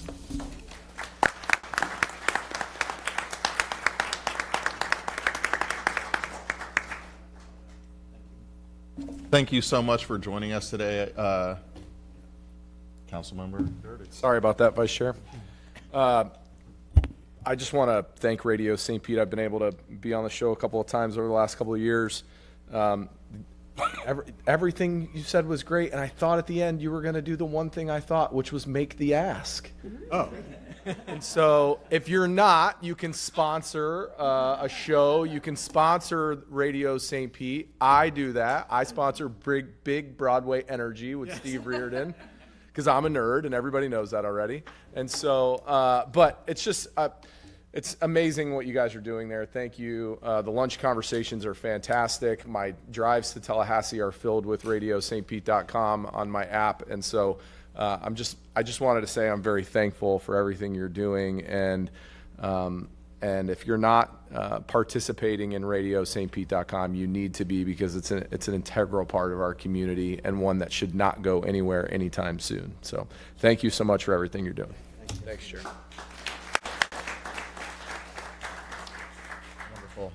Thank you so much, everyone. We're going to move on to item number D4, Al Downing and Al Downing Tampa Bay Jazz Association Day proclamation, given by Councilmember Givens. Thank you, Chair. When I think about jazz, I think about trumpeter Louis Armstrong, composer Duke Ellington, pioneer Charlie Parker, and the innovator himself, Miles Davis, one of my favorites. Al Downing and his wife, Bonnie, created many years ago a venue where young jazz musicians could hone their skills and provide... Oh, y'all come up here with me, please. Give them some time. All Al Downing Jazz Association members, please. And as they come, Mr. and Mrs. Downing created a venue where jazz enthusiasts, young jazz enthusiasts, could hone in on their skills and also provide the local community with some jazz entertainment.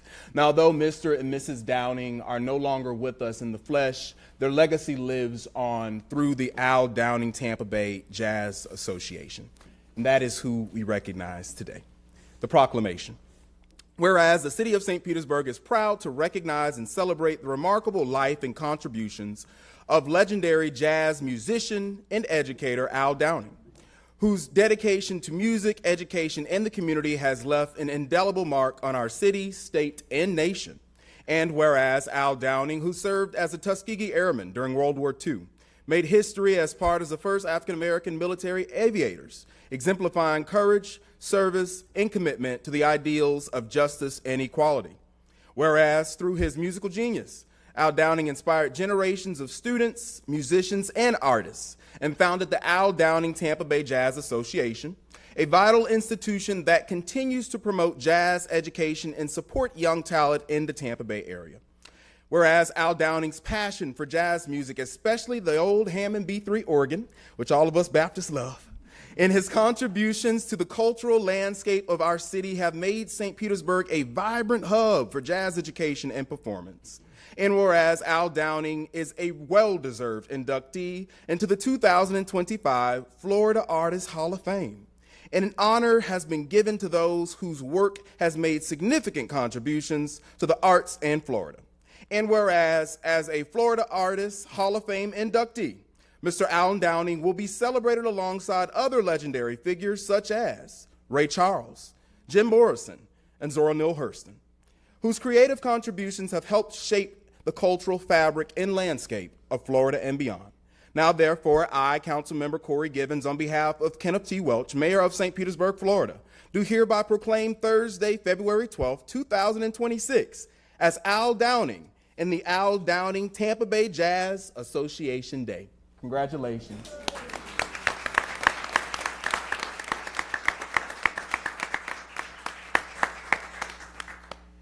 Wow. Thank you so much to our honorable mayor. Thank you to our councilman Givens, to all of the city council members, honored guests, family that has come all the way from Shreveport and on.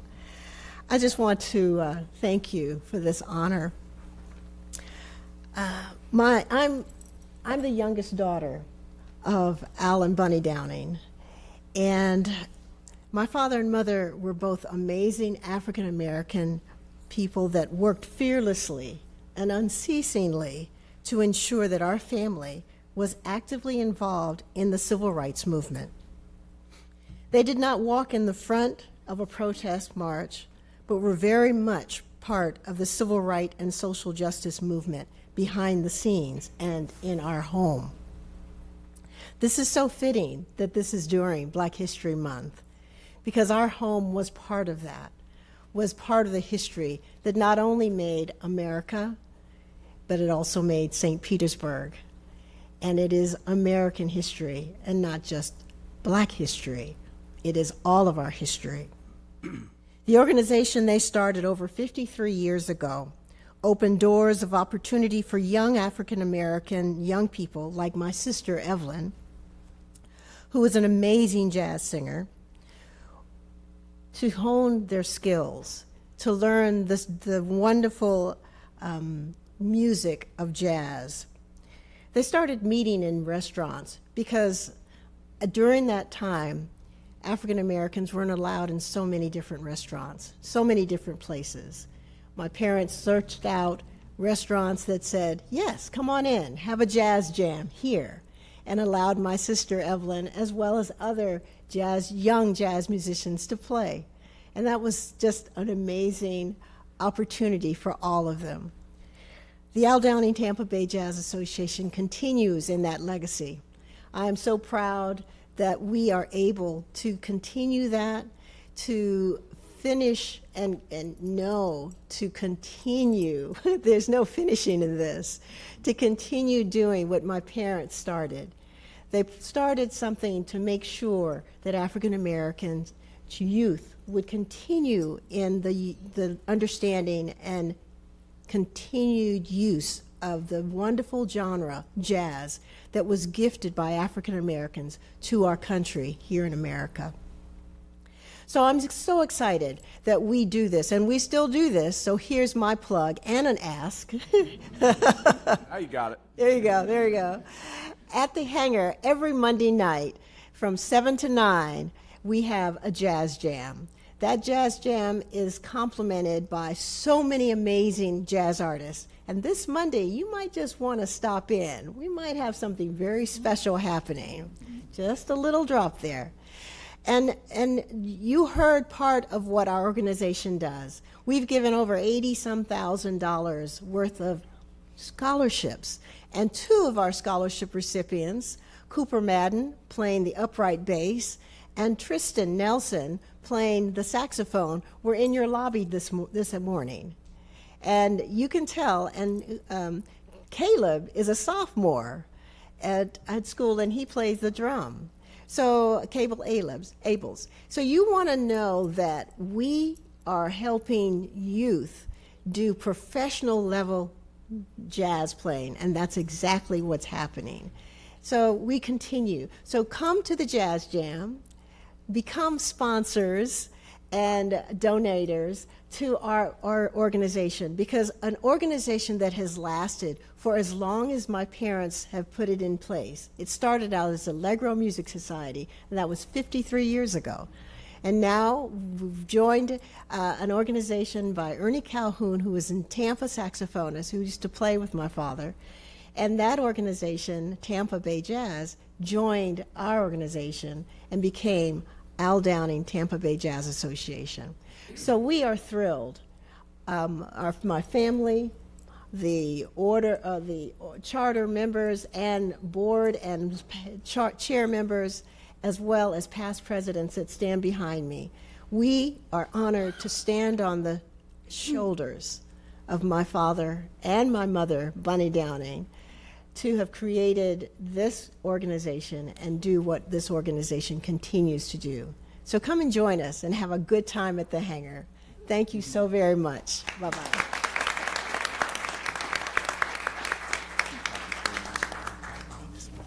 Councilmember Fig Sanders. Thank you. I just want to take this moment to say thank you. And I'm not sure where your parents attended church, but I think I heard their name at First Baptist Institutional. Yes. Okay, that's my church. Okay, so we're First Baptist. Okay, so I knew that they were great people. But I also want to let you know that I've heard some of your students at the Hangar, and they are exceptionally well. So I just want to let you know you guys are doing a great job with them, but they were very good. Thank you for that, and thank you for your recognition and all that you do for the city of St. Petersburg and our history during Black History Year. Thank you so much. Thank you so much.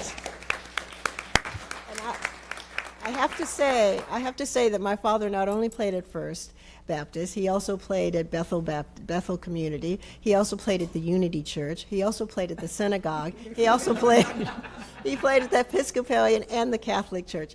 So wherever there needed to be a minister of music or someone to play, many bar mitzvahs, he did it, and many weddings. So yes. Thank you all so much Thank you. for joining us today. It's wonderful to hear about your father's legacy. Thank you so much. We're going to move on to item D5, Distinguished Citizen Awards, given by Councilmember Givens as well. Thank you very much, and I hate to say this, but I saved 2 of the best for last, so I'm going to ask Ms. Dixon and Ms. Wade to join me over here, please, on this side of the chambers. And as they make their way over here, I'd like to share a few words. These 2 ladies were 2 good, close classmates and friends of my grandmother's, and I thought about who I could present my first Distinguished Citizens Awards to, and it was these 2 young ladies. Give them a moment to quiet down. And don't these ladies look beautiful, y'all? Don't they just look lovely today? Okay, thank you so much. On December 1st, 1922, a bond was issued and approved to build Mercy Hospital at 12th Avenue and 22nd Street South in 1923.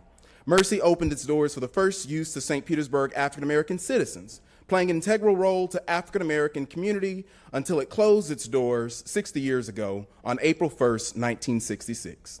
The drive for integration was largely propelled by the Civil Rights Movement, which aimed to dismantle systemic racism and promote equality. While the intentions were noble, the outcomes were complex and multifaceted. After building a career, and working their way up in leadership at Mercy Hospital, the closure of the segregated hospital meant that these two women standing beside me were forced to start their careers all over at the newly integrated Mound Park Hospital. Not only did they lose their retirement benefits, co-workers who had become family, but these ladies were also forced to take pay cuts and demotions as a direct result of integration. They were forced to start all over. Today, I rise before you to recognize the rich legacy and history of historic Mercy Hospital by paying homage to the two last living former Mercy Hospital employees, Ms. Gwen Dixon and Ms. Gwen Wade.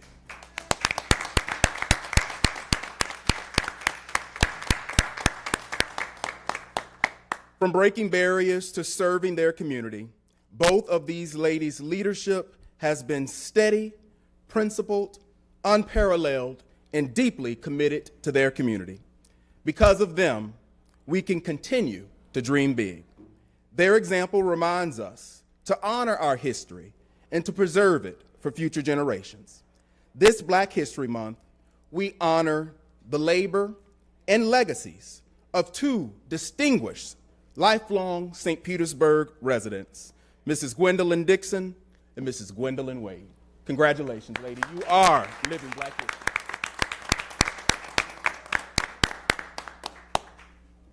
On behalf of the duo here, representing Mercy Hospital, it has been a very high honor for me to stand before you and represent all the wonderful people who worked at Mercy and who had various positions and who enjoyed being just a part of the gang. Okay? I speak to you because I also lived at 512 Jordan Park, so that makes me an affiliate with Mercy and then Jordan Park. How about that? But just thank you for recognizing us again and remembering that we were an integral part of Mercy Hospital. Thank you so very much for recognizing us as a part of the city of St. Petersburg. Thank you so much. Just 1 second, ladies. My grandmother, she taught me, and you all knew her, she said that you should always give a person their flowers, Councilmember Fig Sanders, while they can smell them. And so today I want to present you with your own roses. Congratulations, ladies, and thank you so much.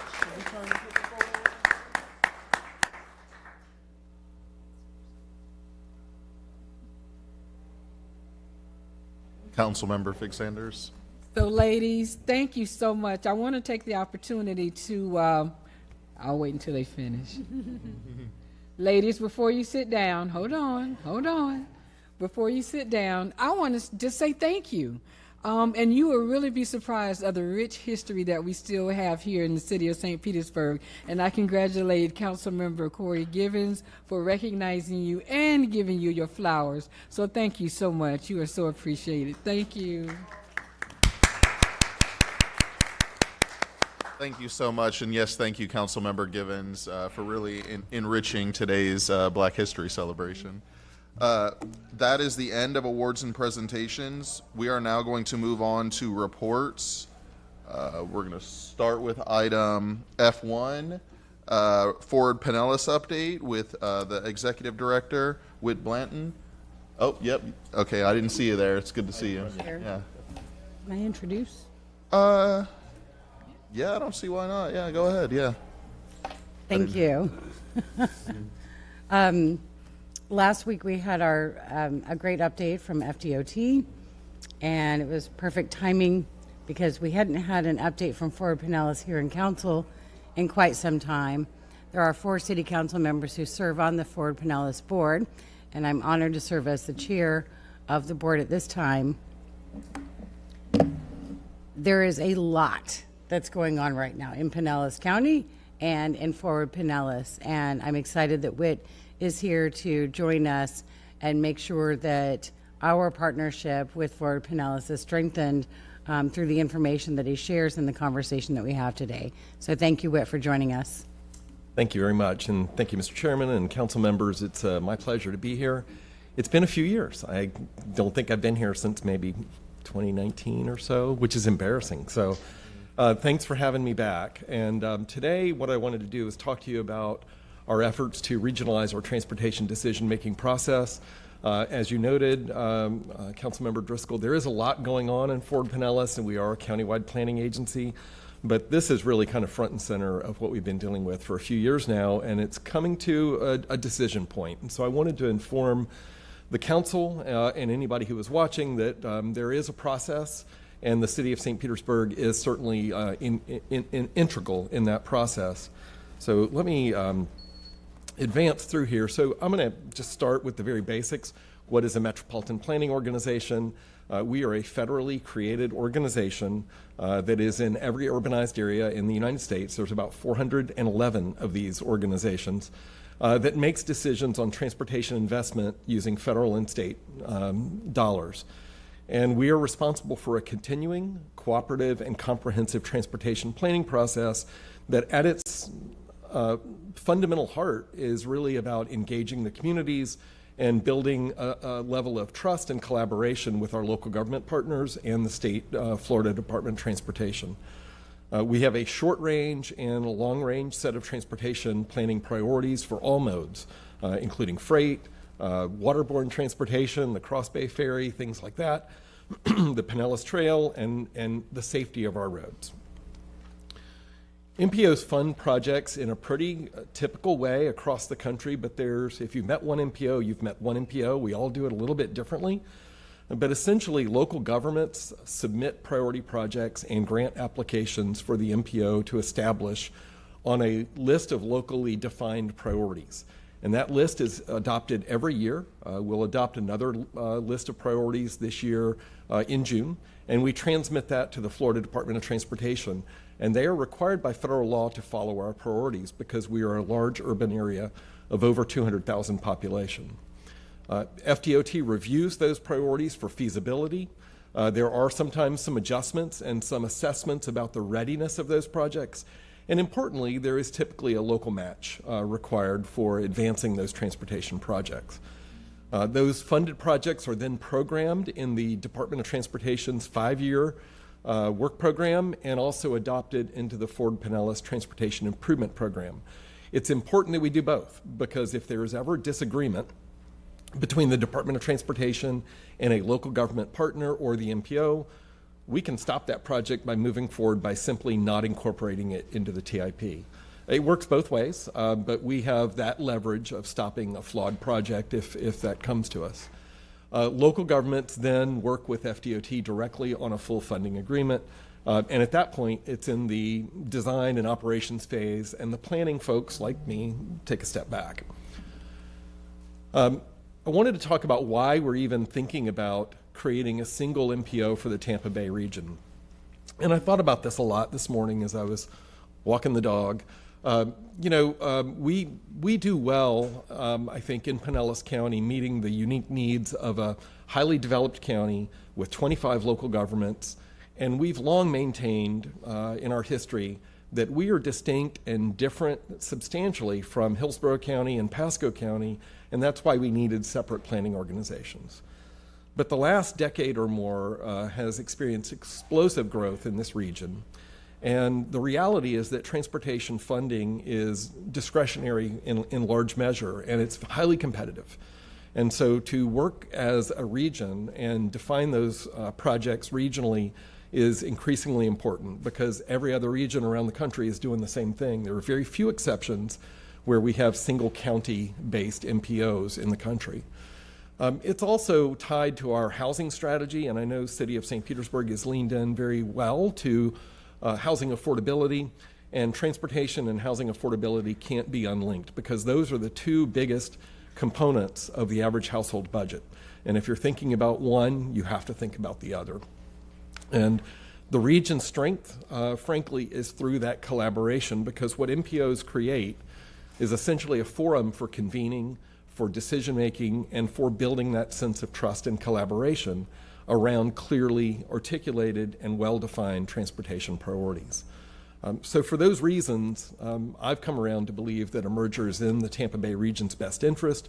We are doing it really to meet the moment of Tampa Bay and scale up so that we can realize the full possibility of a region that's adding close to 2 million people over the next 20 to 25 years. And that strength, I like to joke that we're not adding any more beach. We're not adding any more great downtowns for people to come visit. Maybe we'll add a couple more of those. But the growth may be in Manatee, it may be in Hillsborough, it may be in Pasco. They're capturing the majority of that growth, but people still want to come to Pinellas County. They still want to come here for jobs. They want to come for entertainment. They want to come for a wide variety of reasons. And more importantly, we need to get through Tampa to get to other places in the state of Florida. So we have a shared future. Currently, the Ford Pinellas Board, our MPO, consists of 19 voting members, and the Florida Department of Transportation is a non-voting advisor. And you can see the breakdown of seats by those cities. For a long time, we had 13 seats. We expanded to 19 in the last few years as reapportionment happened after the 2020 census. And that was to reflect the broader voices in the community. Now, as we go forward, there's been a long history of merger discussion, and I think we've made more progress now than we've made since this topic was first broached early in my career around 1992 or 1993 after that census. In 2010, we created the Tampa Bay Transportation Management Area Leadership Group. The Transportation Management Area is a federal designation for Pasco, Hillsborough, and Pinellas County. And we have been meeting regularly, 3 members of our MPO board with their counterparts in Hillsborough and Pasco to establish regional priorities, to work together. But the TMA leadership group has to make recommendations and bring those back to the individual MPOs. And we've seen examples where those recommendations fall on deaf ears when they come back to the individual MPOs. So by forming a single MPO, you would have all the decision makers at the table. In 2023, the Florida legislature got involved and as part of Senate Bill 425, included language there that required the 3 MPOs to formally explore the merger and assess the feasibility and submit a report to the legislature and the governor. We did that by the end of 2023, and along with a memorandum of understanding that all 3 MPOs adopted and approved, has been the guiding force in the last couple of years of really drilling into what a merger could potentially look like. So we have developed a scope of work and hired a specialty consultant who is helping us work through some of these issues of what the future MPO could look like. And we're following federal and state laws. And Florida is fairly unique across the country in that we have a lot of state laws governing the functionality of MPOs. There are some states that have no state law and they only follow federal law. And I think that's a pretty good balance for us because it gives us guardrails in which to operate. So I just want to highlight a couple of things in the federal law. First is that the designation of an MPO must be an agreement between the governor and the units of general purpose local government that represent 75% of the existing metropolitan area population. That's been determined to be the 3 counties, Pasco, Hillsborough, and Pinellas, and the largest city in the urbanized area, which is the Tampa City Council. But I want to assure you that while we call those 4 groups principals, I consider St. Petersburg to be a principal to this decision because of your population and your leadership that you've shown in transportation. And I think you need to be at the table in every one of those conversations. In addition to that, the MPOs have state statutes that guide the size of that governing board, and a minimum of 5 members and not more than 25 members can be established. And then there's a provision that there be a certain set aside for county commission members. So we're navigating those waters as we look at forming the MPO. There's been a lot of conversations around this topic with joint boards of county commissioners, with individual city commissions, county commissions, and the TMA leadership group. Back in November, we had what's called a principals workshop that I know several of you attended. We had a robust conversation, I think is probably a fair way to say that, maybe airing of some grievances as well.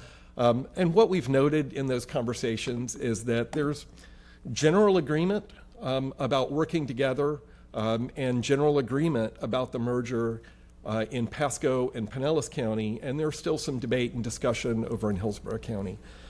What's come out of those conversations, candidly, has been that there are far more conflicts between Tampa City Council and the Hillsborough County Commission than there are between Hillsborough County and the City of Tampa and the respective groups in Pinellas and Pasco County.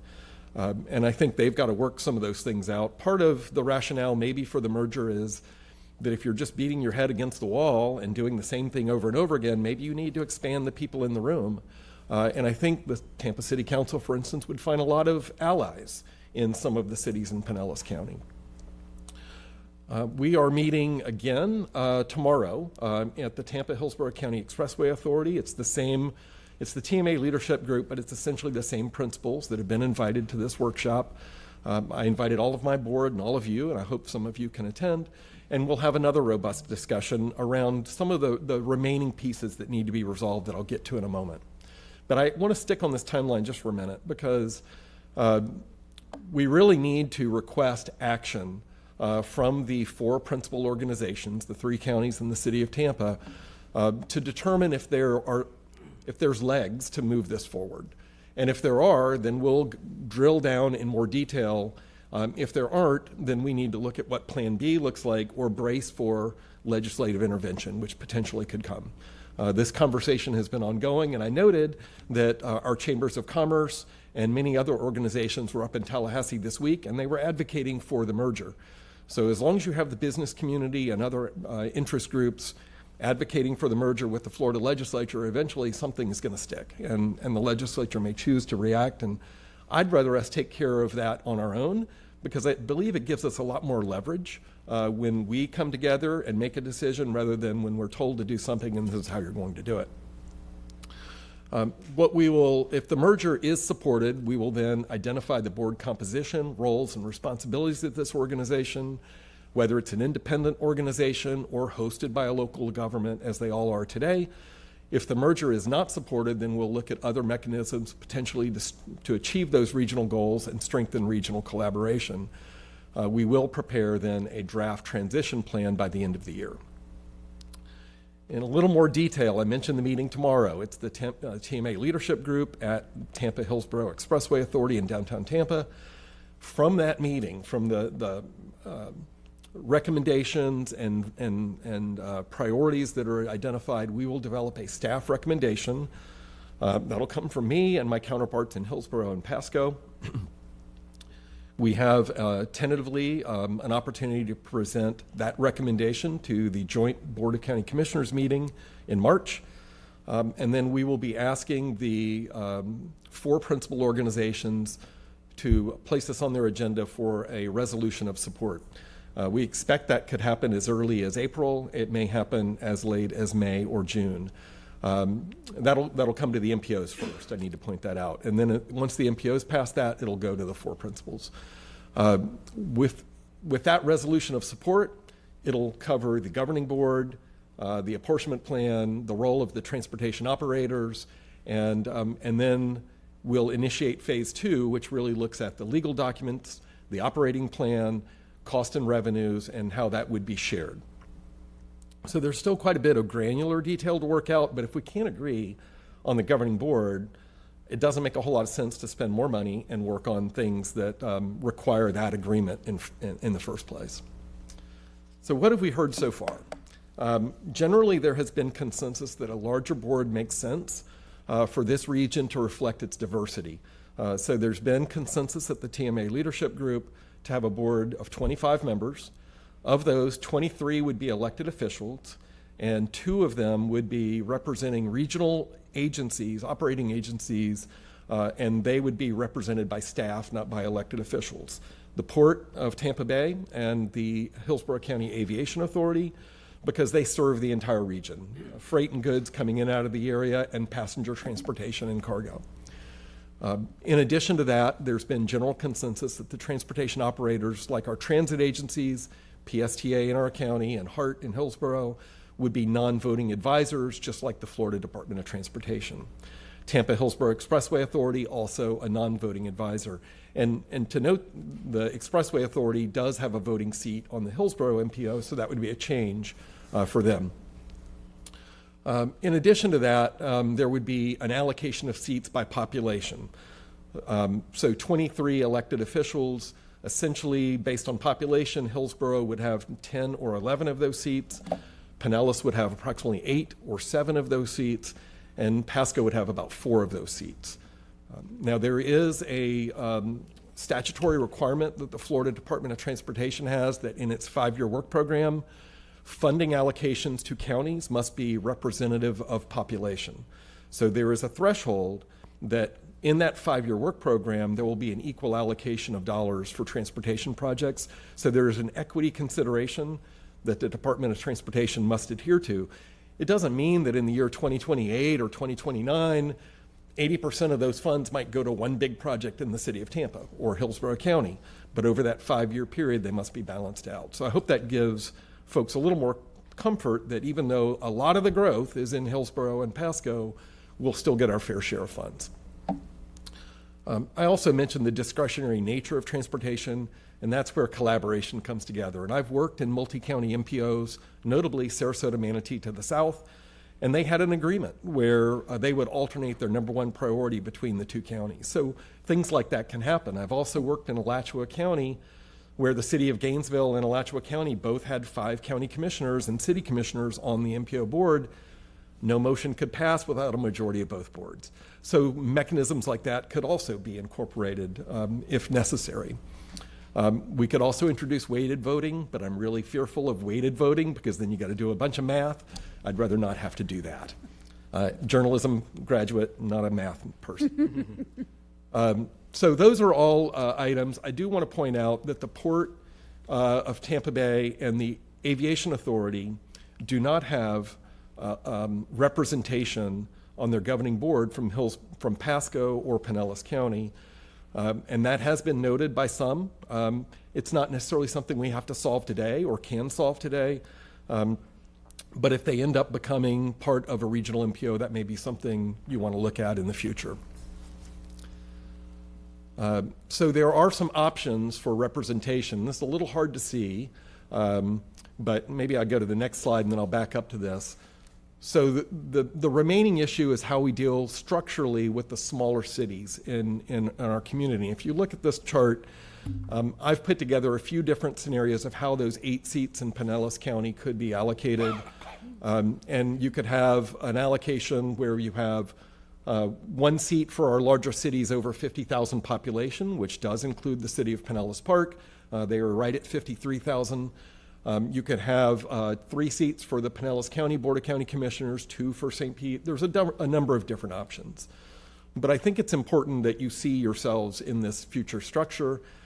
For the smaller cities, an option could be you pick one north of Ulmerton, south of Ulmerton, or we have the Ford Pinellas Board, the Pinellas Planning Council, appoint one of those representatives as a representative of Pinellas County. In the middle box there, you see an option that's been part of the scenarios that would form a small cities advisory committee. And that small city advisory committee would consist of cities smaller than 50,000 population, and they would elect someone to serve and vote on the regional MPO. That is the Orlando model that they have for their 3-county MPO that includes Osceola, Seminole, and Orange County. We did a field trip there in October last year and heard very clearly that the small cities felt absolutely well represented and heard as part of that process, and they feel that that works really well for them. In our situation, 18 of those small city seats would be in Pinellas County, 2 in Hillsborough, and I think 6 all under 17,000 in Pasco County. So just by math, again, I'm not very good at math, but just by math, you would elect a Pinellas city every time unless you've had some rotation in effect. And then I worry if you're rotating those seats, is that seat going to lose influence relative to county commissioners? So that's a conversation we'll have to have. And I'll just go back. You can see in this chart that the shading represents the percentage of allocation for each county, and Pinellas would be between 28 and 32% of that board. So that's going to be on the table for tomorrow. A couple of other important considerations. When the Pinellas Planning Council and the Pinellas MPO merged in 2014, just prior to my being hired as the executive director, the special act creating the Pinellas Planning Council, which is the countywide land use planning agency, was amended to recognize the governing board of the MPO being the governing board of the Pinellas Planning Council. If that stands and we merge, the Pinellas Planning Council would not have a governing board, or its governing board would consist of representatives in Hillsborough and Pasco County deciding land use cases in this county. So we really don't want to have the merger proceed without amending that special act. And as you probably well know, anytime you amend a special act requiring support from your legislative delegation, all kinds of things can happen to that special act, including striking it completely from Florida statutes. So I'm looking at some options about how we can go forward, but I do want to just keep you in mind that absent the Pinellas Planning Council, there's been some discussion about the county commission taking over that role. And I think cities have been very clear in supporting the Pinellas Planning Council as being an independent planning agency, not beholden to the county commissioners or the county administrator, deciding land use cases on a technical basis based on good planning input and knowledge and the working relationships we have with the planning staff. So the joint participation agreement for the merger discussion expires at the end of this year. We do have an election year this year, so we really want to get these recommendations in while we have people who've been involved in this process for the last several years, because it's potentially a whole new slate of characters after November. And then there very likely could be legislative interest in 2027 or beyond if we don't get this done. So I am hopeful that we will make strides in the next few months to make this happen. Here you can find information on the website that's hosted by the Hillsborough MPO. If you scan that, it'll take you right to the landing page for the regional MPO.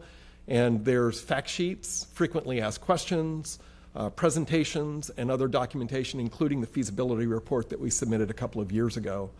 And I look forward to your feedback and questions, and just want to make sure that you are fully aware of this situation, and if I can be of any help in answering questions, I'd be more than happy to. Thank you so much for time today. Thank you. Councilmember Gabbard. Thank you, Chair, and thank you, Whip, for the presentation today. Always good to see you. Saw you yesterday. I won't be able to be with you tomorrow, but I will be on there virtually, so I will see you tomorrow as well. You know, I've had the honor of serving, really, by the time I'm done on City Council, 7 of the 9 years that I have been a City Council member on Forward Pinellas.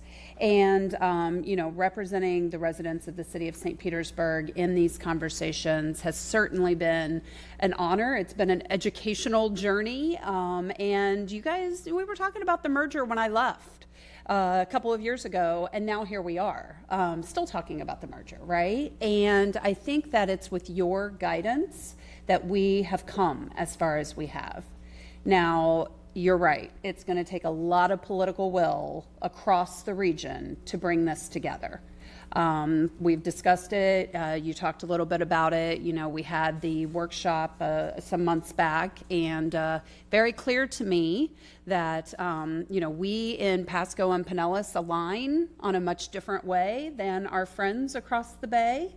And it's my hope that they will be able to come to some understanding or find some opportunities for additional alliances in working with us over here, because I think, you know, if everyone can kind of get out of their own way, they will realize that we agree on more than we disagree on, and that transit for the residents that we serve is the top priority to ensuring quality of life across the region.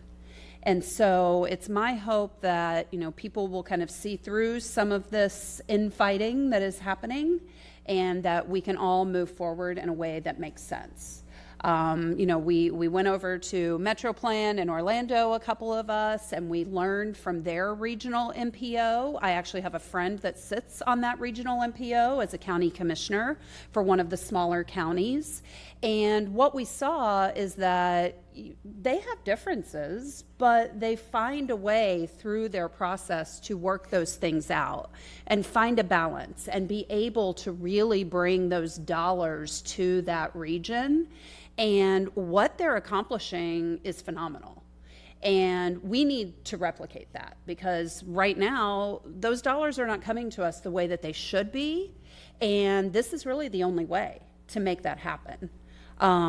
I'm very concerned about the land use issue.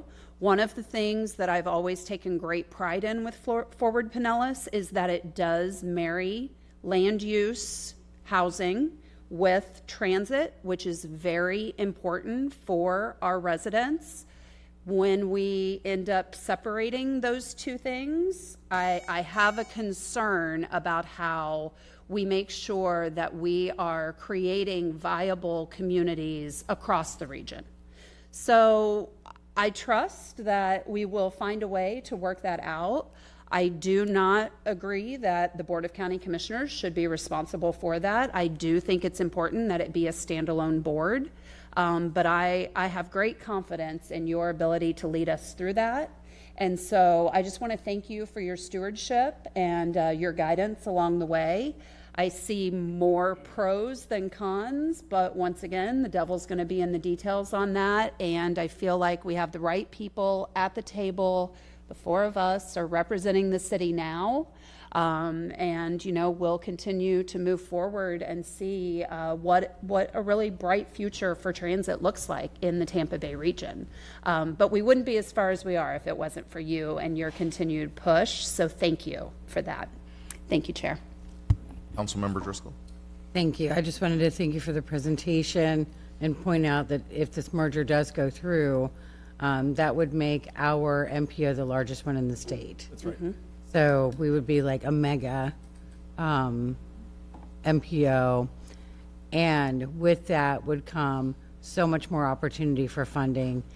And I think that just like with Tampa Bay Water, having this type of a merger and having the three counties working together as we are growing can go beyond the transportation projects and open the door for us to learn from each other and look for other ways that we can collaborate and create a better region for everyone as we go forward. So I have big hopes on this, and I also think the majority of people would much rather us figure it out ourselves than have Tallahassee figure it out for us.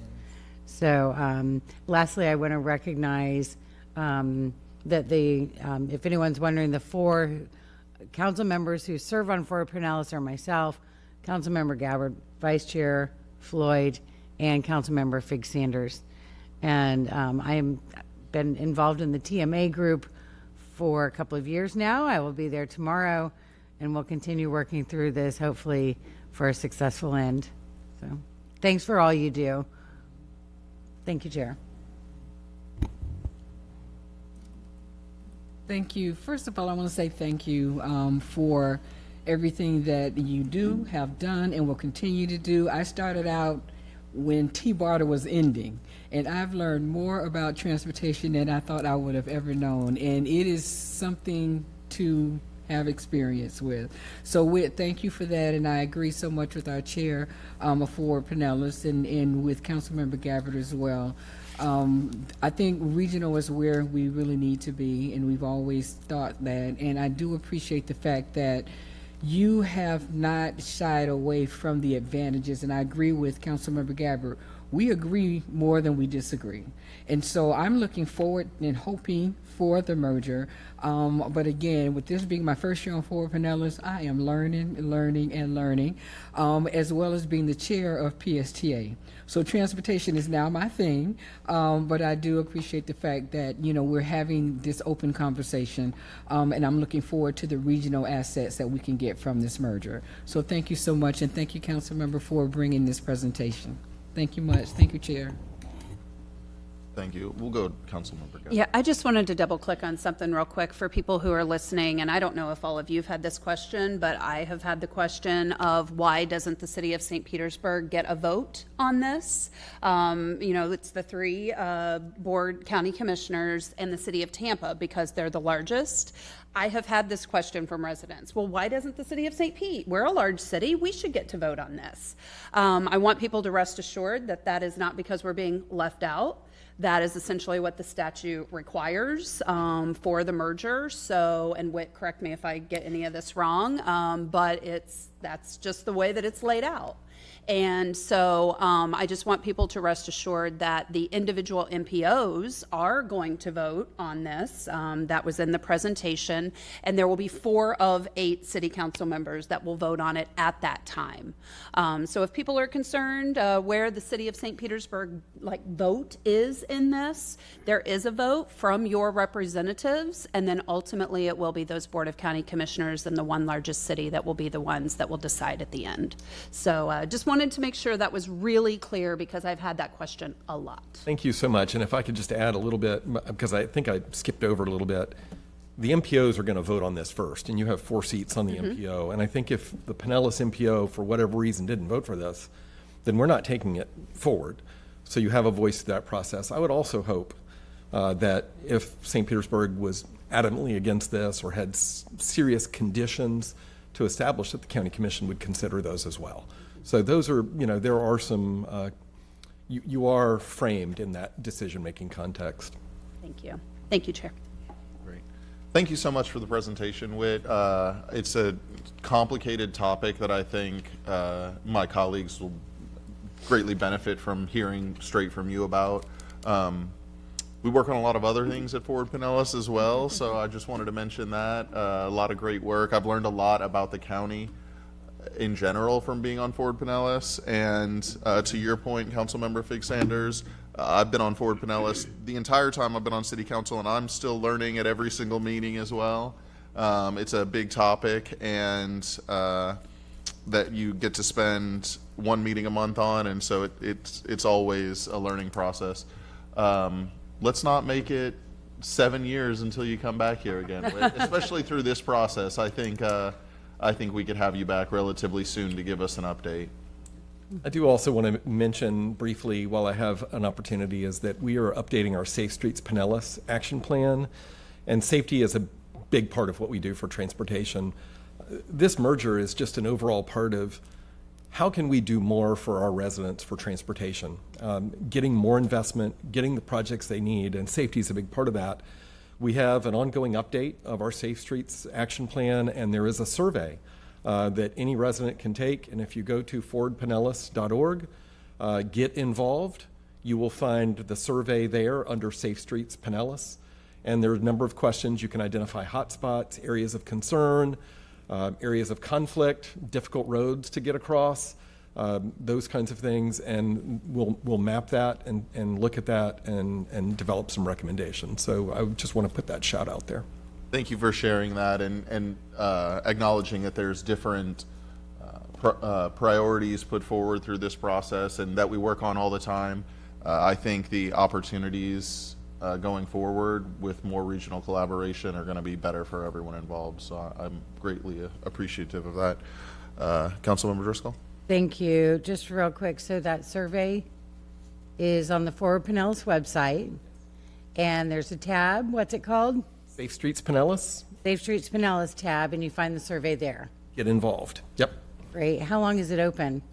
It will be open through the spring, so a couple more months. All right, sounds good. Also, this morning in one of our committee meetings, Housing, Land Use, and Transportation, of course, we brought up the ArcGIS tool to Mr. Kilborn, and we would love to engage with you on that and see how we can use it as we're working on some different things here.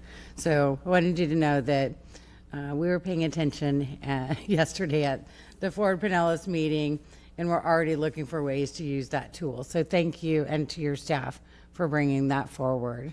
Great. I'm obsessed. Thank you. Thanks again. Thank you very much. All right, we're going to go on to new business now, and we'll start with item G1. Councilmember Gabbard. Thank you.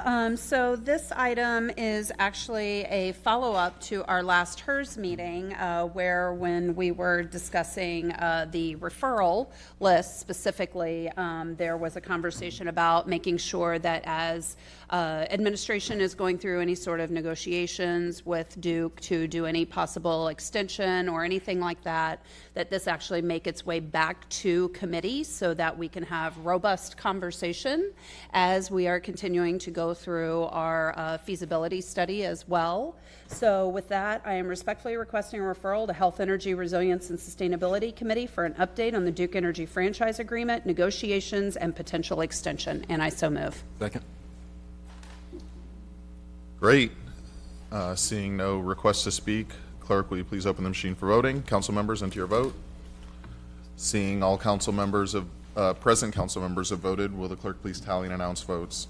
Mr. Vice Chair, the motion to approve agenda item G1 passes unanimously with Councilmember Hanowitz being absent. Great, thank you. On to item G2, Councilmember Fig Sanders. Thank you. I am respectfully requesting referral to the Public Services and Infrastructure or other relevant committee for a discussion on the Jordan Park Apartments, specifically to address the reports of increased violence and other resident concerns. Additionally, requesting that the City of St. Petersburg Housing Authority leadership be included in this pending discussion. And for full transparency, there was an initial meeting, and although this states Jordan Park, we're also going to look at different ways that we can, to assist our housing residents when it comes to violence. We're looking at Harbordale and Childs Park, and we're going to open it up this way for all council members in the Sunshine to be able to have this conversation. But for me to get those calls, and not to mention I have family members that live in Jordan Park, and for them to have to hit the ground because bullets are flying, brought it close to home for me. So this is the reason for this MBI. And I did ask for PSNI, but if I can get it to another committee earlier, like Youth and Family Services, that would be appreciated as well. And with that, I move approval. Second. Councilmember Gertis. Thank you, Vice Chair. So would you rather have it in YFS? Whichever one I can get to first. Can we defer this item? Can you give me 5 minutes to look Yes. at the YFS calendar? Yes, I most certainly will. I would rather vote on the one we can get it faster to. Okay. If that's what so if you give me 5 minutes, can we defer it? They'd have to withdraw their motions, right? If you withdraw the motion and the second for now, and then you could come back to it. Okay. If you give me 5 minutes, hopefully Ryan is listening to this and he'll text me. But I'm happy to add it on to the next YFS agenda as long as we're capable of doing so. I will, because it's moving fast. So Yeah. So just Chair, if it's okay with you, if the motions are withdrawn, we can defer until maybe after the discussion on, because I'm sure we'll have a discussion on one of the next few items. Okay. We have G3 and G4 that we can move on to, if that's okay, and then, okay. Thanks, All right. Chair. And I'll just quickly go back and see if I can get an answer. Thank you so Okay. much. Gabbard, did you second? Yes. I would. Yeah, are we good? Yeah. Okay. All right, we will move on to item G3. This is my item. I have a resolution to formally adopt a definition of Islamophobia and requesting administration to integrate this definition into existing anti-discrimination policies. I'll just introduce the item real quick and then we can go to public comment. I brought this forward after being approached by community members who were concerned about some of the things that they had personally experienced and seen in the media. There's precedent for this. We did something like this before. And they caught me at a really, how do I say this? A really key time. That's what I'll say. It wasn't in a positive light.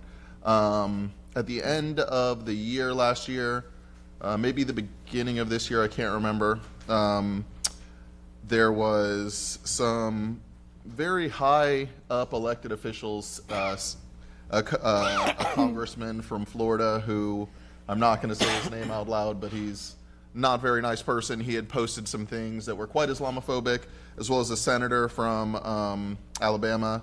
And I, in one night, was upset when I saw this, and so I posted sort of a condemnation of it, and I got so much hate back for it that I had to make my Twitter account private and turn comments off. And so I saved some of the comments that I got,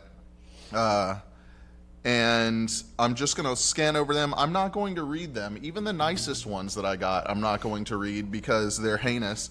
And most of them, I had about 58 of them before I locked down my account. They could not be read in this room. I'll just give an overall. It was not pretty.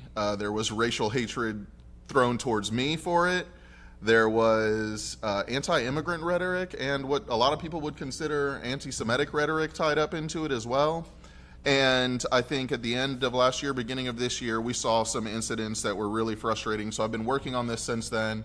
I worked with legal and community members to draft it and make sure that it didn't fall afoul of anything that was in our recent grant agreements with the federal government or any state legislation as well. So that's why I felt compelled to do this. It just happened to be a perfect storm of horrible things happening at once. And so with that, I will move on to public comment. Okay, I'm going to call two at a time. When I call your name, please go to an open podium, state your name, address, or cross street for the record, and you'll have 3 minutes to address City Council. The first two speakers are Haley Marigold and Alina Hussein.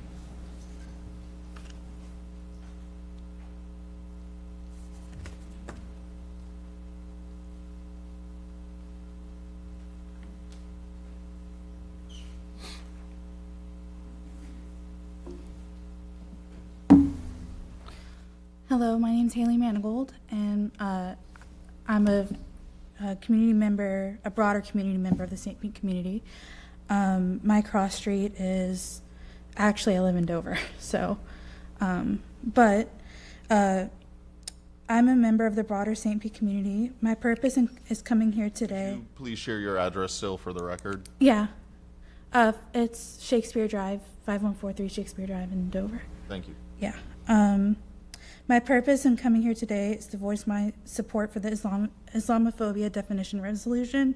When I think of the Muslim community, what comes to mind are strong and compassionate leaders who truly care about the St. Pete as a whole. The Muslim community strives to unify individuals from every walk of life. They host events that welcome every sect of the community, and bringing all of people together, Muslims foster the belonging in St. Pete's diverse community. By providing a specific definition of Islamophobia, we cultivate a sense of safety for our Muslim neighbors. When every citizen feels safe, our community prospers. As a resident of no faith, I gain little benefit from this bill passing. However, I continue to see the ever-growing importance of establishing this definition. When hate goes undefined, it continues to fester, seeping into our community and breeding division. As a community, we must define this type of hate so we can actively combat it. When the City Council defined anti-Semitism, I stood in solidarity with the Jewish community of St. Pete as well. I am confident that each of you will consider that defining anti-Semitism meant to the Jewish community, and apply the same sentiment to what defining Islamophobia means to the Muslim community. I stand before the Council as not as only a concerned citizen, but an ally for my Muslim neighbors. The passage of this resolution fills me with immense pride for the St. Pete community. Thank you for your most valuable time. I'm sorry, we don't have time for this right now. We have to get to the next speaker. Good afternoon. My name is Alina Hussein. I'm a civil rights attorney and mother of 2 young children who I am raising here in St. Petersburg. My cross street is Ulmerton and Carillon Parkway. I moved to St. Pete about 8 years ago because of the diversity, vibrance, and culture of this beautiful city. I am heartened to see the city of St. Petersburg live up to its reputation and champion a resolution of this nature, given its immense importance. As a civil rights attorney focusing primarily on matters involving religious and racial discrimination, I know firsthand that there has been a dramatic uptick in instances of Islamophobia. We are seeing it in our schools, in our workplaces, and in the public more broadly. Our current definitions of discrimination are not enough to address the unique challenges of the Muslim community. Rights are only meaningful when institutions have the tools to recognize when they're being infringed upon. When bias is clearly defined, it becomes easier to confront and to prevent. A clear, carefully drafted definition of Islamophobia, such as this one, gives our institutions a shared understanding of what anti-Muslim discrimination looks like, so it can be identified and responded to appropriately. We have a robust Muslim population in St. Petersburg, people who are proud to live here and positively contribute to our community. This resolution shows them that they have the same rights as every other resident of our city. It shows my children that they are safe and valued and live in a city that promotes fairness, dignity, and equal protection. Candidly, many in our community are exhausted. They're exhausted seeing, hearing, and living through systemic discrimination. And honestly, council members, I am exhausted of having to coach my children, who are 5 and 7, of how to protect themselves from the inevitable hate they're going to experience because of the color of their skin, their last name, and the house of worship that they choose to frequent. So I am grateful to the council for recognizing us and acting to offer a very necessary glimmer of hope and promise for positive change for all residents of St. Pete. Thank you for voting to pass the resolution. Before we move on to the next two speakers, I just want to remind the audience that applause is not permitted except in connection with awards and presentations. The next two speakers are Marley Marks and Chelsea Monriguez. Please go to an open podium, state your name, address, or cross street for the record, and you will have 3 minutes to address City Council.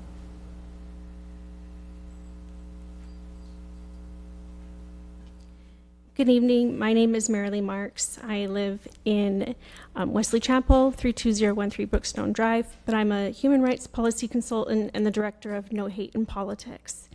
Thank you for choosing to lead at a time when so many voices are encouraging us to look at our neighbors and see other instead of us. Today you have the opportunity to embrace our Muslim community and help shift the rhetoric that shapes the next generation. You have the chance to say, we see you, we support you. My freedom to practice my faith means nothing if yours can be taken away. My constitutional rights do not depend on the erosion of yours. I'm here for the Muslim woman who's followed through a grocery store for no reason other than her hijab. I'm here for the mother driving to pick up her children, harassed by another driver, screaming obscenities with a toddler watching in the back seat. I'm here for my Muslim friends who have traveled with me and endured suspicious glances from hundreds of people in an airport while I walked through security without pause. They were stopped, questioned, and searched, and I received smiles. But I'm especially here for a 12-year-old boy in my classroom when I was a teacher. During Ramadan, his friends encircled him, all the way around him, calling him a terrorist because he was fasting at lunch that day. He begged me not to interfere. Imagine that, a child who simply wanted to practice his faith in school. As a human rights professional and as a Christian, I'm encouraged by this body of leaders. In a world that often feels hopeless, your willingness to act gives me hope. Scriptures in Ephesians and Galatians remind us that not to slander our neighbors, but instead to follow the greatest commandment of all, to love our neighbor as ourselves. Passing this resolution is not symbolic. It's a commitment to building systems, policies, and norms that protect every resident. It's a promise that we will not allow propaganda to define who belongs here. Please vote yes on this resolution. Our Muslim community is one of the most welcoming, generous, and compassionate groups of people. Their contributions enrich this city, its culture, its businesses, its classrooms, and its hospitals. History remembers the moments when leaders chose courage over comfort. Let this be one of those moments. Today, you have the chance to be a shield against hate and to affirm that this city is built on belonging. Thank you so much. Next two speakers are Ahmad Al-Khani and Jared Dahan. Please go. Oh, I'm sorry. Got ahead of myself. No worries at all. Good afternoon, council members. My name is Chelsea Mandrigas, and I actually stand before you as a recent revert to Islam. It means that I have converted to Islam. I also stand before you having grown up in this community as well. I grew up off of Neptune and Dolphin, also off of 4th, if you know the Pineapple House. Before it was the Pineapple House, we used to live there. But I just want to say that I am really proud to give back to this community, whether it's through social work, sustainability, or even through measures that serve our interfaith community. I had actually also worked with Gulf Coast Jewish Family and Community Services and did national speaking tours with them as well. I stand here saying that Islamophobia deeply wounds the spirit of our community. I think about our youth first and foremost. I think about the Muslim girl who is the target of slurs simply because she chooses to wear her relationship to God, her veil, her hijab. I think about the young boy who starts to shrink parts of his identity to feel safe, his attire, his culture, his name. Islamophobia impacts the heart, the mind, and the soul of our children. It teaches us, or teaches them, and all of us really, that they are the other, and that is not safe in this community. That is not a reflection of this city. And yet Muslims continue to serve this city with love. We are your doctors, we are your teachers, we are your lawyers. We show up. We stand firm, we invest, we build our communities, we build the greater community, and we stand alongside our interfaith community strong. Recognizing Islamophobia as an act of violence sends a powerful message that every child is seen, they are mattered, they care, and they are deeply a part of this community. I urge you to affirm that today. Thank you. Okay. The next two speakers are Ahmad Al-Khani and Gerard Dahan. Please go to an open podium, state your name and address or cross street for the record. You'll have 3 minutes to address City Council. Hello, City Council. Thank you for having me. My name is Ahmad Al-Khani. I'm a St. Pete resident on Lake Avenue and 4th. And I'm here on behalf of not only the Islamic Society of Pinellas County, but on behalf of the Muslim community in St. Pete as a whole. I want to just sincerely thank you all for even putting this resolution up. Honestly, we need it. That's kind of why we're here. Muslims in St. Petersburg, we're active in our community, from food pantries at our mosques to hurricane relief efforts to not just Muslims, but all of our community members, to our zakat, which is our charity that we give back to the city of St. Pete. That's obligatory on every Muslim citizen. Muslims and non-Muslims alike benefit from these programs that we offer as Muslims. During Ramadan, we offer multi-faith iftar dinners with our neighbors, with our Jewish neighbors, with our atheist neighbors, with our humanist neighbors, with our Christian neighbors, to strengthen our community. The Muslim community here is vast, it's diverse, and earlier you passed the beautiful Black History Month bill for the city of St. Pete. Know that 20% of Muslims in America are African American. So this affects a lot of us, affects many cultures, many backgrounds, many stories.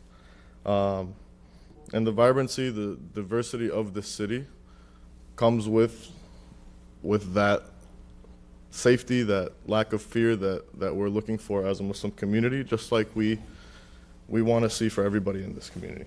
Racism and politically charged hate, they're extremely on the rise right now. They're directed at Muslims at alarming levels.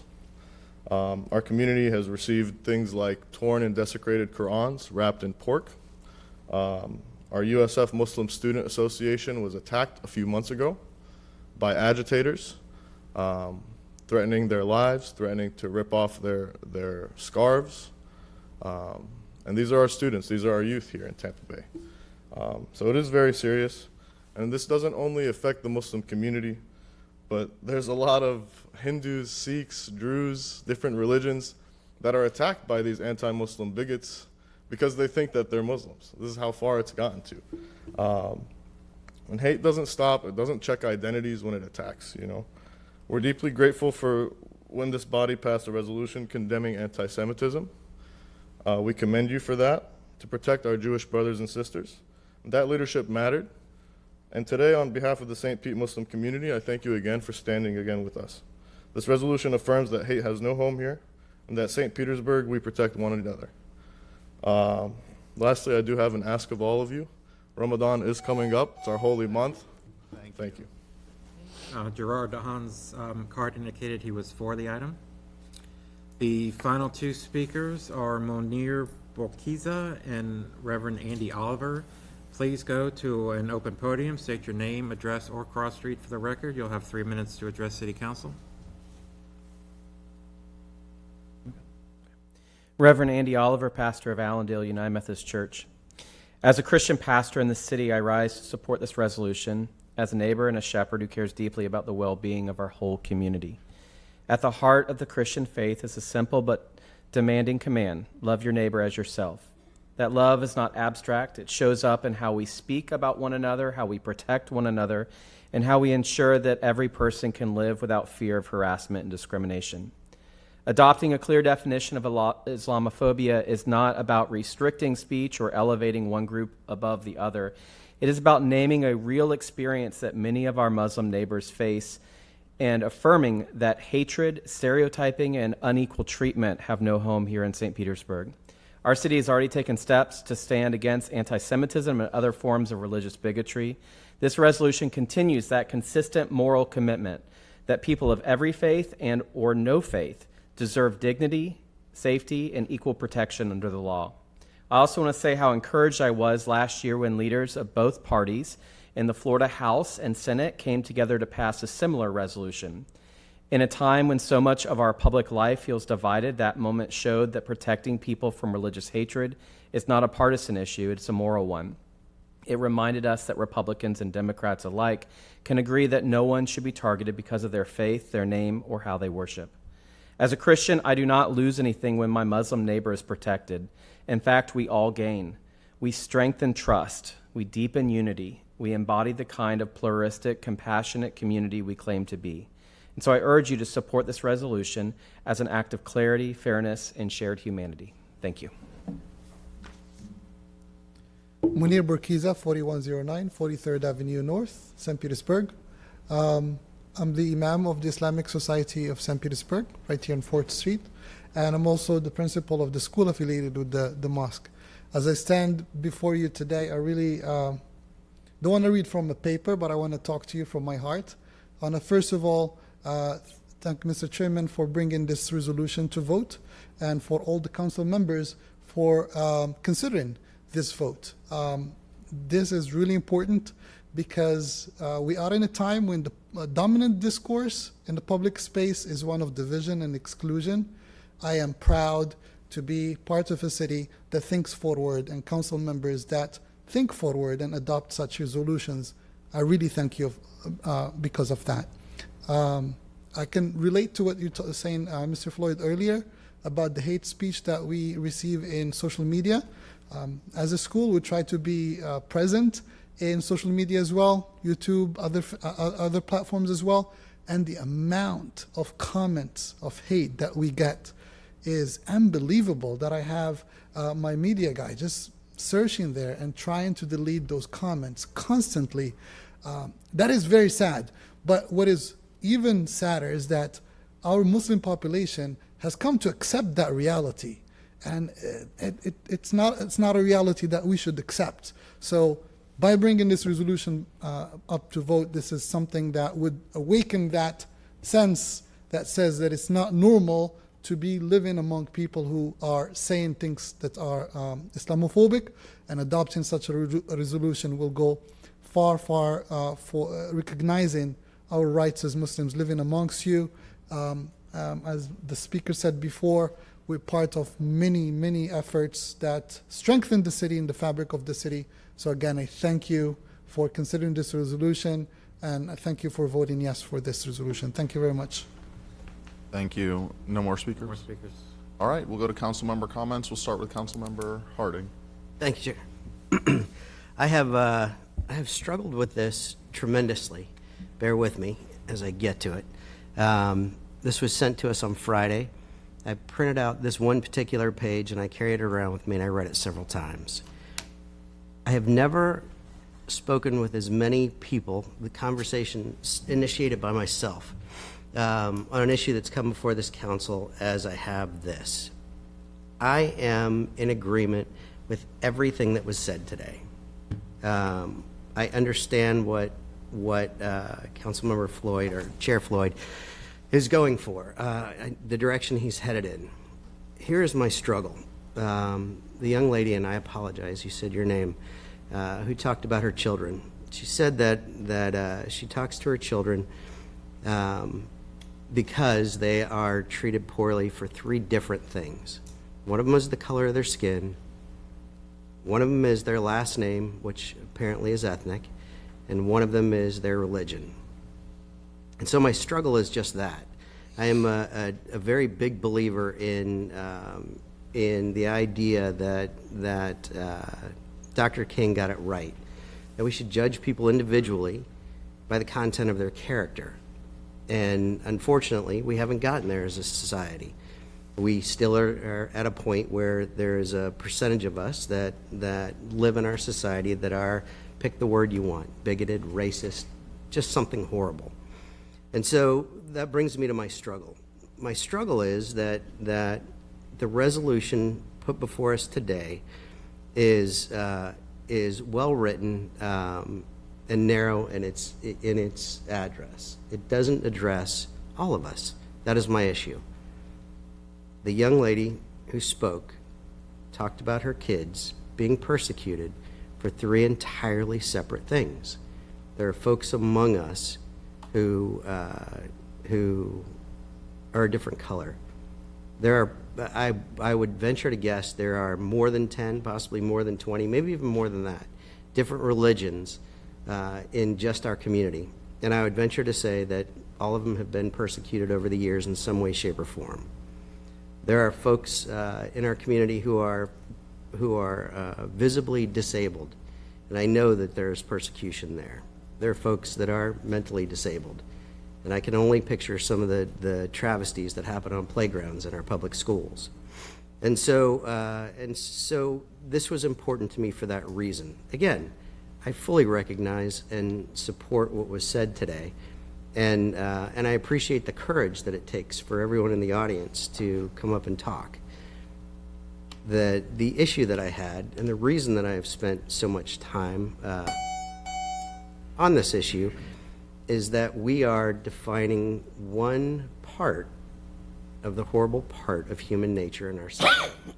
And so my struggle, and I realize as you read through the resolution that the chair has recognized another part of our society that apparently city councils before me chose to recognize. But I struggle with the fact that somewhere in here, it should just say we should be nice to each other. That's it. And so in the end, the overwhelming advice that I was given was that I should support this. And I'm willing to do that, but I want it known that I'm not happy with the narrowness of recognizing one part of our population that suffers from the bad parts of our society.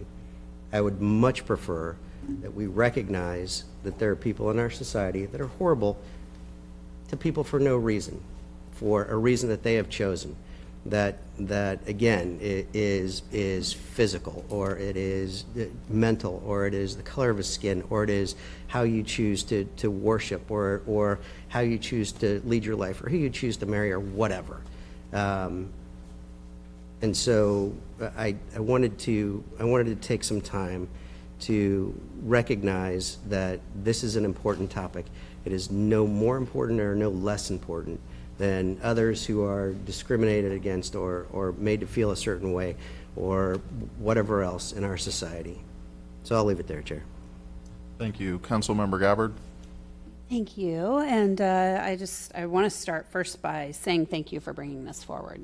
I'm sorry that this was your experience, but I believe sometimes those of us who are in a position of power are given an opportunity to see the ugliest parts of our humanity, because it reminds us of the side of history that we have to stand on. And it reminds us that it is our job to stand up for those who cannot stand up for themselves. So while I'm sorry that was your experience, it is the experience of many people every single day. And I'm very grateful that you brought this forward to us today for us to have a discussion on, and for our community to see us stand in solidarity. It is my hope that this passes today. We did this, something very similar for anti-Semitism, and I think that it's important that we show that same strength and unity for our Muslim community as well.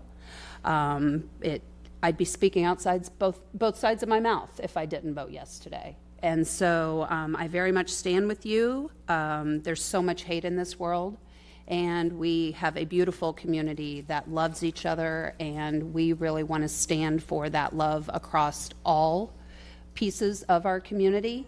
I've been very enriched in my life to have many friends and mentors that are in the Muslim community, and to see their culture and the love and the peace that they share has enriched my life. And so I stand with you on this. I think the only regret is that you had to be our chair today, so you wouldn't actually be able to move your own resolution. So with that, then, Sir Vice Chair, I will move approval. Second. Thank you. Councilmember Driscoll. Thank you, and thank you for bringing this forward. Did you write it yourself? No, I had help from members who are here today, and then a significant help from legal as well, yes. It was very well done, very well done. And yes, I was thinking today about when we passed our resolution. That was something I worked on and brought forward to recognize the official IRA definition of anti-Semitism. And yeah, sure, of course, everybody should be nice to everybody, but that's not how the world is working. And it doesn't change if people don't stand up. And that's what we need to do today. I really do. This really touched me. So thank you for bringing it up. And for those who spoke, thank you for your courage to share stories and explain why this is important, because it just really strengthened my resolve to not only support this, but to live it as well, and to make sure that we do adopt those, the right language into our policies. I do hope the administration will not just accept this, but incorporate it as requested in the resolution, so that it officially reflects what St. Pete stands for. So thanks to all who worked on this, and I'll be happy to support it. Thank you, Chair. Thank you. Councilmember Fig Sanders. Thank you so much, and thank you for bringing this forward. When I saw it, there was no doubt that I was going to support it. But here comes the black woman that's sitting up here when we talk about the color of our skin and dealing with discrimination and dealing with things that are just undescribable to a group of people. It would be remiss on my part to say we need that same protection, we need those same anti-discrimination laws, and not understand the importance of your words, the value of your request, and what it is that we are asking for in this resolution. When we talk about our children, that's why we're here. Those of us that actually have the authority to make decisions such as this, to protect our own. I personally, as a black woman, understand that we are definitely characterized, we are profiled, we don't have to say what our religion is, we don't have to say where we live, just the fact that we walk out the front door. We are definitely subject to discrimination for the color of our skin, if nothing else. And I agree with Councilmember Harding, and we should be judged by the content of our character. But just in case you look around, that ain't happening. That is not something that we are looking to experience anytime soon. So we have to stand up for ourselves. We have to ask for things. And although it may seem segmented, when one community is blessed, it blesses the other one. When one is blessed and protected, it blesses the other one. So I'm asking with this resolution that, you know, like I said, I had no doubt that I was going to support it. But as we're asking for policies for a certain segment of our community, and I look out and I see no Muslims of color sitting in this audience with you. And I wonder what was the issue with that? None of color. As we move forward with this, the same grace that I'm praying this resolution gives you, that you show that same grace to those that also are experiencing the same type of hatred, the same type of discrimination, because that's the only way we're going to make it a better world. We can't do it bit by bit. You know, we have to pay it forward. So, you know, with that, I know it's already been motioned and I know it's already been seconded, but thank you for standing up. Thank you, because now you realize unless you say something to someone that can actually do something, it doesn't go anywhere. And so I do applaud you, but I am going to say, yes, I knew I was going to support it from day one, but I'm asking you to support everybody else that are sharing the same type of discriminatory actions that you are having. With that, thank you, Chair. Thank you. Councilmember Givens. Thank you, Chair, and I want to thank each and every one of you for showing up today. At a time when national politics and political rhetoric seeks to silence you, I thank you for speaking up today. I also thank you, Pastor Andy, and the other interfaith members who stand in allegiance with you. As a Christian, I see you, I hear you, and I stand with you. I think about the spirit of this resolution, and even though I wasn't here to vote for the anti-Semitism resolution, I'm proud and I'm honored to be here today to support this, because it's not about a political statement, but it's about a declaration of acceptance and also identity. And I want you all to know that St. Petersburg sees you and we care about you. And we will do all that we can to make sure that we highlight and identify those biases that exist in our community. Because although many of us would love to live in a perfect world, that's not the reality. And the reality is that we have to confront and dismantle hatred when we see it. So I'm grateful. Councilmember Gabbard, I think you said that we have to stand up for those who can't stand up for themselves. And so I'm just happy to do what the Bible commands us to do, which is to love thy neighbor. So thank you, Chair. Great. Thank you, Councilmember Gertis. Thank you, Vice Chair. First of all, thank you for bringing the item, and then thank you for everybody that spoke. I'm always a little hesitant to push my button on items like this, because I'm not going to sit up here and act like I have experienced this. But what I have experienced, which I also hesitate to always bring up because I don't like talking about me, but I was a religion major in college. And I went to school knowing that that was going to have a pretty big role in my life, and I was a Catholic studies emphasis.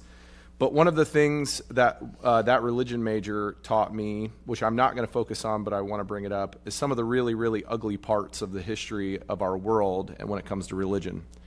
But the other side of that, the other lens that I try to look through on a daily basis, is the most beautiful parts of our world created by multiple houses of worship, religions across the world, having read multiple different versions of the Bible, the Quran, the Torah. Some of the most beautiful reading I have ever done in my entire life. And it gave me a viewpoint that makes me cherish my religion very much, but also have an immense amount of respect for the religions across the world. And if nothing else, I hope that my kids really understand that they will have the opportunity. We're raising them Catholic, but they're going to be adults one day, and they're going to have the opportunity to pick. And however that goes, they need to know that that is their decision, and whatever guides them is okay. And if I did that, I did it okay. And so that's why something like this is such an easy decision, because I had the opportunity to spend 4 years really consuming this, and I also won't pretend that I remember a bunch of it either, but I remember some really, really good parts of it, and I'm just it hurts my heart that we have to do things like this, but I also consider myself very, very blessed to have experienced not only the people of the Muslim culture and Islam, and have spent time studying its background and its history and frankly some of its current, I won't say current state because I was in college 20 years ago. And so, but I consider myself very blessed to have done that. And so very, very happy to support this item, very sad that we have to do it, but very, very happy to stand up here with my colleagues and do so. So again, always a little hesitant to speak, but I'm very thankful for the opportunity. Thank you, Chair. Thank you. I'll be brief. I just want to thank my colleagues for their thoughtful contribution to the conversation today, and thank everyone that came out today for putting yourself out there. It's not a fun thing to do. I'll just say I'm also grateful to my colleagues for letting me take time out of our schedule to do something that's not required of us, legally speaking, but I feel is morally speaking. And I hope that, it sounds like we've all agreed to an extent at the sentiment behind it. And I know that's not always the case when we bring things forward that are of this nature. So I appreciate you all, and I am grateful for your contributions. With that, seeing no more requests to speak, will the clerk please open the machine for voting? Council members, enter your votes. Seeing that all present council members have voted, will the clerk please tally and announce the votes? Mr. Vice Chair, the motion to approve agenda item G3A passes unanimously with Councilmember Hanowitz being absent. Thank you. Thank you, everyone. We're going to move on. Do we have time to move back to G2 now? Okay, I'll pass it back to you. Actually, Councilmember Gerdes, if you want to. Thank you very much, Chair. Just quickly, so the backup for the next YFS meeting is technically due tomorrow. But I didn't know if you were actually going to have backup or if this was a true discussion of just having stakeholders there. If so, I'm happy to put it on the agenda for the 19th. Otherwise, I would respectfully request that we keep it at PSNI. But I will do whatever you'd like to. Can I respond? Yeah, absolutely. Go ahead. Sorry. Okay, so thank you so much for that. Based on who we had in the room today, I'm going to accept that invitation because I'm hoping that there shouldn't be a lot of backup for that. And the people that were there today already should have that information. So I will accept the change to respectfully request a referral to the Youth and Family Services Committee for the discussion of the Jordan Park Apartments, specifically to address the reports of the increased violence and other resident concerns. Second. All right. Seeing no further requests to speak, actually, before we vote, I'll say one thing real quick. I like your optimism in the way that you move, trying to get things done. Yes. That's what I want to say, because that's some bold leadership right there. All right. And thank you for bringing up the item, too. I don't get the calls, but I care deeply about Jordan Park as well, and so I'm really eager to have this conversation. Thank you. Yes, seeing no further requests to speak, Clerk, will you please open the machine for voting?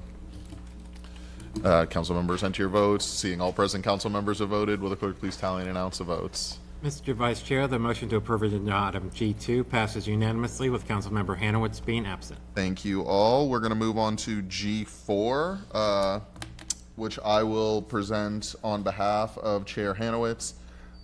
So it's an item respectfully requesting a referral to the Committee of the Whole to discuss Community Benefits Advisory Council standing member applications and determine City Council's appointments at the March 12th, 2026 Cal meeting. Move approval. Second. All right, seeing no requests to speak, will the clerk please open the machine for voting? Council members, please enter your votes. Seeing all present council members have voted, will the clerk please tally and announce the votes? Mr. Vice Chair, the motion to approve agenda item G4 passes unanimously with Councilmember Hanowitz being absent. Thank you. We will move on to council committee reports, and we'll start with item H1. Councilmember Gerdes. I defer to Councilmember Gabbard quickly. Oh, yes, I see that. I'm sorry. No, that's okay. So So this particular item that's before us today, even though this is a budgetary fiscal policy item, it is intricately tied to a particular development. The development has business relationships with the company that I work for. Therefore, I will be recusing myself from this item. However, I do want to come back and vote on H2. So I'll leave, but please let me come back for H2. All right. We'll Thank you. Pause and then yell real loud whenever Well, I'll it's just time. stand here. Okay. Thank you. All right. Okay. Yeah. Go ahead. I am respectfully requesting City Council approval of a resolution supporting an increase in amount of funding available for interfund loans from Economic Stability Fund to the Affordable Housing Fund for investment in affordable housing projects in City of St. Petersburg from a combined total amount not to exceed $5 million to a combined total amount not to exceed $10 million, and I'd move approval. Second. Councilmember Harding. Thank you, Chair. I intend to be in agreement with you. I do at some point want to see us talk about the fund itself. I still have an issue with we didn't use it what it's for what it's for, but we are loaning money out of it for what it's not for. I don't have an issue at all with what we're using the money for. I have an issue with the fund itself. And I look forward to talking about that in the future. So I appreciate that. Thank you, Chair. Councilmember Gertis. Thank you, Vice Chair. Councilmember Harding, I agree it's a worthwhile conversation. You were in the BF&T meeting this morning where we looked at fund balance, and we continue to hold fund balance, I think, as a safety net above and beyond the required amount for GASB law and GASB accounting. And so I welcome that conversation. Certainly appreciate your support on the item, not because it affects a project in my district, but I think in a time where we are talking about creating housing, again, and I shared this in committee, creating housing, ownership of housing, and the #1 wealth building tool that we have at our disposal. This is an important item, and I think if it were any one of our districts, we'd be running at it. So I think it's a worthwhile conversation for sure, especially when we continue to look at fund balance as a whole. So thank you, Vice Chair. All right. Seeing no further requests to speak, will the clerk please open the machine for voting? Council members, please enter your votes. Seeing all present council members have voted, will the clerk please tally and announce the vote? Mr. Vice Chair, the motion to approve agenda item H1A passes unanimously with Councilmember Gabbard recusing herself and Councilmember Hanowitz being absent. All right, we're going to move on to H2 now. H2, we'll go back to Councilmember Gertie. Yes, thank you. I am respectfully requesting City Council approval on the scope of services for a management evaluation of the Billing and Collections Department and authorizing the administration to issue the RFP. And just quickly, I want to thank the BF&T committee, along with all those that joined us for this, because this scope ended up being a little different than some of the ones we had done over the last 4 years, and just really appreciate the input from all of my colleagues.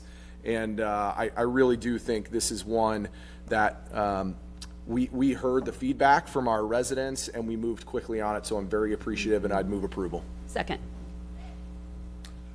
All right, I just want to say thank you very much to BF&T and all the work that led up to this. I enjoyed giving feedback during my one-on-one about it, and it's very important to me as well, so I'm grateful to see this as well, so I echo everything that you just said. Go ahead. I'm sorry, Chair. I really hate doing that, so That's fine.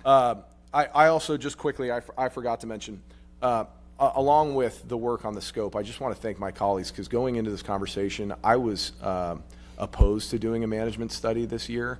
I really thought there were some internal things that we needed to kind of work out before doing this, and having seen the scope and working together, I'm so happy that BF&T committee members pushed to do this. So I just wanted to say thank you to the committee for getting this done. This is you for sure. So thank you very much, Chair. Thank you. That's great to hear. Seeing no other requests to speak, will the clerk please open the machine for voting? Council members, please enter your votes. Seeing all present council members have voted, will the clerk please tally and announce the vote? Mr. Vice Chair, the motion to approve agenda item H2A passes unanimously with Councilmember Hanowitz being absent. Great. We'll move on to open forum. There are no speakers for open forum, so we'll move into announcements. Councilmember Gertis. Thank you, Vice Chair. Well, if you haven't heard already, it's Councilmember Fig Sanders' birthday. I'm surprised she didn't wear a T-shirt saying. But nonetheless, we will sing Councilmember Fig Sanders' happy birthday. Happy birthday to you. Happy birthday to you. Happy birthday, Councilmember Fig Sanders. Happy birthday to who? Oh, you. Happy birthday, Councilmember. Thank you. Thank you, Vice Chair. I love it. All right, Councilmember Givens. I just want to put a plug in, Councilmember Gertis. I received a message on Facebook from a constituent who told me that the highlight of her week is when she listens into our meetings and hears us saying happy birthday. So let's keep doing what we're doing because we're doing something right. Just wanted to put a plug in my district this weekend. We will have the Collard Green Festival, our annual Collard Green Festival. For those of you who have a hunger and an appetite for collard greens, I promise you will leave with your bellies full and your souls happy and satisfied. So please come on out to the Deuces, 22nd Street and 9th Avenue, and let's celebrate Collard Green Fest. Also, we'll have Localtopia downtown this weekend, as well as the Raise Fan Fest. So there's a lot happening this weekend. Thank you, Chair.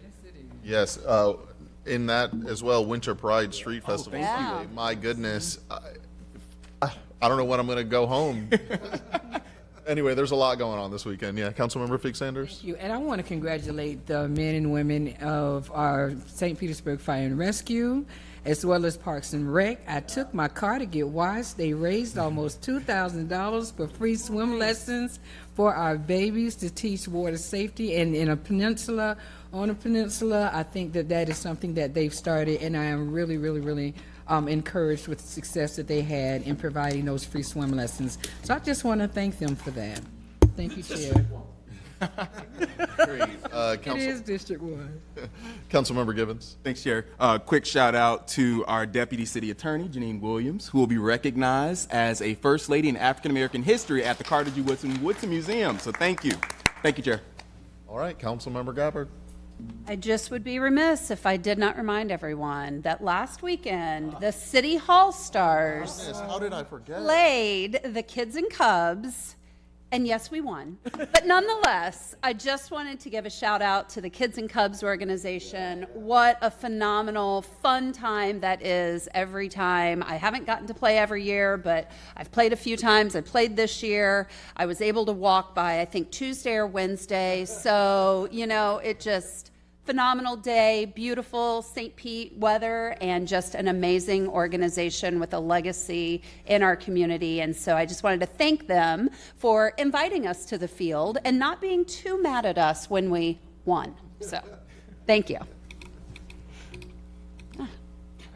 Go ahead, Councilmember. Thank you. I'm glad you did that. I'm glad you did that. I also want to wish Councilmember Lissette a speedy recovery. Yes. And because she's not here today, and so we're thinking about you, Chair. And then also I want to thank and congratulate Vice Chair. You actually did a great job today, sir. I did not know until this morning. You did, and you did a fantastic job. So thank you so much for that. So we're a team. We support each other.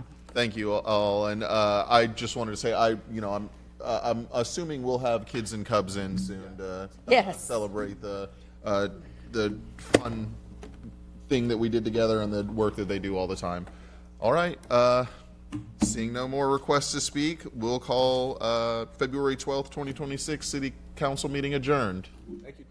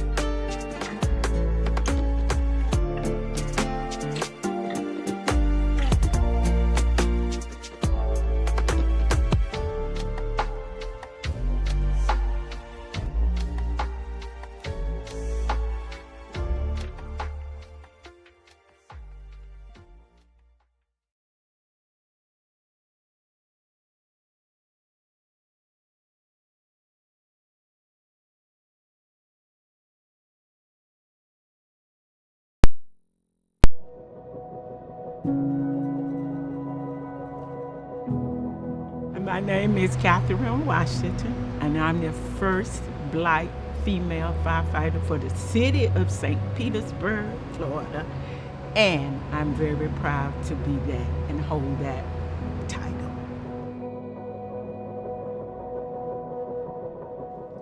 A trailblazer is a person, and they go out and they do something that is mostly done by one gender, and they pierce that and they make something out of it that redistributed what people think of each other.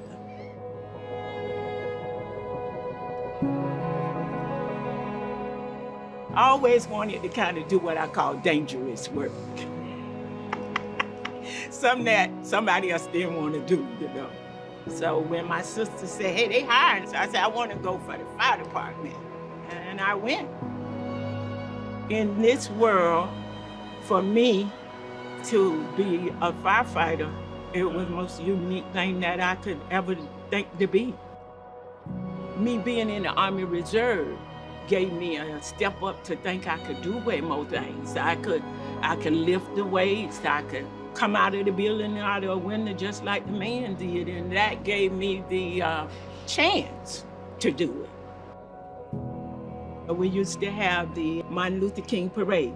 One time, I didn't want to be in the parade, I wanted to see the parade. Well, I had these 3 African-American older females that I knew knock on my door and say to me, you do not miss another parade as long as you're on this department, because we have young girls out here who need to see you and know that they can aspire to be what you are.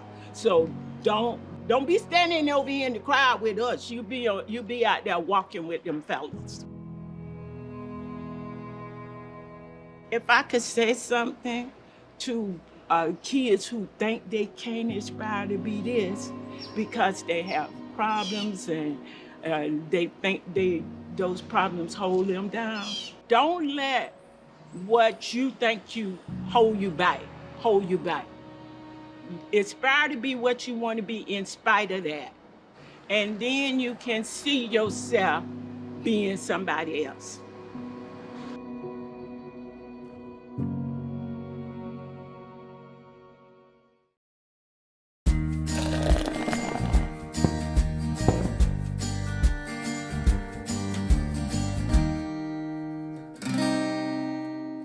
A lot of these baseball fans that go to the Rays games, and we see these, unbelievable great players come through St. Petersburg and play, but it's not the first time. And a lot of people don't realize that all these legends that they hear about, these Hall of Famers, would just walk the streets of downtown St. Petersburg. Absolutely. I think the first baseball team came here for spring training in about 1914. 1914 was a huge year. It was a huge year for us. When you think about it. So it was the St. Louis Browns, and they played here for a couple of years, but they presaged those Roaring 20s, and part of the Roaring 20s was the coming of the New York Yankees. And they had all the big names. They had Babe Ruth, they had Lou Gehrig. They played here and they partied here at the Gangplank, probably. I'm sure. Babe Ruth and Lou Gehrig stayed at the Florenton Hotel, which is still downtown. And the Yankees played here until I think it was 1961.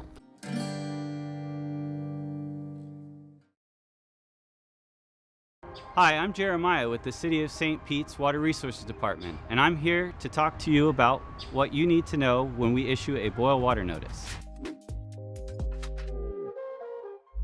There's a few reasons the city may issue a precautionary boil water notice: due to a line break caused by pipe failure, or the roots of falling trees damaging our potable water pipes.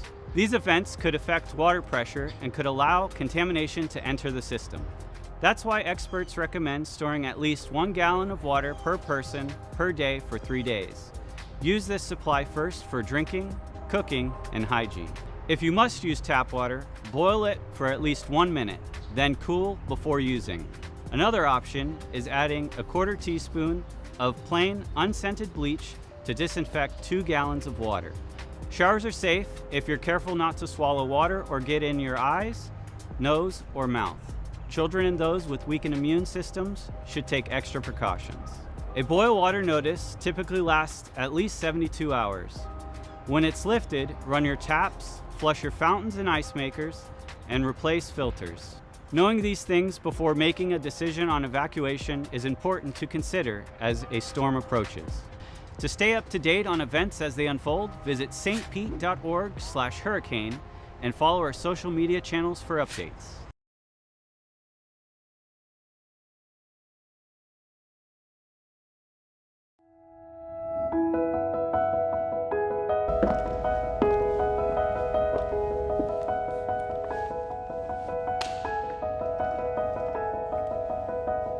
I'm the youngest of 7 girls, and so I had lots of female role models. One in particular is most definitely my mother. My mother has always been my strongest influence. I distinctly remember growing up in South America, there were not very many opportunities for women in leadership, and my mom really made her own place. One of my grandmothers had ovarian cancer, and my other grandmother had 4 cancers. In the late 60s, went in for a lumpectomy. They did a double radical mastectomy. She woke up being taken down to her breastplate. For her, that was incredibly humbling because her whole identity was being in the community, and she felt embarrassed, and to some extent that her womanhood was gone. And so watching her overcome that and thrive was really, that was inspiring as well. Growing up, I really admired one of my high school teachers in particular.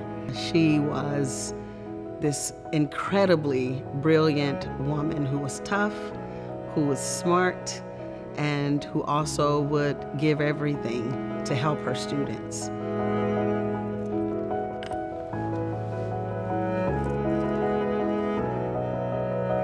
I think it's critical to have a mentor. I found mentors that taught me self-acceptance, self-love.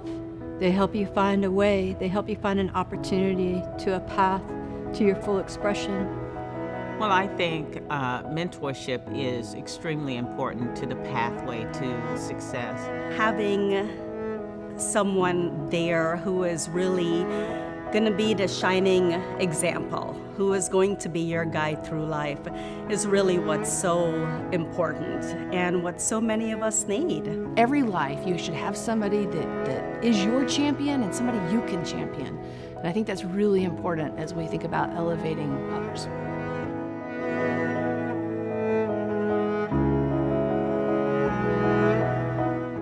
Oh, St. Petersburg Leadership for Women is outstanding. I think we are positioned perfectly. I feel so very fortunate to live and work in a city like St. Pete that's inclusive, that's progressive. I believe that we are a future that will be kind and generous.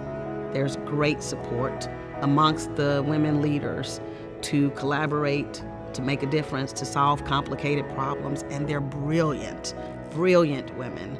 This community has not just great women leaders, but a platform where they're elevated and able to do things that are meaningful and that really impact our community. And that's part of the reason it's such a phenomenal community.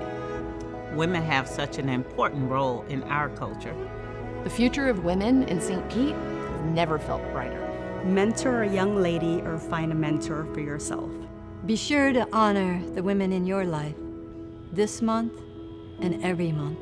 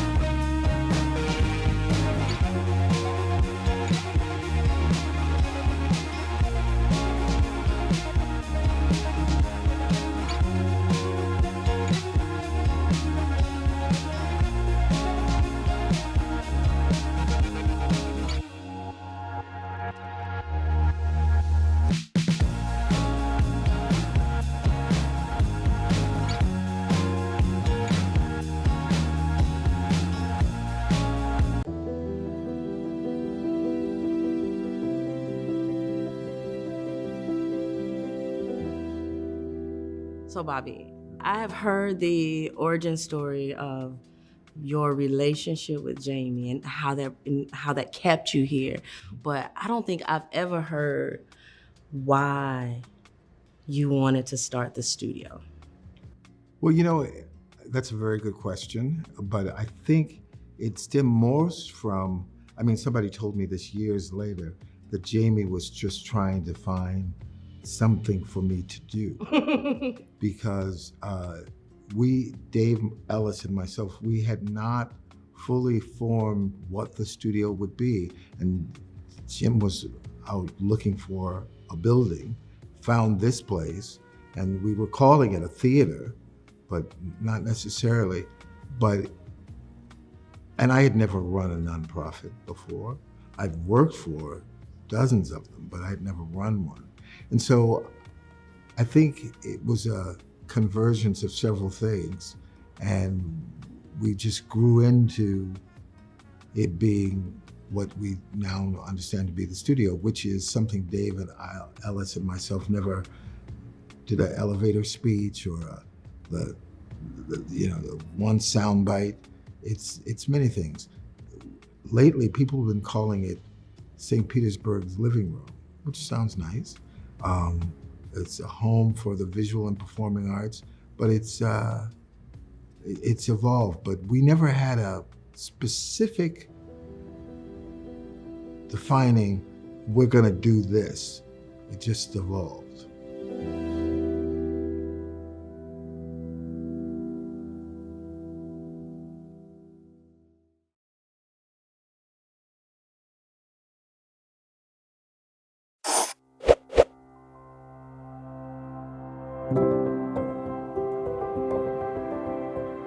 We're here for the ribbon cutting for the reopening of our Florida Holocaust Museum. It's been a long-awaited upgrade, and the exhibits really speak to the atrocities that happened during World War II and that actually are happening now after October 7. It's great to have that shining light of truth right here in St. Pete. I really was touched by the Thor exhibit, which was a Danish boat that was used to move folks into safety, and the whole story behind that. That is something that really sticks in my mind about in the midst of a war when millions of folks were losing their lives, individuals made a choice to do what they could do.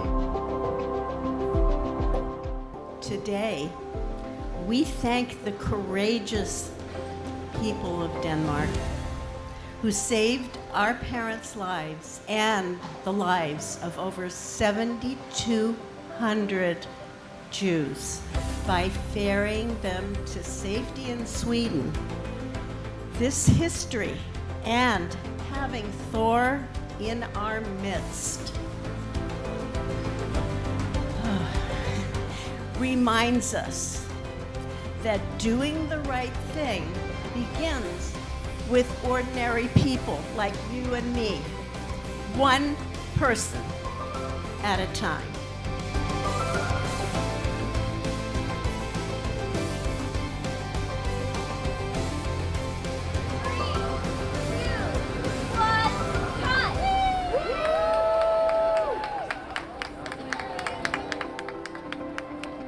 What we really hope this experience lends for all the people who come visit us is to learn the lessons of the Holocaust and to realize that forms of bigotry and hatred are very terrible for all of us in our society, no matter who they're directed toward. When I was a fifth grader, I came to this museum as we were reading Anne Frank, and I think about that experience and how important it was to understand that my life was relatively sheltered, but you get to see outside of it. You experience the history of not only the good things, but the bad. And it really forms who you're gonna be early, what kind of person you wanna be. Places like the Florida Holocaust Museum, I think, help form the person I am today. I hope it does it for generations on. That's what history does.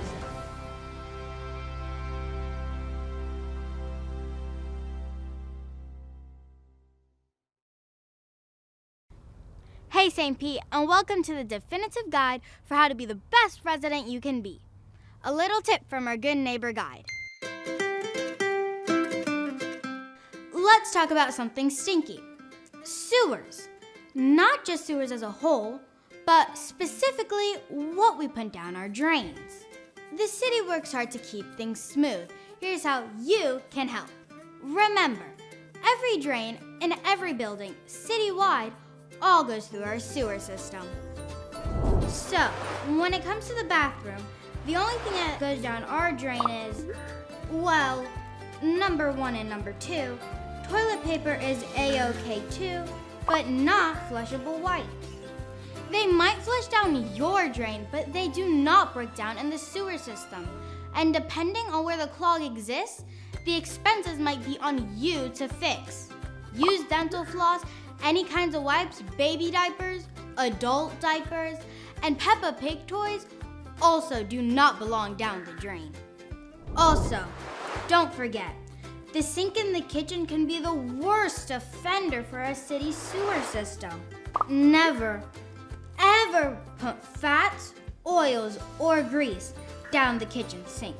This includes butter, frying oils, and other cooking fats. Once these items go into the sewer system, they congeal and contribute to sewer blockage. Guys, there's a word for this. It's called fatbergs. You know, like icebergs, except these won't sink the Titanic.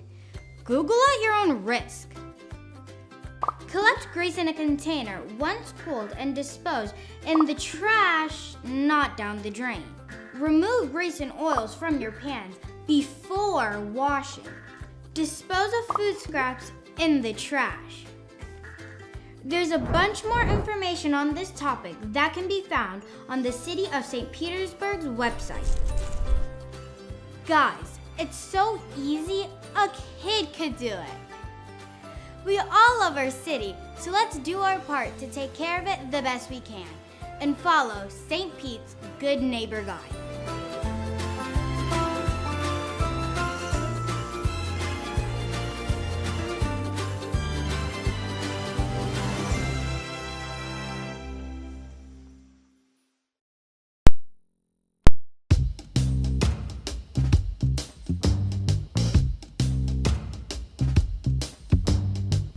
I'm Leo Anderson, co-owner of Taste of the Island Marketplace and Restaurant, 2231 34th Street South.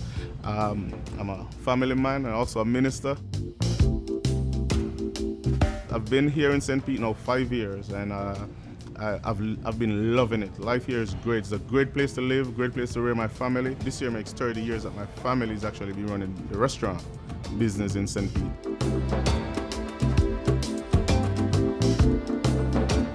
Started into it with my uncle, who's my partner in the business, who had the restaurant already, so I kind of bought into the restaurant. The idea of the grocery store was always there. It's just that we fast-tracked it because this was empty and it was right beside. So, came in and started doing, the reconnaissance and what it would take to get the market off the ground.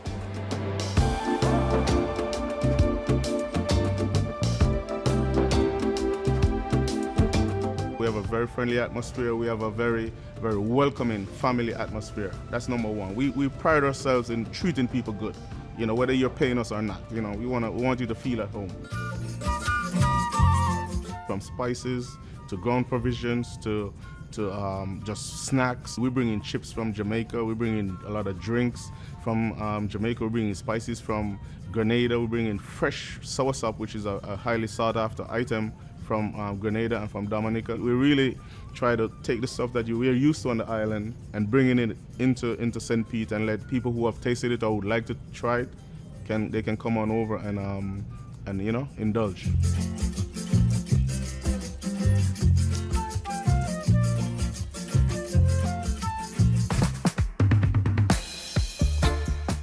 From customer to the generals in charge of running the city and so on, we have felt the presence and we feel welcome.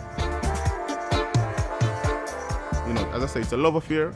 We are here to stay, really, in St. Pete. 30 years already and we're just getting started because as you can see, what the family is trying to do is pass it from one generation to the next. And hopefully, God tarry, I'll be able to pass it to the next generation.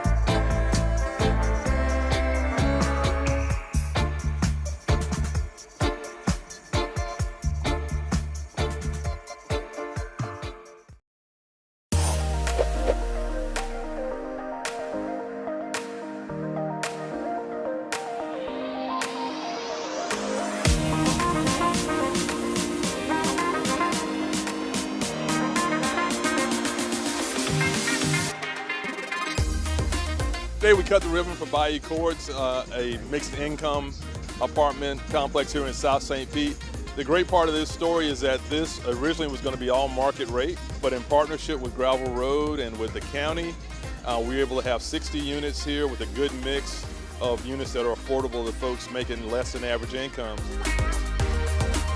One of the cool parts about this project is it was specifically geared towards teachers, city workers, county workers, the people that run our area, the people that are educating our children. This is the place for them, and they made it a place that's welcoming, that's beautiful. It tends to be the case that a lot of the folks that work in those jobs qualify for these projects, and most times they don't know that they actually qualify. But what we're talking about is a subset of affordable that truly serves that missing middle. Already 21 of the units have already been rented out. So this is a great example of how we work together, how we can have affordable housing. What you're seeing is the hard work really coming to fruition now, but also you're still seeing shovels go in the ground. I think that's the most important thing. We started to get the momentum. What you're seeing now is the ball actually rolling. We got to keep pushing, make sure that that momentum continues. We'll persevere and make sure that we have that affordable housing that makes us the inclusive community we are.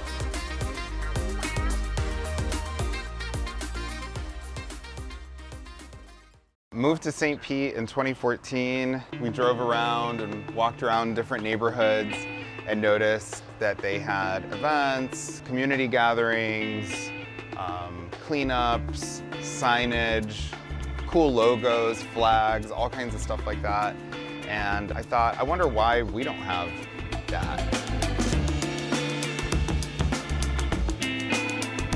For the longest time, one of the things that annoyed us was anytime we met locals from St. Pete, one of the first questions they would ask us is, what neighborhood do you live in, right? And so people would say, well, I live in Kenwood, or I live in North Kenwood, or I live in Old Northeast, or Old Southeast. And we would just say, you know, we're that neighborhood north of North Kenwood. When we were initially looking at this house, on Zillow they had it listed as North Kenwood, which we thought was a bit of a stretch. A little bit of a chin scratcher. Yeah, I think they were trying to kind of just jump on the Kenwood bandwagon. We wanted to have an identity. We wanted to have something that we could be proud of, but also that our neighbors could be proud of together.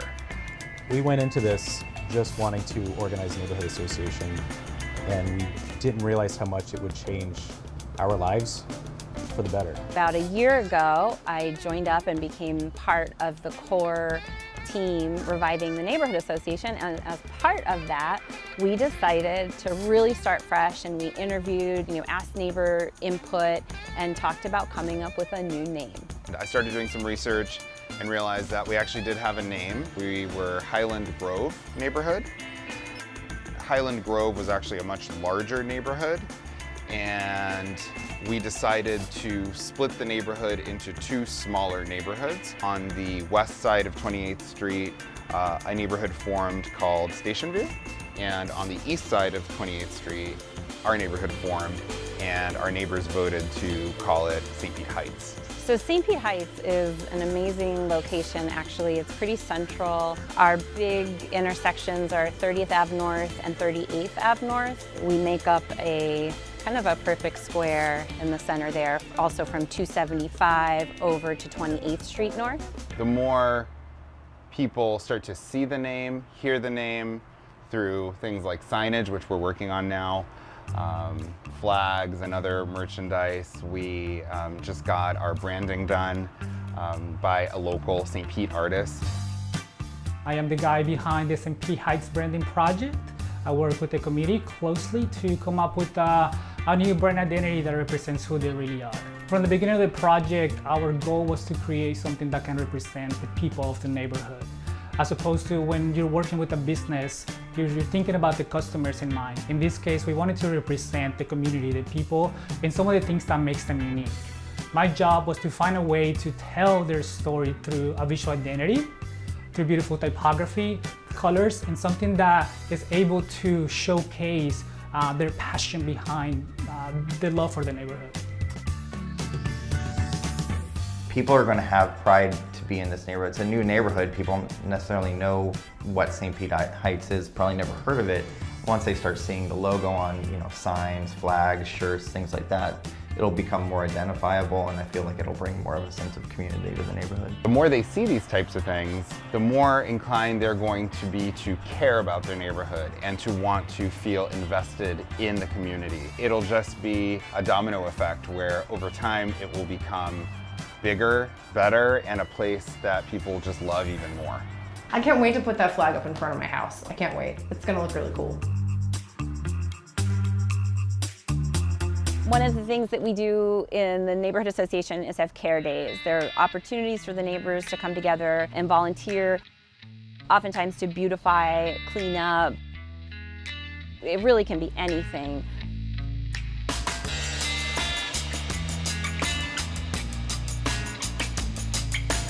But the most recent one we did was a Drains to Bay project, where we put the signs that say Drains to Bay on the storm drains. We did every one in St. Pete Heights. We had a day where we put signs that say drains to the bay on all of our storm drains, so people know that any water that go into the storm drains will wind up in the bay, so they're more careful about that. When we do these care days, we're walking around the streets. Like, how often do you just walk around the streets of your neighborhood doing something like cleaning up? Or people notice that. Neighbors notice that and want to know, like, what are you guys doing? And then we get to talk about the neighborhood association. We even had one guy join in. I would say it's very worth it. We've met so many incredible people in our neighborhood that we didn't even know live just doors down from us. Had it not been for the neighborhood association, had it not been for this initiative that we had, none of that would have been possible. And to me, those human connections are really what it's all about.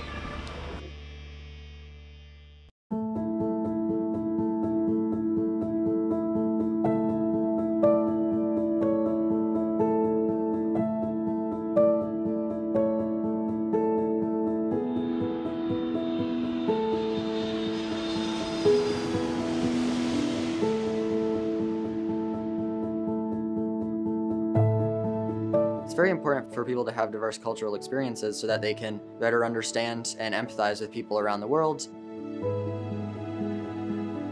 Sometimes you can take away things from those other cultures and add it into your own life, and it's very inspirational.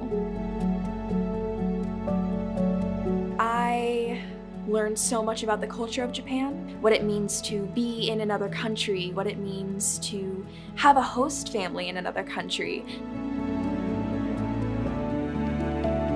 It's truly a very unique and amazing experience. It offers an immersion opportunity that's really once in a lifetime. You can't find it anywhere else. I definitely learned so much more about their culture. I learned how everyday life is lived. You learn to love the people that you're staying with. You learn to love where you're surrounded.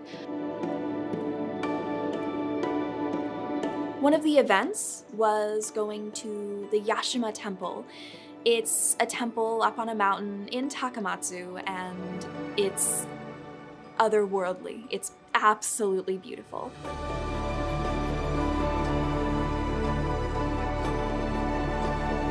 I'd only really seen photos of the temples before, and it's quite a different experience seeing them in person. I just remember it was so beautiful, and the more temples and things like that you visit, the more you appreciate the culture and appreciate the historical significance of Japan. This is maybe a once-in-a-lifetime program. Even though Japan is on the other side of the world, I have another host family out there. I have another family out there. It's really a great opportunity to exercise that interest in culture and learn more about Japanese culture specifically. Not only is it educational, but it's also inspirational. It really inspired me to get out and travel more. And there's so much more for the world to see, different cultures, different foods, different lifestyles. And it's just so important that people realize and seek the world around them.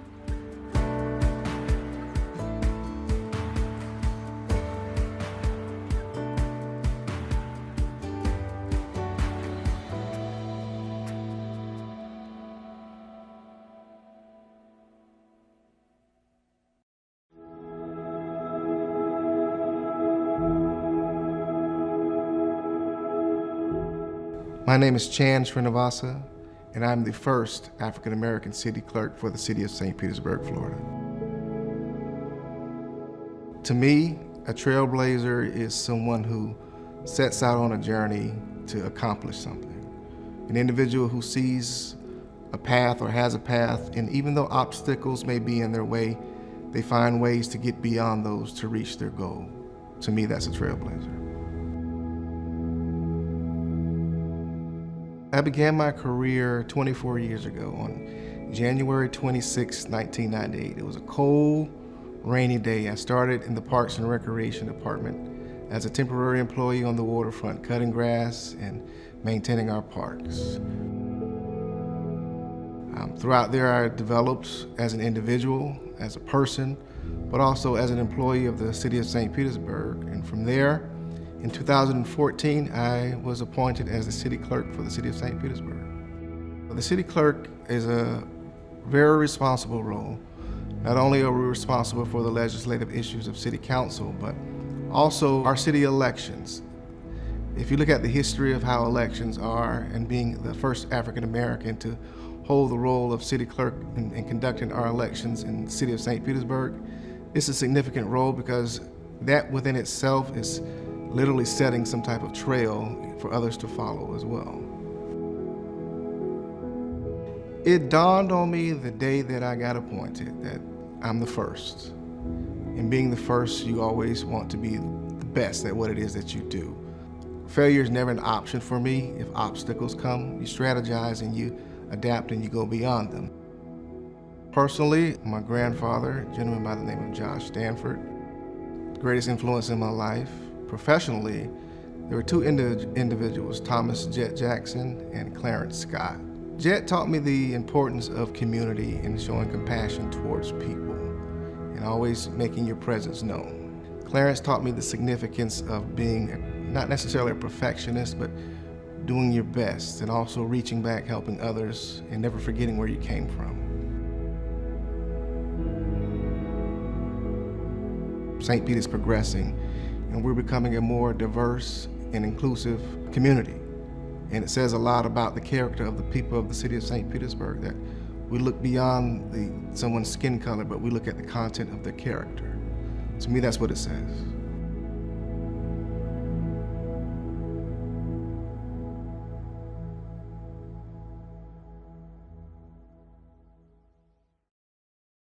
When you look at the top concern for residents in an urban city or even our rural communities, a growing number of Americans list affordable housing at the top of the list. Here in St. Pete, it's no different. I'm standing here at the Shores in South St. Pete with 51 new affordable units made possible by a county-wide collaboration. Understanding the relationship between our quality of life and housing is critical. That's why I'm launching the Housing Opportunities for All plan, an intentional expansion to our existing housing plan that addresses the current state of our city. The plan aims to produce new affordable housing units, preserve existing affordable housing, and protect tenants. Housing Opportunities for All is more than a priority in our administration. It's a foundational part of our mission, a pillar for progress. This year, we've designated more than $40 million to build new affordable housing units and plan to help thousands of residents preserve their current homes over the next several years. We've also implemented powerful protections for renters with our Tenants' Bill of Rights. There is nothing more important to me and our City Council than improving the quality of life for the people of St. Petersburg. And these are just a few examples of the impactful work that's underway right now. I will continue to keep you updated on progress made as we help more families settle into their new homes and stay in their current homes. So working together and listening to each other with our eyes on inclusive progress, we will continue to move the needle on affordable housing. To learn more about the Housing Opportunities for All plan, visit www.stpete.org/affordable housing. We are St. Pete.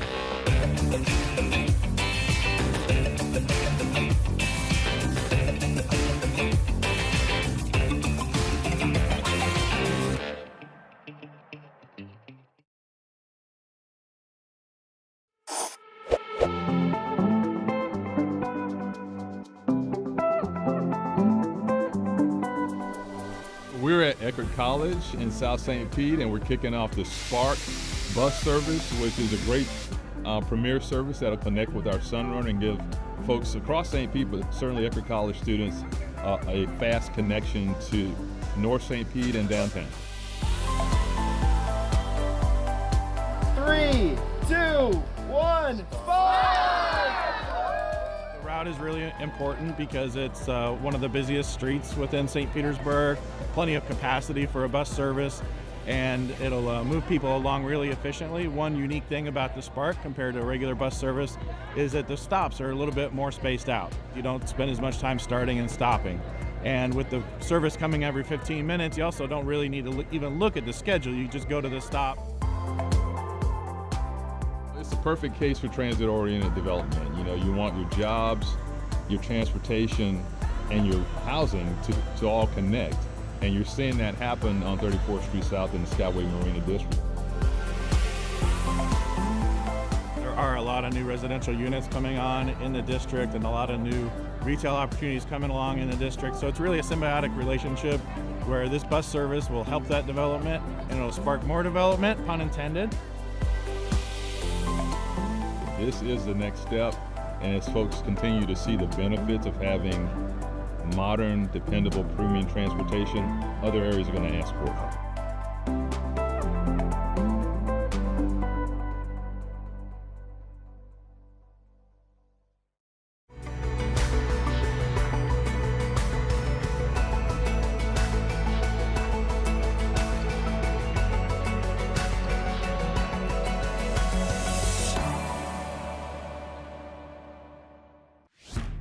My art style is mixing a little bit of traditional painting methods with like a little urban art flair and bright colors. I think it's a way of expressing yourself to the community, and especially through public art like this, putting a little color into the community.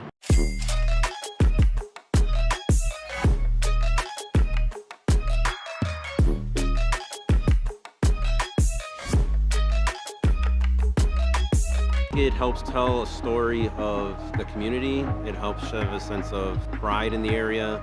A lot of us live in the area, so you're contributing to the growth and belonging of your own backyard.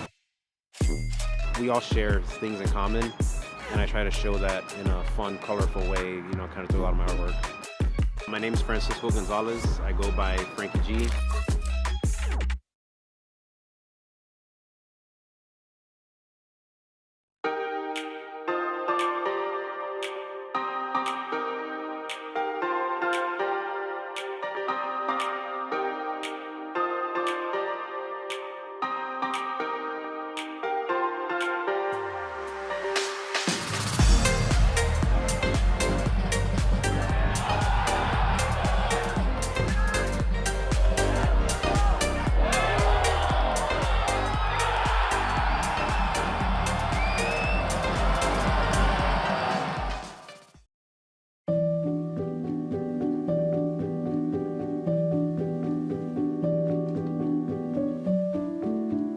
Today we're celebrating the grand opening of our Sunken Gardens History Center, which is housed in the restored original 1940s entrance building to Turner's Sunken Gardens, one of Florida's last remaining roadside attractions.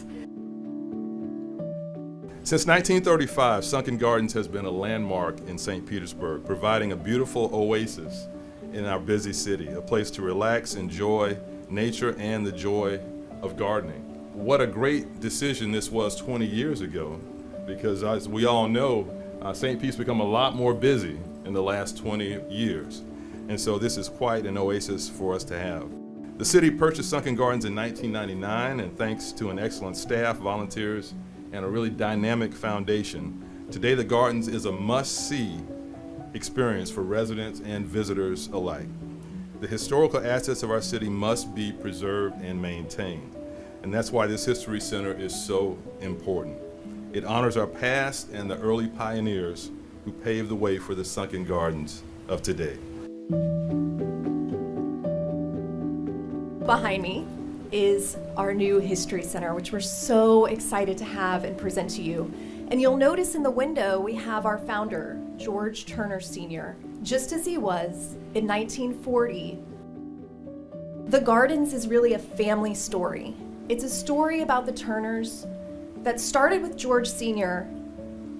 and then continued through 3 generations. Today, all of you are part of Sunken Gardens history. All of you are here for this historic moment as Sunken Gardens continues to make history. This was originally the entrance in 1940. It was about 4 years after they decided to make a go of having an attraction as opposed to selling fruits and vegetables. Over the years, it changed usage. When I was a girl, it was what we call the drink stand. More recently, it's been used as an overnight birdhouse to keep the birds safe. But now it's our new history center. To see my grandfather in the window, it's icing on the cake. It's like he's there overseeing his garden.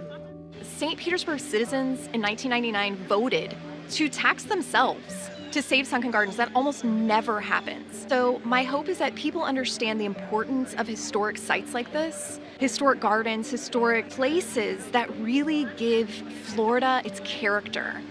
They're the reason that we want to live here. We need to preserve them, and I really hope people fall in love with it all the more and understand the importance of preserving it.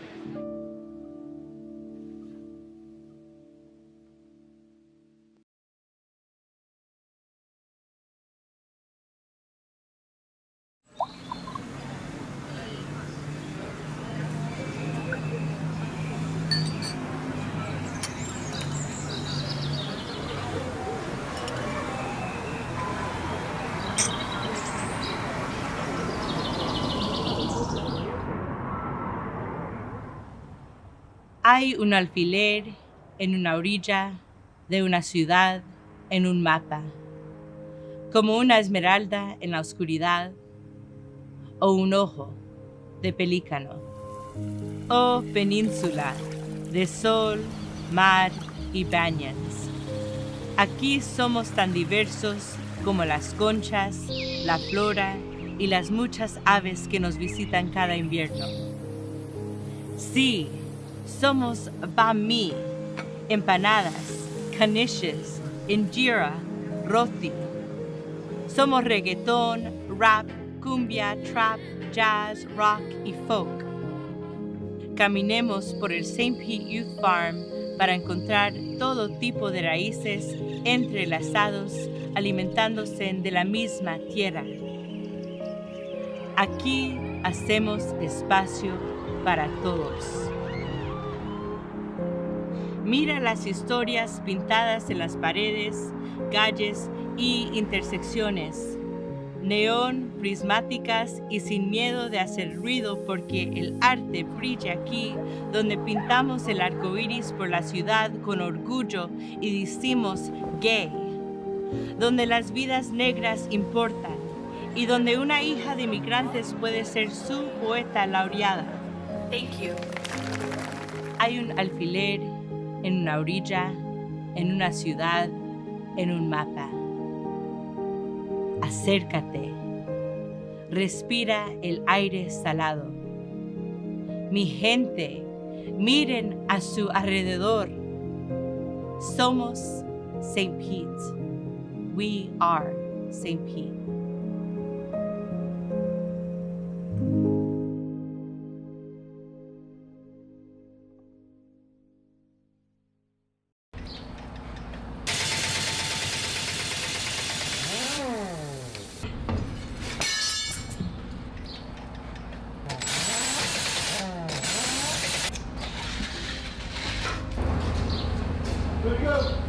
My name is William Clifton.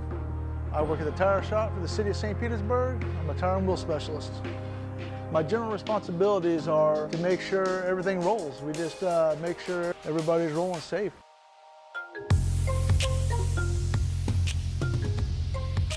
We deal with garbage trucks, fire department, wheelbarrows, forklifts. We pretty much deal with anything that has a tire. Some days it's 10, 20, and some days we're just non-stop. I know there's over 100 sanitation trucks. I think there's roughly 300 police vehicles, upwards of 1,000 or better. We have the big loaders. I think that's probably the heaviest, the biggest tire. Smallest I've worked on probably forklift tires, the rear tires on a forklift, or wheelbarrow tires. I love the work. The work is fun. I mean, I like working with my hands. I feel like the tire shop is an integral part in the city because without us, nothing rolls. No fire truck, no police department, no water department, no tractors, no backhoes. All that comes to us. Well, right before Hurricane Irma came here last year, we were the last group of people out of the compound, and we were the first people in the compound back to work. We got somebody that needs tires right away. You can have all the running vehicles you want, but without tires, they're going nowhere.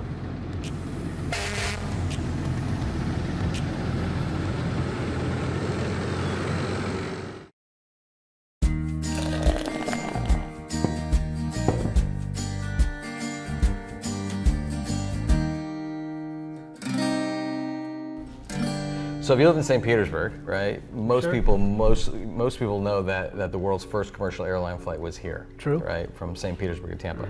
But what a lot of people don't know, could have been disastrous for the whole idea of the whole airline business, the chain came off the sprocket. The engine was basically powering a propeller like a bicycle chain and a bicycle sprocket that turned the propeller. And halfway across the bay, the chain came off. And he had to land the airboat in the middle of Tampa Bay and repair it. Remember when you were a kid and your chain would come off and you have to put it back on, your hands would get all greasy and dirty? Well, him and AC File both had to do that, and they both got their hands all filthy and stuff, but they put it back in the air and they made it. That could have been game-changing for the whole airline industry if the flight didn't work. If they'd had to come rescue these guys out in the middle of Tampa Bay after all this publicity. That's exactly right. My goodness.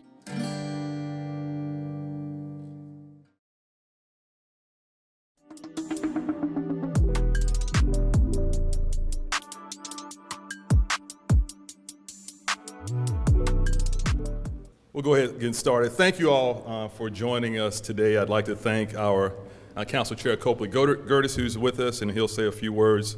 Also here our Vice Chair Lisette Hanowitz, Councilmember Deborah Figgs Sanders, our entire city team. Thank you all for being here. Also Dr. Byron Green Kolish from St. Pete Pride, the president, who will be speaking here shortly. I also want to recognize Terry Lipsy Scott from the Woodson African American Museum of Florida. Your presence here reflects who we are as a city, diverse, inclusive, and committed to our shared values. When I'm asked why I've chosen to serve in local government for the entirety of my service in elected office, the answer is simple. It's because local government is closest to the people. This is where we can make the greatest impact on our community's quality of life, where we can intentionally focus our work to create a stronger, more equitable, inclusive community based on our shared values as a community. And so it is always troubling when state or federal politicians attempt to usurp our local values and priorities and instead mandate what our values should be.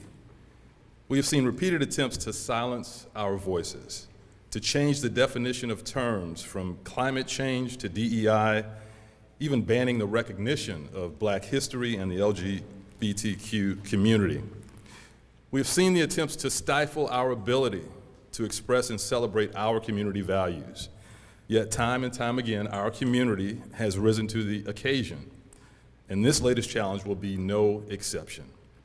Today, we are here to address the latest example of politically inspired state preemption, the ban on our painted street murals. Again, this is not an isolated act. It follows a pattern that we've seen with DOGE, with attacks on diversity, equity, and inclusion, and redefining what that even means. The takeover of university leadership and other calculated efforts to legislatively mandate the culture and values of cities like ours to align with those of Tallahassee and Washington politicians. When FDOT informed us that our non-standard surface markings, our street murals, had to be removed, we pushed back, utilizing every viable tool available to us. We submitted the requested inventories. We requested exemptions. We consulted with our attorneys and spoke with our stakeholders.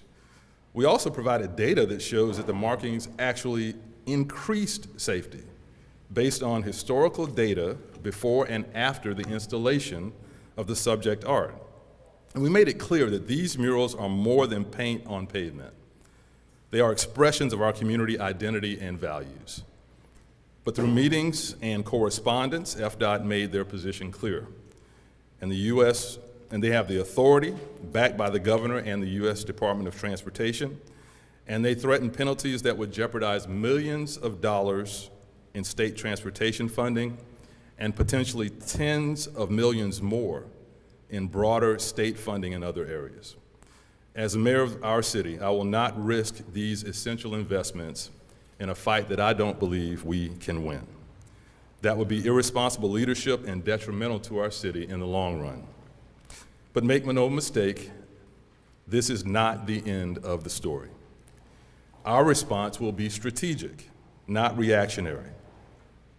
It may not be as emotionally satisfying as a street brawl, and as a former Lakewood Spartan lineman, I love a good street brawl.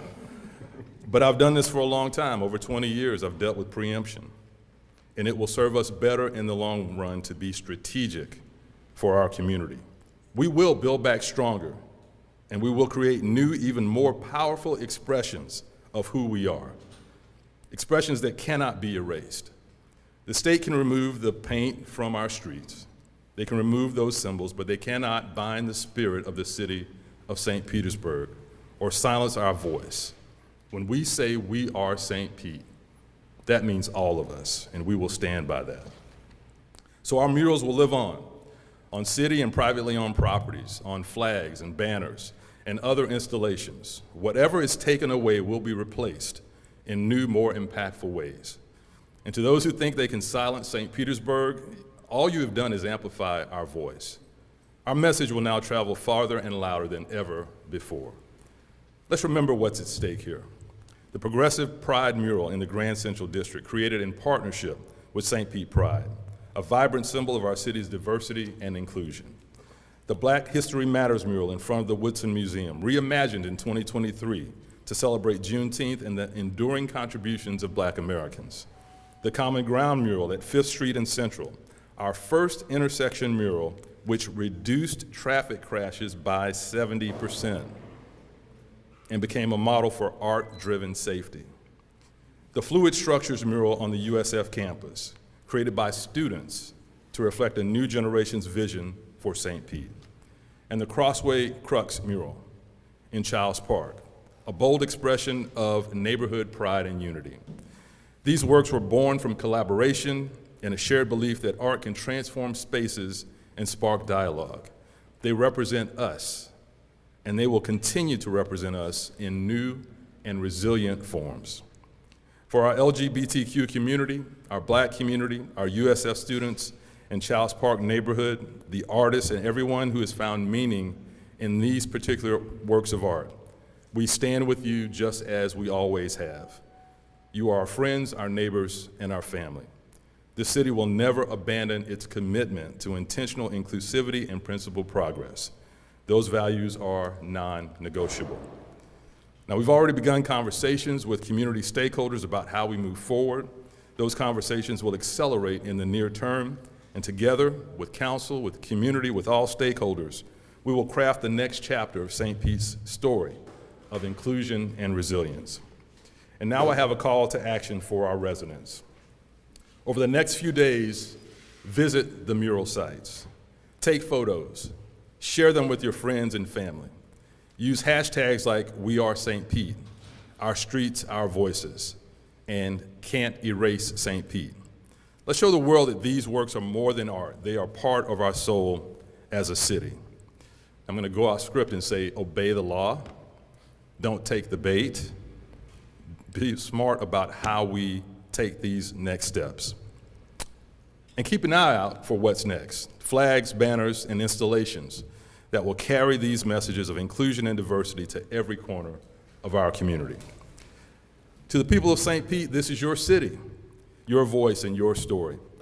And no act of preemption, no mandate from Tallahassee can take that away. Together, we will continue to build a St. Pete that is resilient, inclusive, and true to the values that make us who we are. And now I'll turn it over to our council chair, Copley Gertis, followed by St. Pete Pride President, Dr. Byron Green, Kolish. Thank y'all for being here today. Mr. Chair. Thank you, Mayor. Good morning. Thank you, Mayor, Byron, Terry. Thank you for joining us. And then we've got two other council members. We've got Vice Chair Hanowitz here with us this morning, and also Council Member Deborah Figgs-Sanders. I just want to thank them for their support this morning. You know, about 10 years ago, I took a leadership class. Yes, I did take a leadership class. And they talked about difficult conversations. And in that class, they talked about you have two parties in that conversation. And hopefully both parties are acting with and speaking with rationale. But when one is speaking with rationale and one is speaking with emotion, that conversation never goes anywhere. And that's what we're experiencing today. We have been data-driven. We've been intentional, forward-thinking. We are trying to use rationale. Unfortunately, our partner in this conversation is not. And so we're never going to see eye to eye in this conversation until they start using rationale as well. The mayor said it best, and you're going to hear a lot of resounding themes between my comments and the mayor's. We need to be strategic and not reactionary. Strategic is reminding ourselves there is much more to come with this story. These murals are just one of the ways we outwardly display our culture, our history, and our true values. No one can take these things away that we hold so dearly here in the city of St. Petersburg. So the question becomes, what do we do next? It's what we always do. We rise above.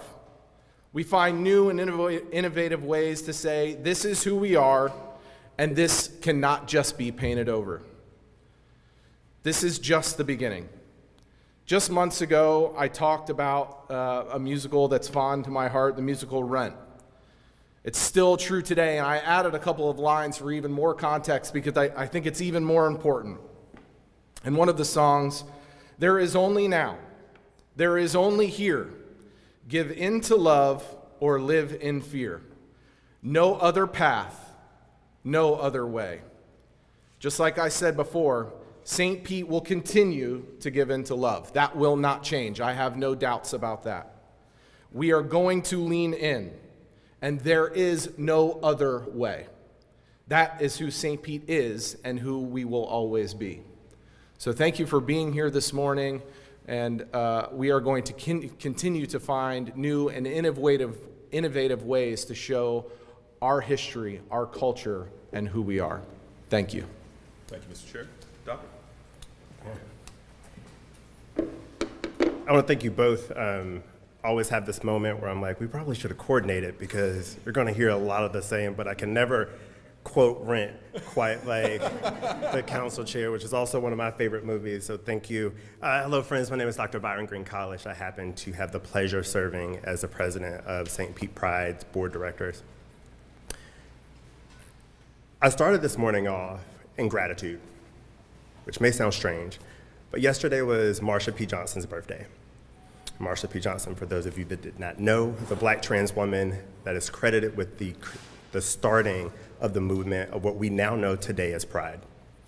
And in that moment, it was a reminder both of the resilience of both of the communities that Marsha represented, both as a black woman and as a trans woman. Where do we find ourselves here in this moment? That both communities are born of fight. Both communities have a deep-rooted history of being able to bounce back better, stronger than ever before. And in this moment, a reminder of what our ancestors have done and that we stand on their shoulders. In that, I recognize that this moment feels heavy. Getting calls about the Pulse Memorial being painted over, getting actively involved in this fight to save art, which we recognize has always been a central part of the resistance and a beautiful part of what makes this city who we are. The rainbow imagery outside of our streets, the Black History Matters, the other fantastic murals that we have a part of this city make us who we are. I've had the awesome opportunity to talk to community members across the board, And they told me their stories about why they care, why they showed up in those moments. I've had the opportunity to talk to tourists that say, like, I came to St. Pete because I wanted to see this mural. I felt more welcome before I had the chance to talk to a single human. And for those of you that don't know, I am a classically trained researcher. That's my day job. This is my volunteer job. So having conversations about the data, and I asked very candidly, what is the data on safety in this moment? And was provided with that data that our murals have increased the safety measures. And I think that's important to have that conversation. And what Council Chair said, that we want to be a part of this conversation and lead with facts and not feelings. But both exist in this moment, that our community does have very strong feelings about saving this art, and there is the data to back up why these things increase safety. The ban on artistic expression in public crossways, specifically targeting rainbow imagery and the experiences of Black folk across the board, is all about inclusivity. And whether you want to be a state that pulls people in, that holds people together and reminds people why we have the ability to be the greatest state in the nation, or to push people away. I want to say that St. Pete Pride as a community, we are not going anywhere. Queer people have existed, Black folk have existed, students have been a part of the change for social justice for years. We want to continue to fight and show up, but I am reminded by our founding documents that we, the people, give consent to the governed. How we show up in this moment is way more important than in any other time in our history about fighting back and saving art and saving visual representations of inclusion. I want to say one more thank you to the council people and to the mayor for this opportunity. Thank you. Thank you, Doctor. Appreciate it. All right, we'll take a few questions if there are any. Mayor, can you share any of the ways that you guys have briefly talked about? What other ways that you might kind of show support and replace the murals? Well, I think it's a blank slate. This letter from FDOT is, 3 days old. We got it on Friday. But we talked about banners, poles, new art installations. The conversation is just starting. And that's really what's so exciting. We can put all the creative minds in our city together on how we can build back even stronger and bolder in terms of expressing who we are as a city. So I think everything's on the table. We want to adapt to this new reality of what we're seeing in terms of enforcement on our roadways. So we have to find a different path there. But I think the conversation's just started. Mayor, if you must hire legal resources to fight this, why not call for an administrative hearing? Well, if you read that letter from FDOT on Friday, they make it abundantly clear, and I saw some misinformation online.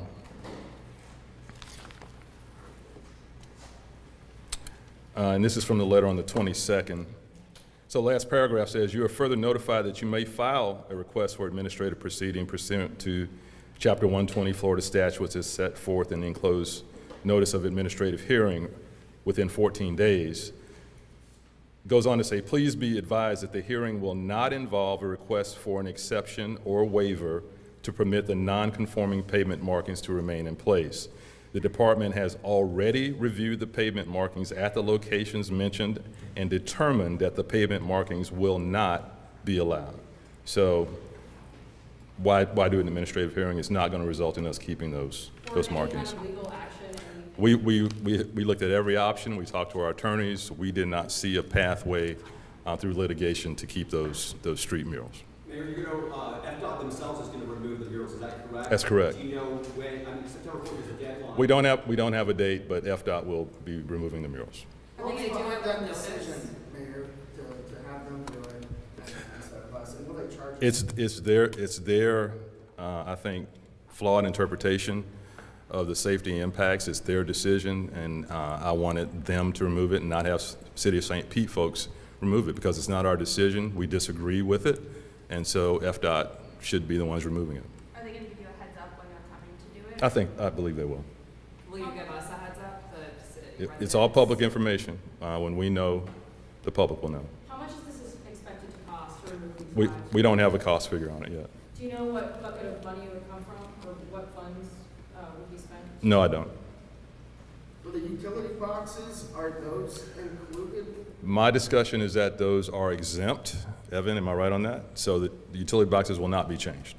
Also, I saw a report that Highway Patrol was guarding that intersection in Orlando with Oldsmobile. Yeah, and that, well, that's why I kind of went off script for a minute and said, you know, let's obey all the laws. We can express our views, we can protest, but you cannot block an intersection under new state law. We can give you more info on that. Chief Holloway is here. We've discussed that. So we want folks to protest, exercise their First Amendment rights, but do not break the law, do not block the intersections, or I think that's why Florida Highway Patrol state troopers are in Orlando right now.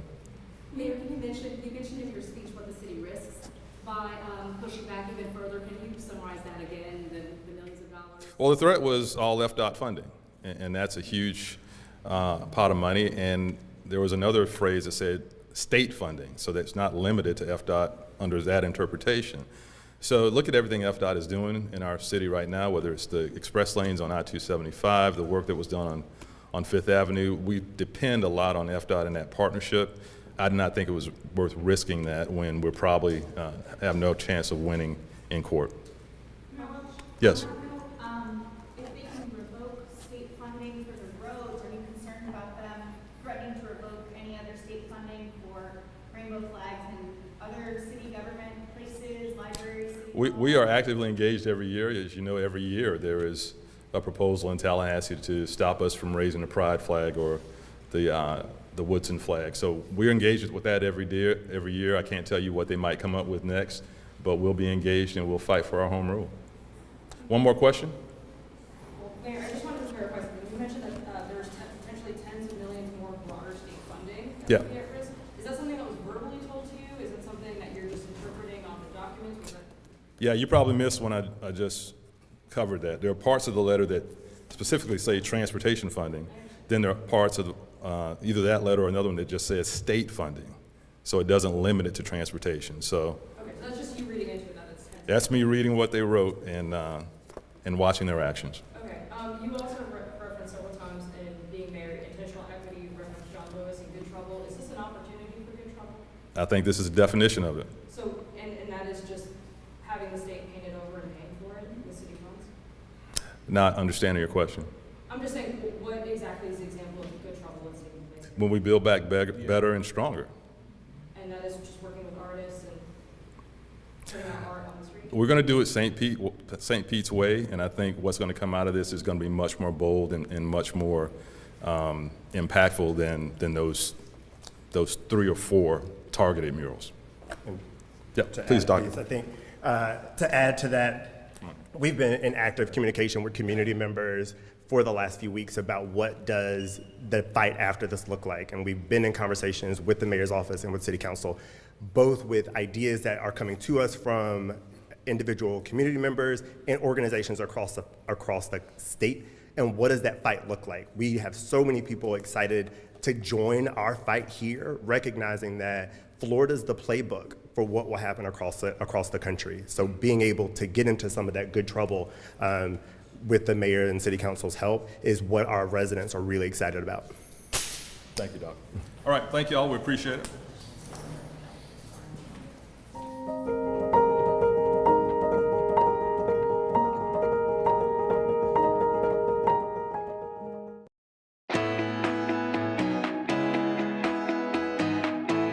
District 3 spans parts of eastern and northeastern St. Pete. Bordered to the east by Tampa Bay, it's a slice of everything that makes St. Pete special. Vibrant neighborhoods, convenient city amenities, and abundant access to nature. Hi, I'm Mike Harding, your City Council member for District 3. Here in District 3, we have 18 parks, including Shore Acres Mini Park where I'm standing today. From intimate neighborhood spaces, like this one, to larger destinations like Fossil Park, there's something for everyone. Want to visit Willis S. Johns Rec Center? Got it. Pickleball courts? Absolutely. Skate park? Check. And yes, there's a pool too. We're also home to the newest rec center in the city, Shore Acres Rec Center, with 6 swimming pool lanes, 2 diving boards, and spaces for community gatherings.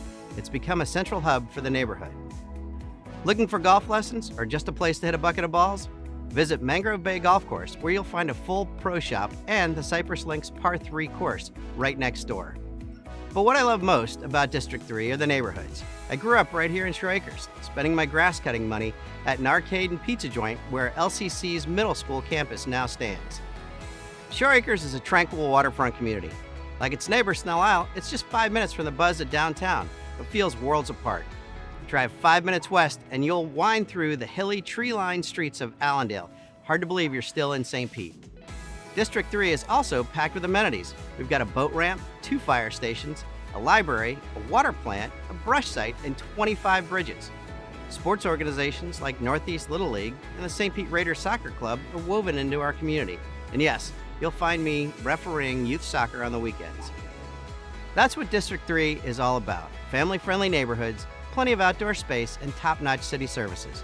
It's where I grew up, and it's where my wife and I raise our daughters today.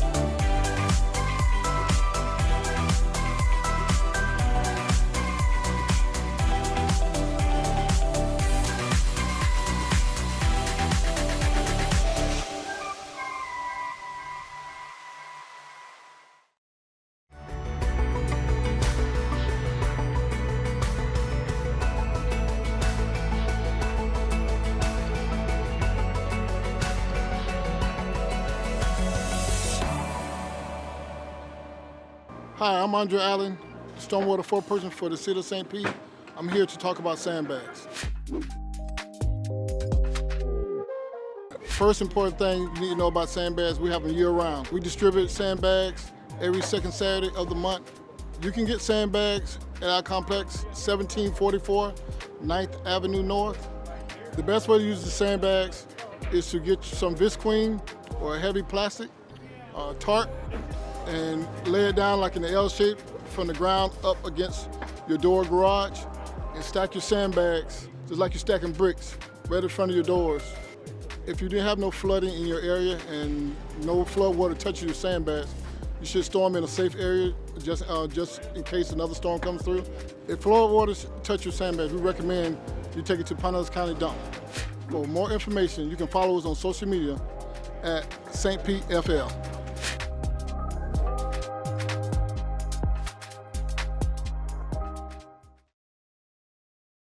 Hey St. Pete, and welcome to the definitive guide for how to be the best resident you can be. A little tip from our Good Neighbor Guide. On this special edition, we will also help you be the most prepared resident you can be.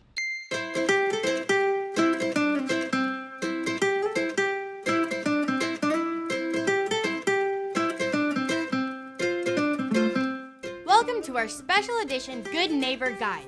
Coming to you from the City of St. Pete's production studio to talk about something super serious, hurricane season. Here's one thing we can't control, where and when a tropical system will make landfall. But here's what we can control, being prepared. So let's talk about what you should be ready for, before, during, and after a tropical system. Let's start at the beginning, what to do before the storm. Can we roll that before the storm animation?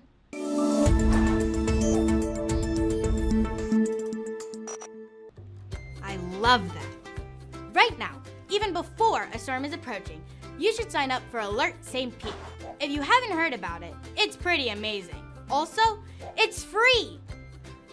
You can receive notifications including mandatory evacuations, hurricane information, flooding, and other local emergencies. When it comes to a storm, you've got to have a plan. Prepare your home to weather the storm, know your evacuation zone, and make sure you have an evacuation plan.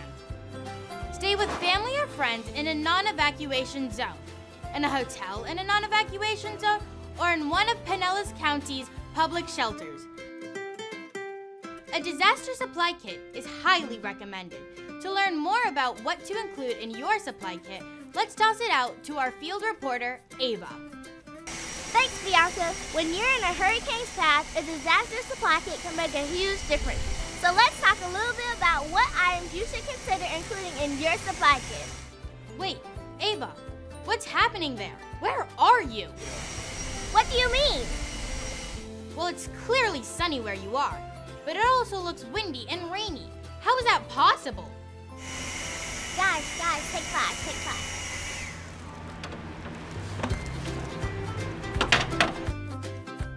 Sorry about that, Bianca. Let's get back to the disaster supply kit.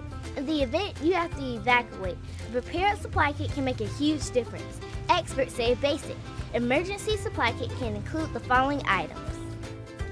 You should have enough water and food packed to last you at least 7 days. Additional suggested items include a battery-powered or hand-crank radio, flashlight, first aid kit, extra batteries, and chargers for all your electronics, cash if possible, and any important documents you may need, and some items to help pass the time. Prescription medications, glasses, infant formula, and diapers, any pet food, and extra water are also good things to consider. Being prepared will keep you one step ahead of the game. Back to you, Bianca. Good tips to be ready before the storm arrives. Thanks, Ava. Now let's talk about what to do during the storm.